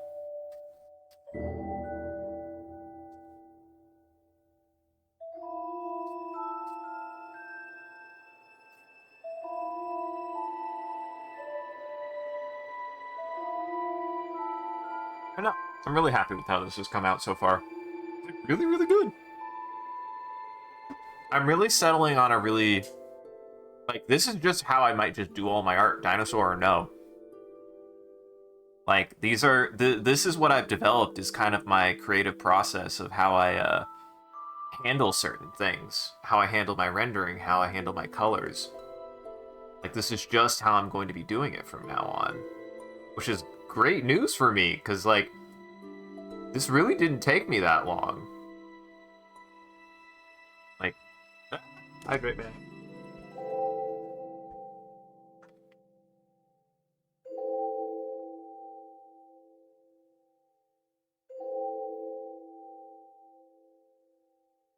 You may hire Hydrate Man for evil, but Hydrate Man is better than that.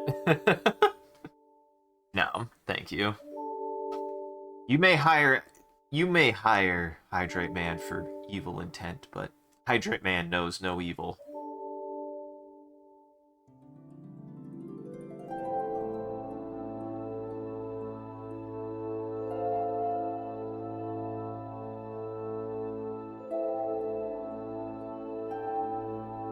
Yeah. This is coming out really, really good, honestly. I'm really happy with how this is turning out. Good. Looks good.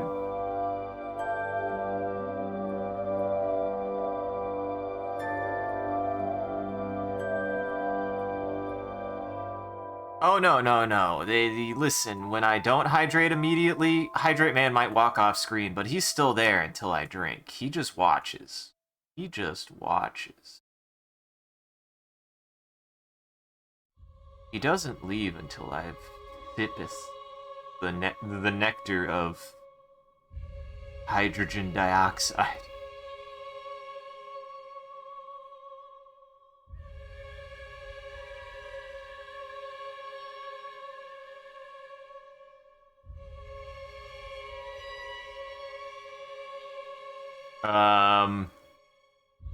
Restraint?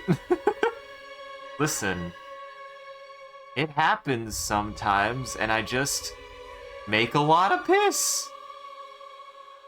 You want to interrupt the stream, make me drink a lot of Hydrate Man, so then I'll have to go piss. You monsters. This is the I do give you guys this power. I shouldn't, but I do. How dare. Don't you do it. Not yet. Joke's on you. We're almost at the end of the stream anyways. We're literally... Wait. Oh, I did start a little bit later. But I'm still going to end around 3 o'clock. I think what's more important is the time that I end, not the amount that I stream. I didn't think I started that much. Oh, yeah, I did. That'd be 30. My boy is sitting watching the pigs. He's observing the guinea pigs.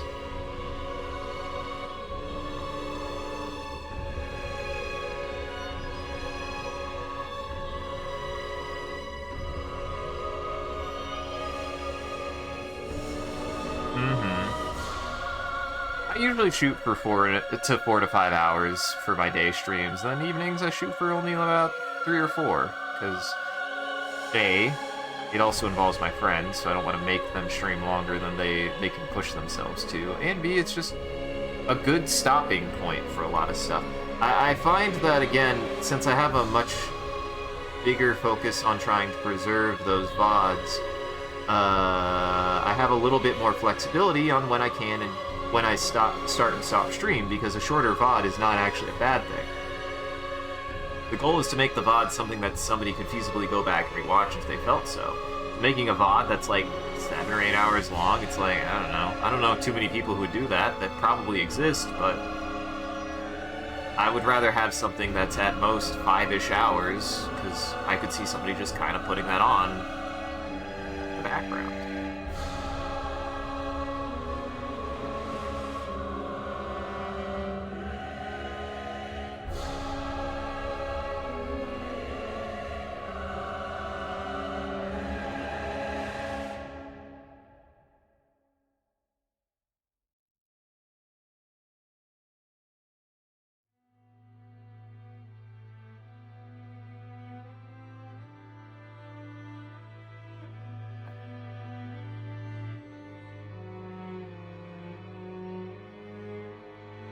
And I've also developed much better control over my layers to really get them to do what I want them to.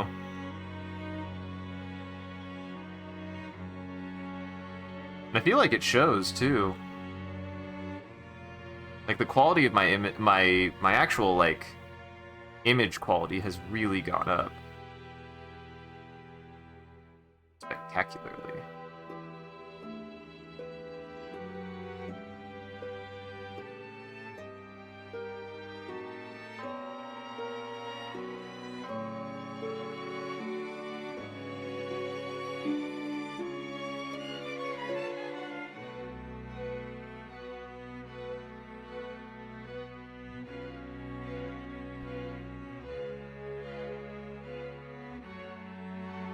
I've also gotten very good at making very sharp and clean images, while still kind of preserving this kind of more natural, like, physical medium look. I'm very good at hitting a kind of, like, middle ground between a lot of aesthetics. It looks nice. I like it.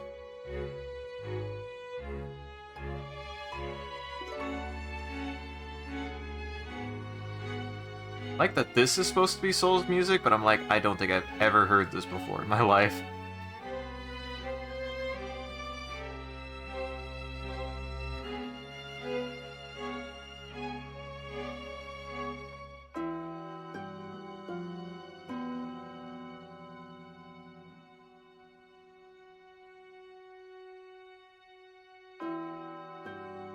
There's one thing that I would say, art-wise, that I'm just still kind of bad at, is, like, I can't help... It both is my style, but also I think it is still just, like, a limitation. I feel like making art this way isn't bad. It's not bad, but it does make me feel like I'm not making the work harder for me, but I am doing something that a lot of people don't even have to do. I think a lot of people don't have to do this kind of like stylized stuff. They just make it look good without it. It's like, how do you do that? I don't know how to do that. I've tried so many times. Line work is just something I really rely on a lot. I don't know why.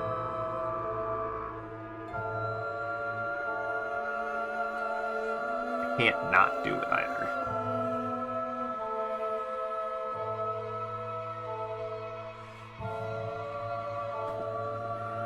But it just makes things pop. Makes it pop. Let's go black.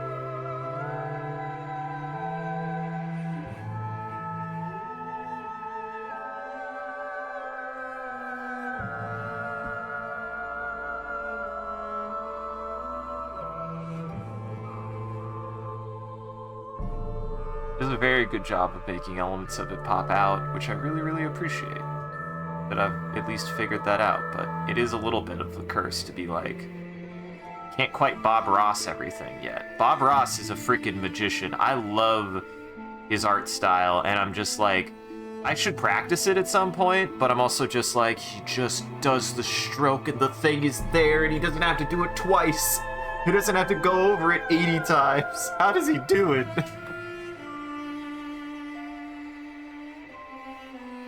Boy is a wizard. Rest in peace.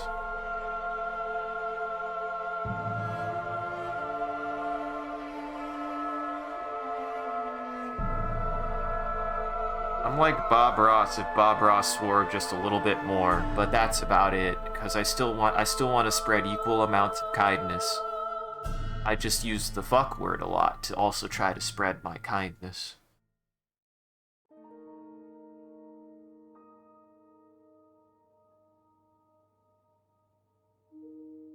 Yeah, that's coming out really good though. Like that's really, really good. Goddamn.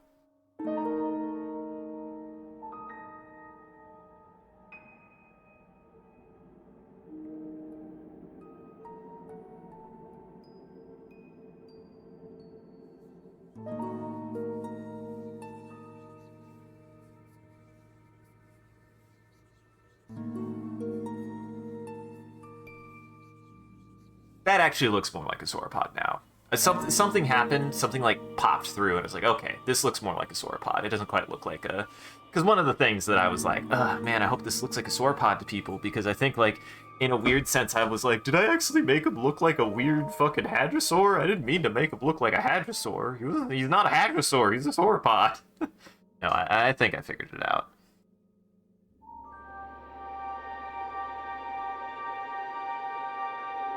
And again, I feel silly, because at one point I was like, oh, I don't know how I feel about drawing a sauropod. I'm like, shut up. You like drawing sauropods. Sauropods are cool. Sauropods are cool. Got a lot of weird bits.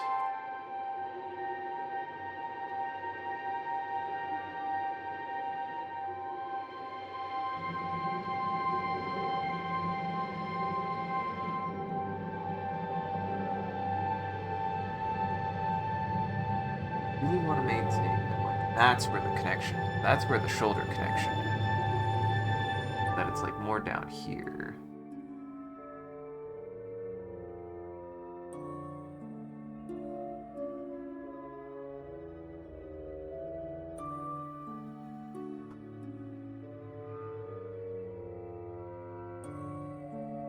There. That looks more correct, I think.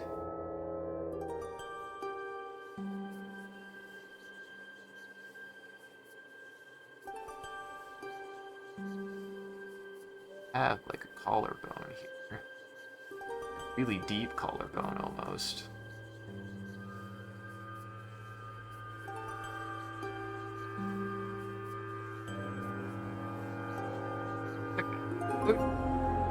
Yeah, that looks quite good. I like that. It goes on the other side. Yeah. Yeah. Yeah, this guy's coming out good.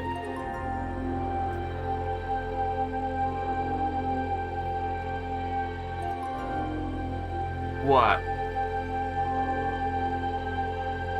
Well, thank you for joining, Lamb. I'll be wrapping it up here soon. So yeah, thanks for stopping by. Thanks again for the gift sub.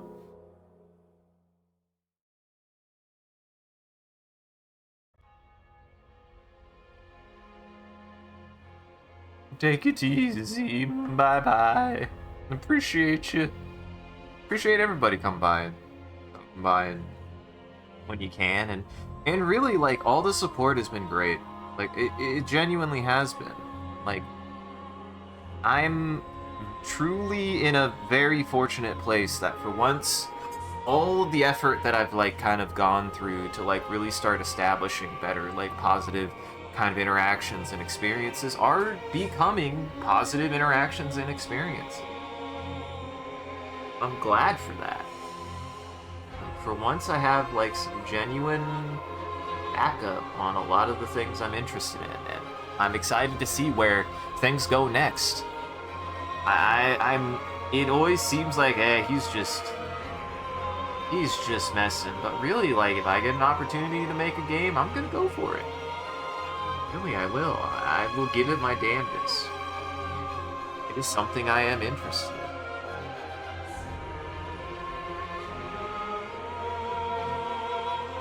in. And all of this is work to get to that point. It all genuinely is.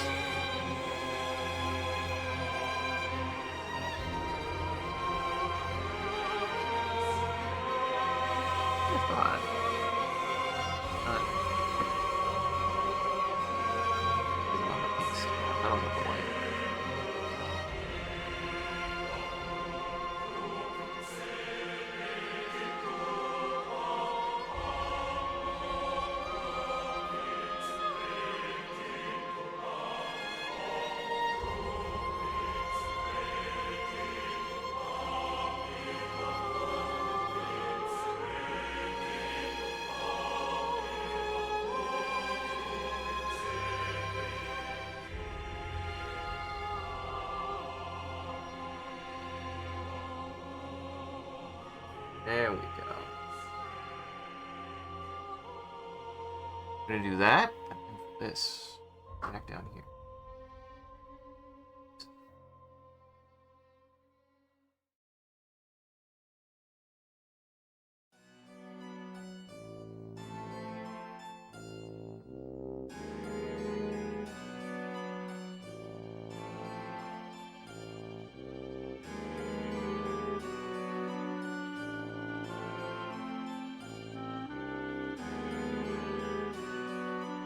There we go. More like that. More like that.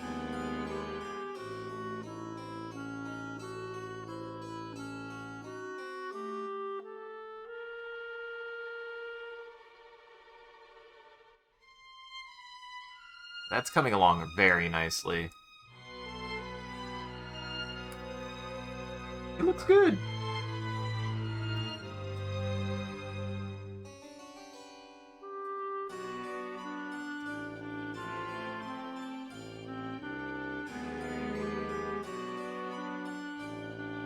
I wonder who's online. I'm gonna troll something real fast, see who I can send you guys to in a bit. I think I know who we'll go to, but we'll see. We'll see. We'll see.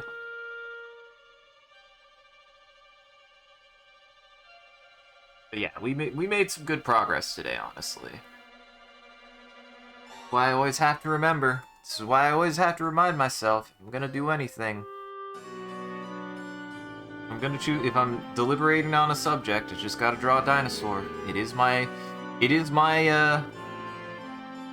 biggest discipline. Always has been. The thing I've done the most, it's the thing I have the most interest in. The work is good. The work I'm making is dinosaurs is good. Always has been.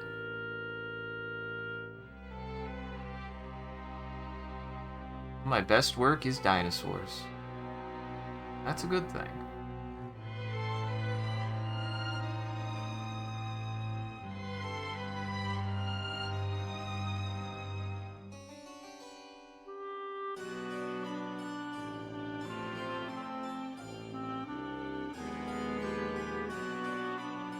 I honestly do not know how this is Dark Souls music, and it's quite silly, and I like it.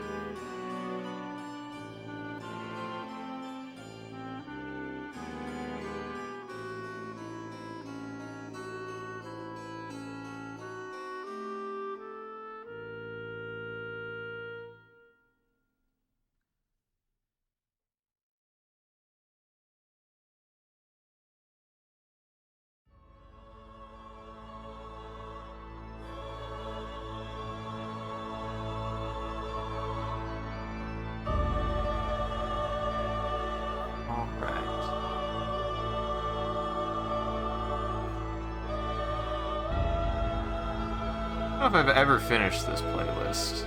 Like this specifically, the Dark Souls playlist. I think I got tired of it because it's like, for the quote-unquote chill Dark Souls music, there's a lot of not chill Dark Souls music in it.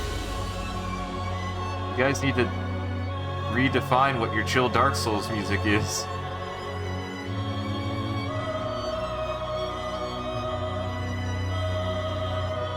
It's like, This is just Guinevere. Why is it so? It's also very loud. There, you skipped that one.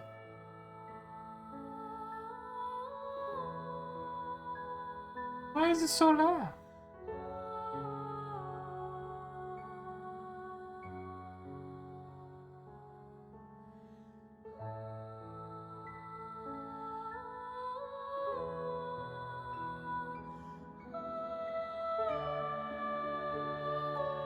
Damn.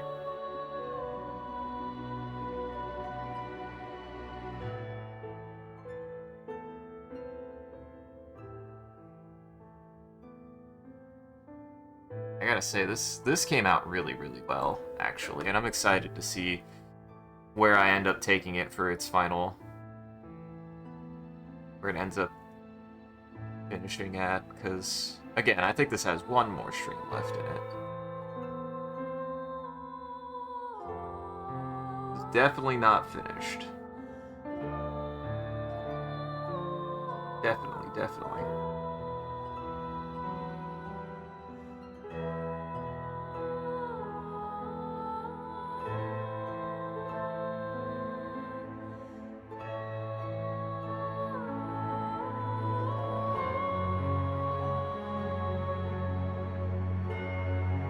And Dark Souls, you have like good music. Why do you never play it? I'm like, why have I feel like I've only heard like portions of this song?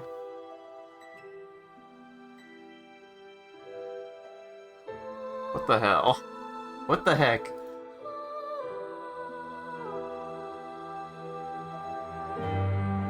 What the heck is...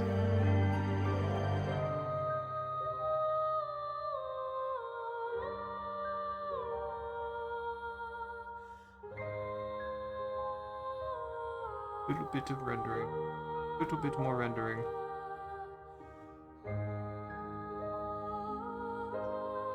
Just a little bit more rendering. Just a little bit more.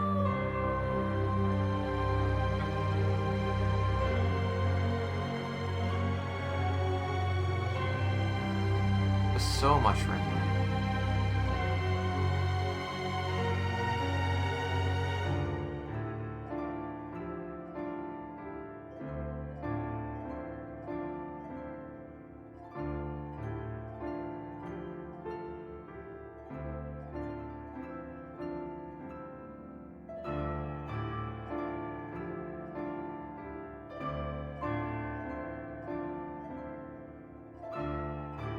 I'm so fond of this, like...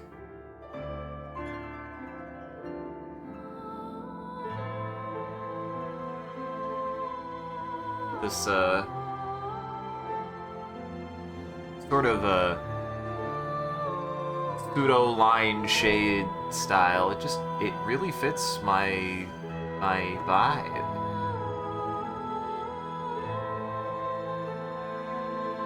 don't even know when I started doing it. Just something I kind of started doing at one point.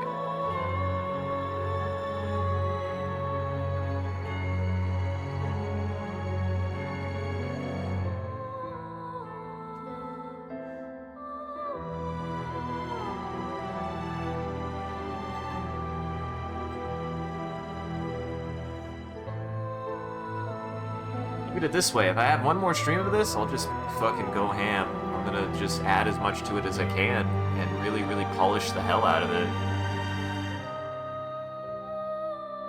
I can. Yes, I can. Because I'll be able to.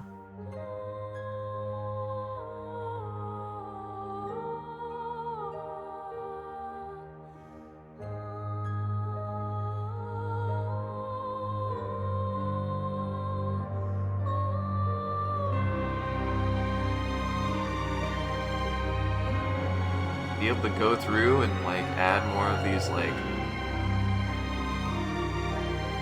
white light things that I'm doing here on certain planes a little bit more consistently, probably.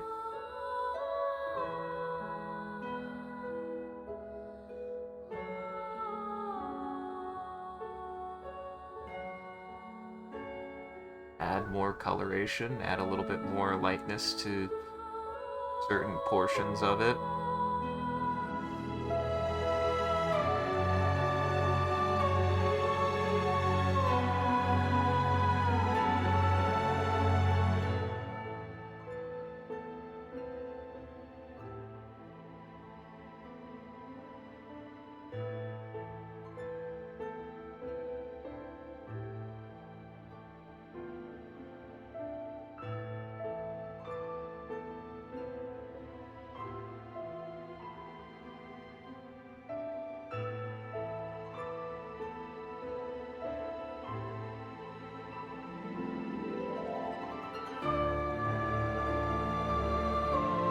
And really, this blue is, like, worked really, really well.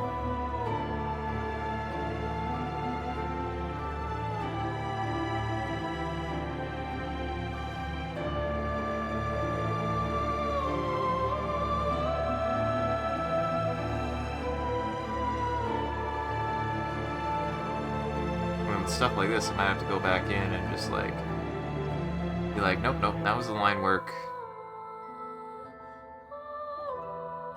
Just use my own intuition on this. This was too much. Reduce that down a little bit.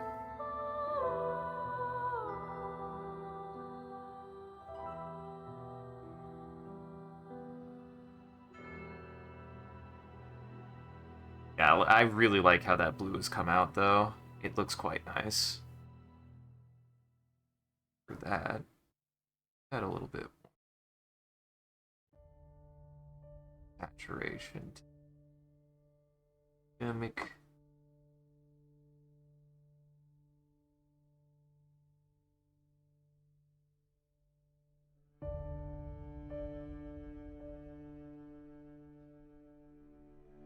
Look at that. Damn. Damn, that's looking good.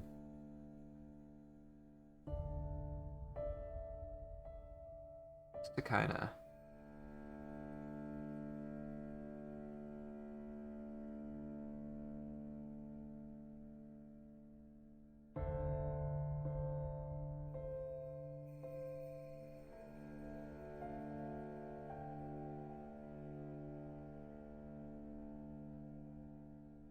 to bev it out a little bit.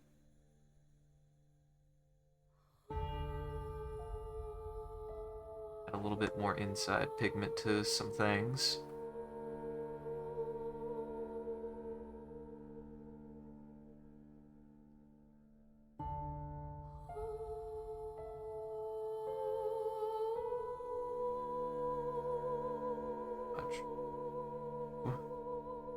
Gave it a little bit too much blue, I think, there for a second.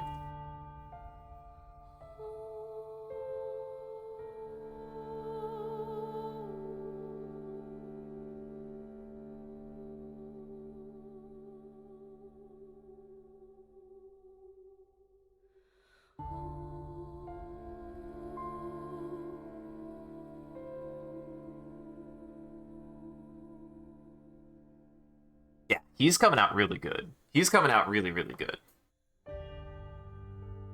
Definitely quite good, this boy.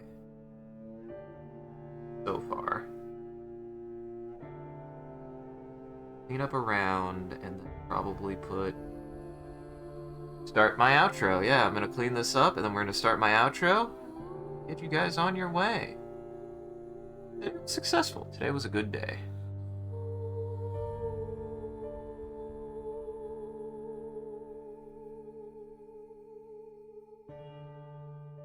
It was quite successful.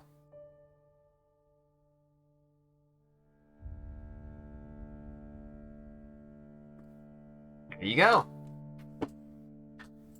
Yeah, he's coming out really, really good. Oh, he's coming out real good. I'm excited how Saltosaurus is looking. Oh, I got here. I got to do two things. We got to do two more things. We're going to real fast. Need to look up Saltosaurus.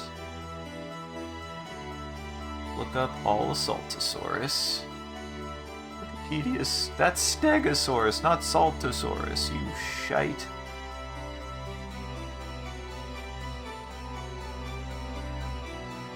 Surely Saltosaurus has a wiki.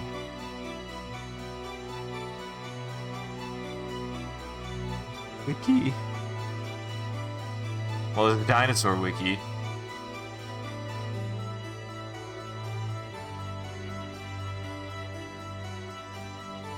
Dinosaur Wikia. Saltosaurus. God damn it. This is not what I want. Disney? What the fuck? Disney Wikia? Why you got me that? Hold on, I need to find the... Here we go. That's what I'm looking for. What the hell? Wikipedia for schools! Saltosaurus loriaceus. a cactus. Okay.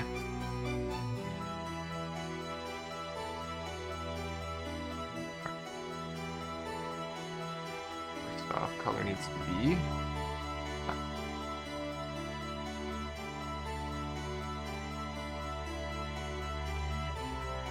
Altosaurus? Lorcatus. Lorcatus. Bonaparte? Oh my god, Napoleon found this guy. Owl. 1980. You're wondering what I'm doing. This is another one of the kind of more... This is one of the more science illustration practices sides of things that I typically do whenever I do a science illustration, is I gotta put the name and the people who described it. That's always what I do.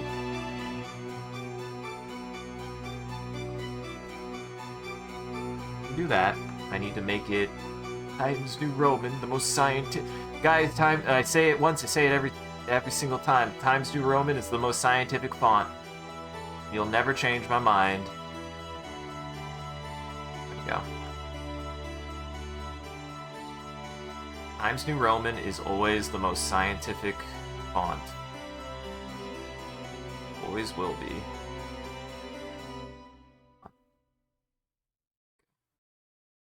I might actually leave it up there. Like, there's not really space here. That looks bad. Yeah, we'll leave it up here, actually.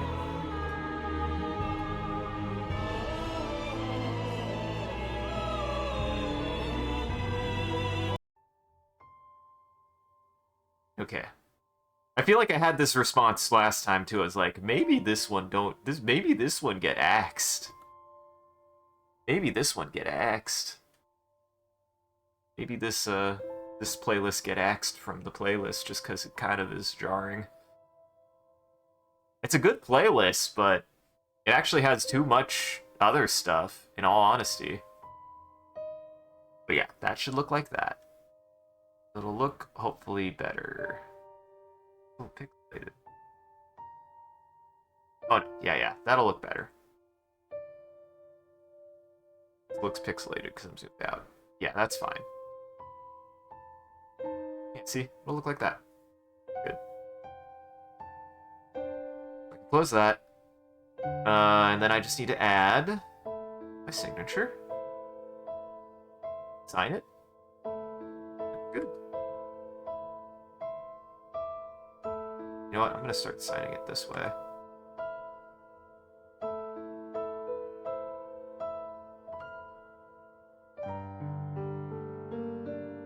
Probably should have made that on a different, like, outside the group, but eh. My signature here.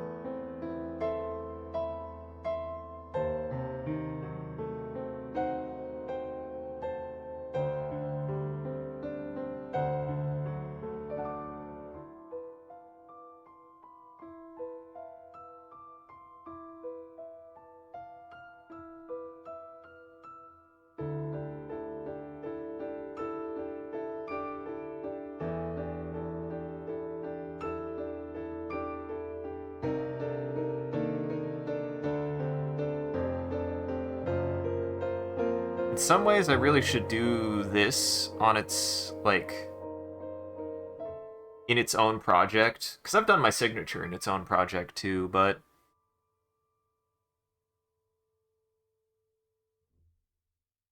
I kind of like making it a little bit of a footnote that I do this almost every stream. I want to make it better, too, every single time.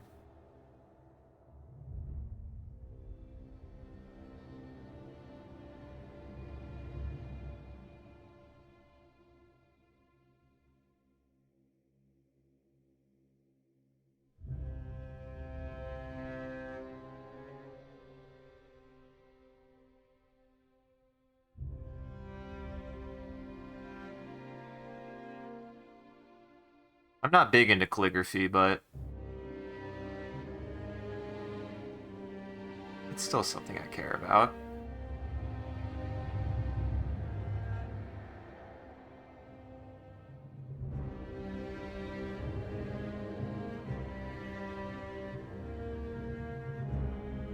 good handwriting matters to me, and I like to make my own signature like this.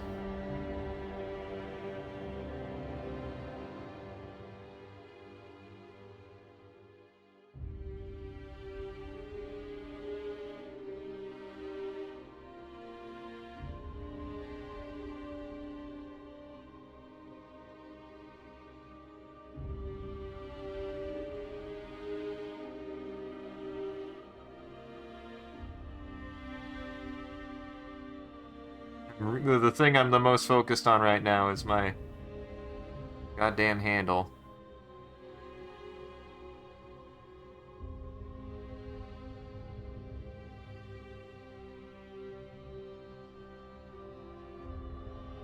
Can. Yeah.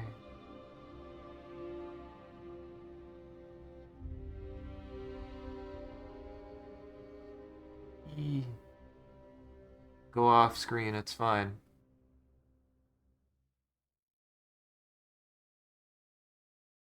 Okay, we'll just do this.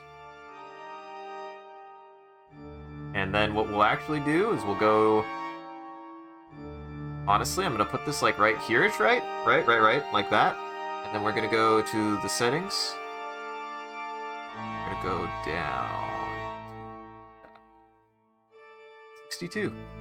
We're gonna do the same... Look at that. There we go. There we go. And it's not done. It's not done. I'm gonna do more. There will definitely have a second stream. But goddamn, yeah, that's looking good. He's looking good. Look at how good he looks. Yeah, this is coming out really good. So, we're just going to title it, save it, we'll call it here. Saltosaurus Orchicus. Alright. Well, that's about it, folks. That's all I got time for. I appreciate you. It didn't. What? Okay, I was about to say it didn't. It didn't save. Never mind. We're good. We're good. We're good. Thank you for joining, everybody. I hope you had a good time. You enjoyed the show. If you're able to join the live show, thank you for stopping by and chatting and watching. If you're watching this in the future, thank you for taking the time and going back and rewatching the VOD. We appreciate it. If you're out there and you enjoyed this and you want to see more of what we're up to, I recommend scrolling down below and following or clicking any of the links. There's a link to an Instagram, a Facebook, a Twitter, and a Discord. We post when we go live on any one of those platforms, as well as anything else that we're up to, and just generally come hang out with the rest of the community there. It's a good time on the Discord. Speaking of which, a shout out to our community there, and everyone who follows. You guys are a wonderful audience, and we appreciate you. If we do anything particularly entertaining or noteworthy, feel free to clip it and share it on the internet. Just make sure to also hashtag it with MCCanary, or link it back to the stream so people can find more of the good stuff we do here. Also, stick around to the very end. I usually do a bit of a closing bit. We do raid after every stream, so that way the daywalkers in our chat can keep watching. Everybody else out there, make sure to go unlock your doors and windows, because it's no longer lunchtime for daywalkers. And as always, a huge thank you to Moat Shrimp and all of our supporters on Patreon and Twitch. Your generosity allows us... Oh, we do the thing, guys. Guys, hold on. We're gonna do the thing. Come with me, and we'll see.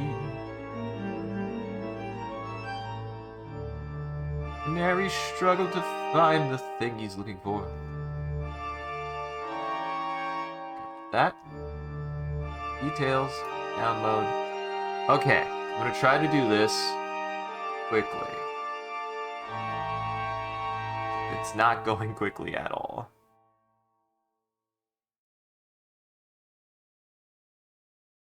This is a tough one that I've run into, I think. Oh boy, I'm gonna have to change that later too. Oh boy.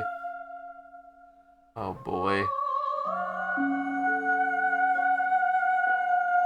Oh jeez, now the moonlight butterfly is here. Right. Yeah, this might not be tenable. So I will do this after every stream from now on. But once again, thank you to Moat Shrimp and all of our supporters on Patreon and Twitch. Your generosity allows us to continue to expand the stream, as well as take on more projects, and the stream would not be made possible without viewers like you. So we thank you. If you want to see your name added to this list, as well as a couple of the benefits you could get, you could always subscribe directly on Twitch or check out the Patreon page, which will show you everything that you can get, and any amount is always appreciated. Once again, thank you. And thank you to your mods who do a wonderful job holding back the robot army for them becoming famous. Thank you everybody for coming and hanging out. It was a good time. Get back to this. So we'll get you through housekeeping and get you on your way. Check out the rest of our friends in our network of Goblin Entertainment, Virtual Boys Corp, Scripted Crowcast TV, Talking Skull, Downtown Voice Acting, Boo XBs. Yep. And you're almost on your way. You're gonna have it. I'm gonna take you to somebody, so stick around. You'll be going somewhere. Check out the rest of our friends, Virtual Boys, James and Arthur, and they were doing co-op games, multiplayer games. Corvus Scripted is Ren's channel, and they were doing cozy games or spooky games. Crowcast TV is Tara's channel. She's another artist who does fantastic art and streams live art on her Twitch channel sometimes. Talking Skull is Sean's YouTube, where he's done video essays for video games. Downtown Voice Acting is Jackson's voice acting channel, where we've done voice acting with him on YouTube and Twitch. BooXB's Aqua's channel, she usually does horror games, multiplayer games, and me. You can find the rest of my stuff on that link tree, such as a VOD channel for the Twitch, as well as a YouTube for my own videos, an ArtStation for my art, and a SoundCloud for my music. So go check everybody out in Goblin Entertainment. I know exactly who you guys are going to. Stick around, you guys will be heading over to Mino. He's another VTuber. He's a good, chill guy. So everybody go say hi to them. He's their fun time. And yeah, we'll go ahead and over to Mino. So go say hi. Otherwise, have a good afternoon. Take it easy. We'll be back later. Be back in a couple hours. Be back. Remember, when you draw something enough, when you draw something frequently enough, it just works. It just works. The boy has given me kisses on the nose. What a sweet boy.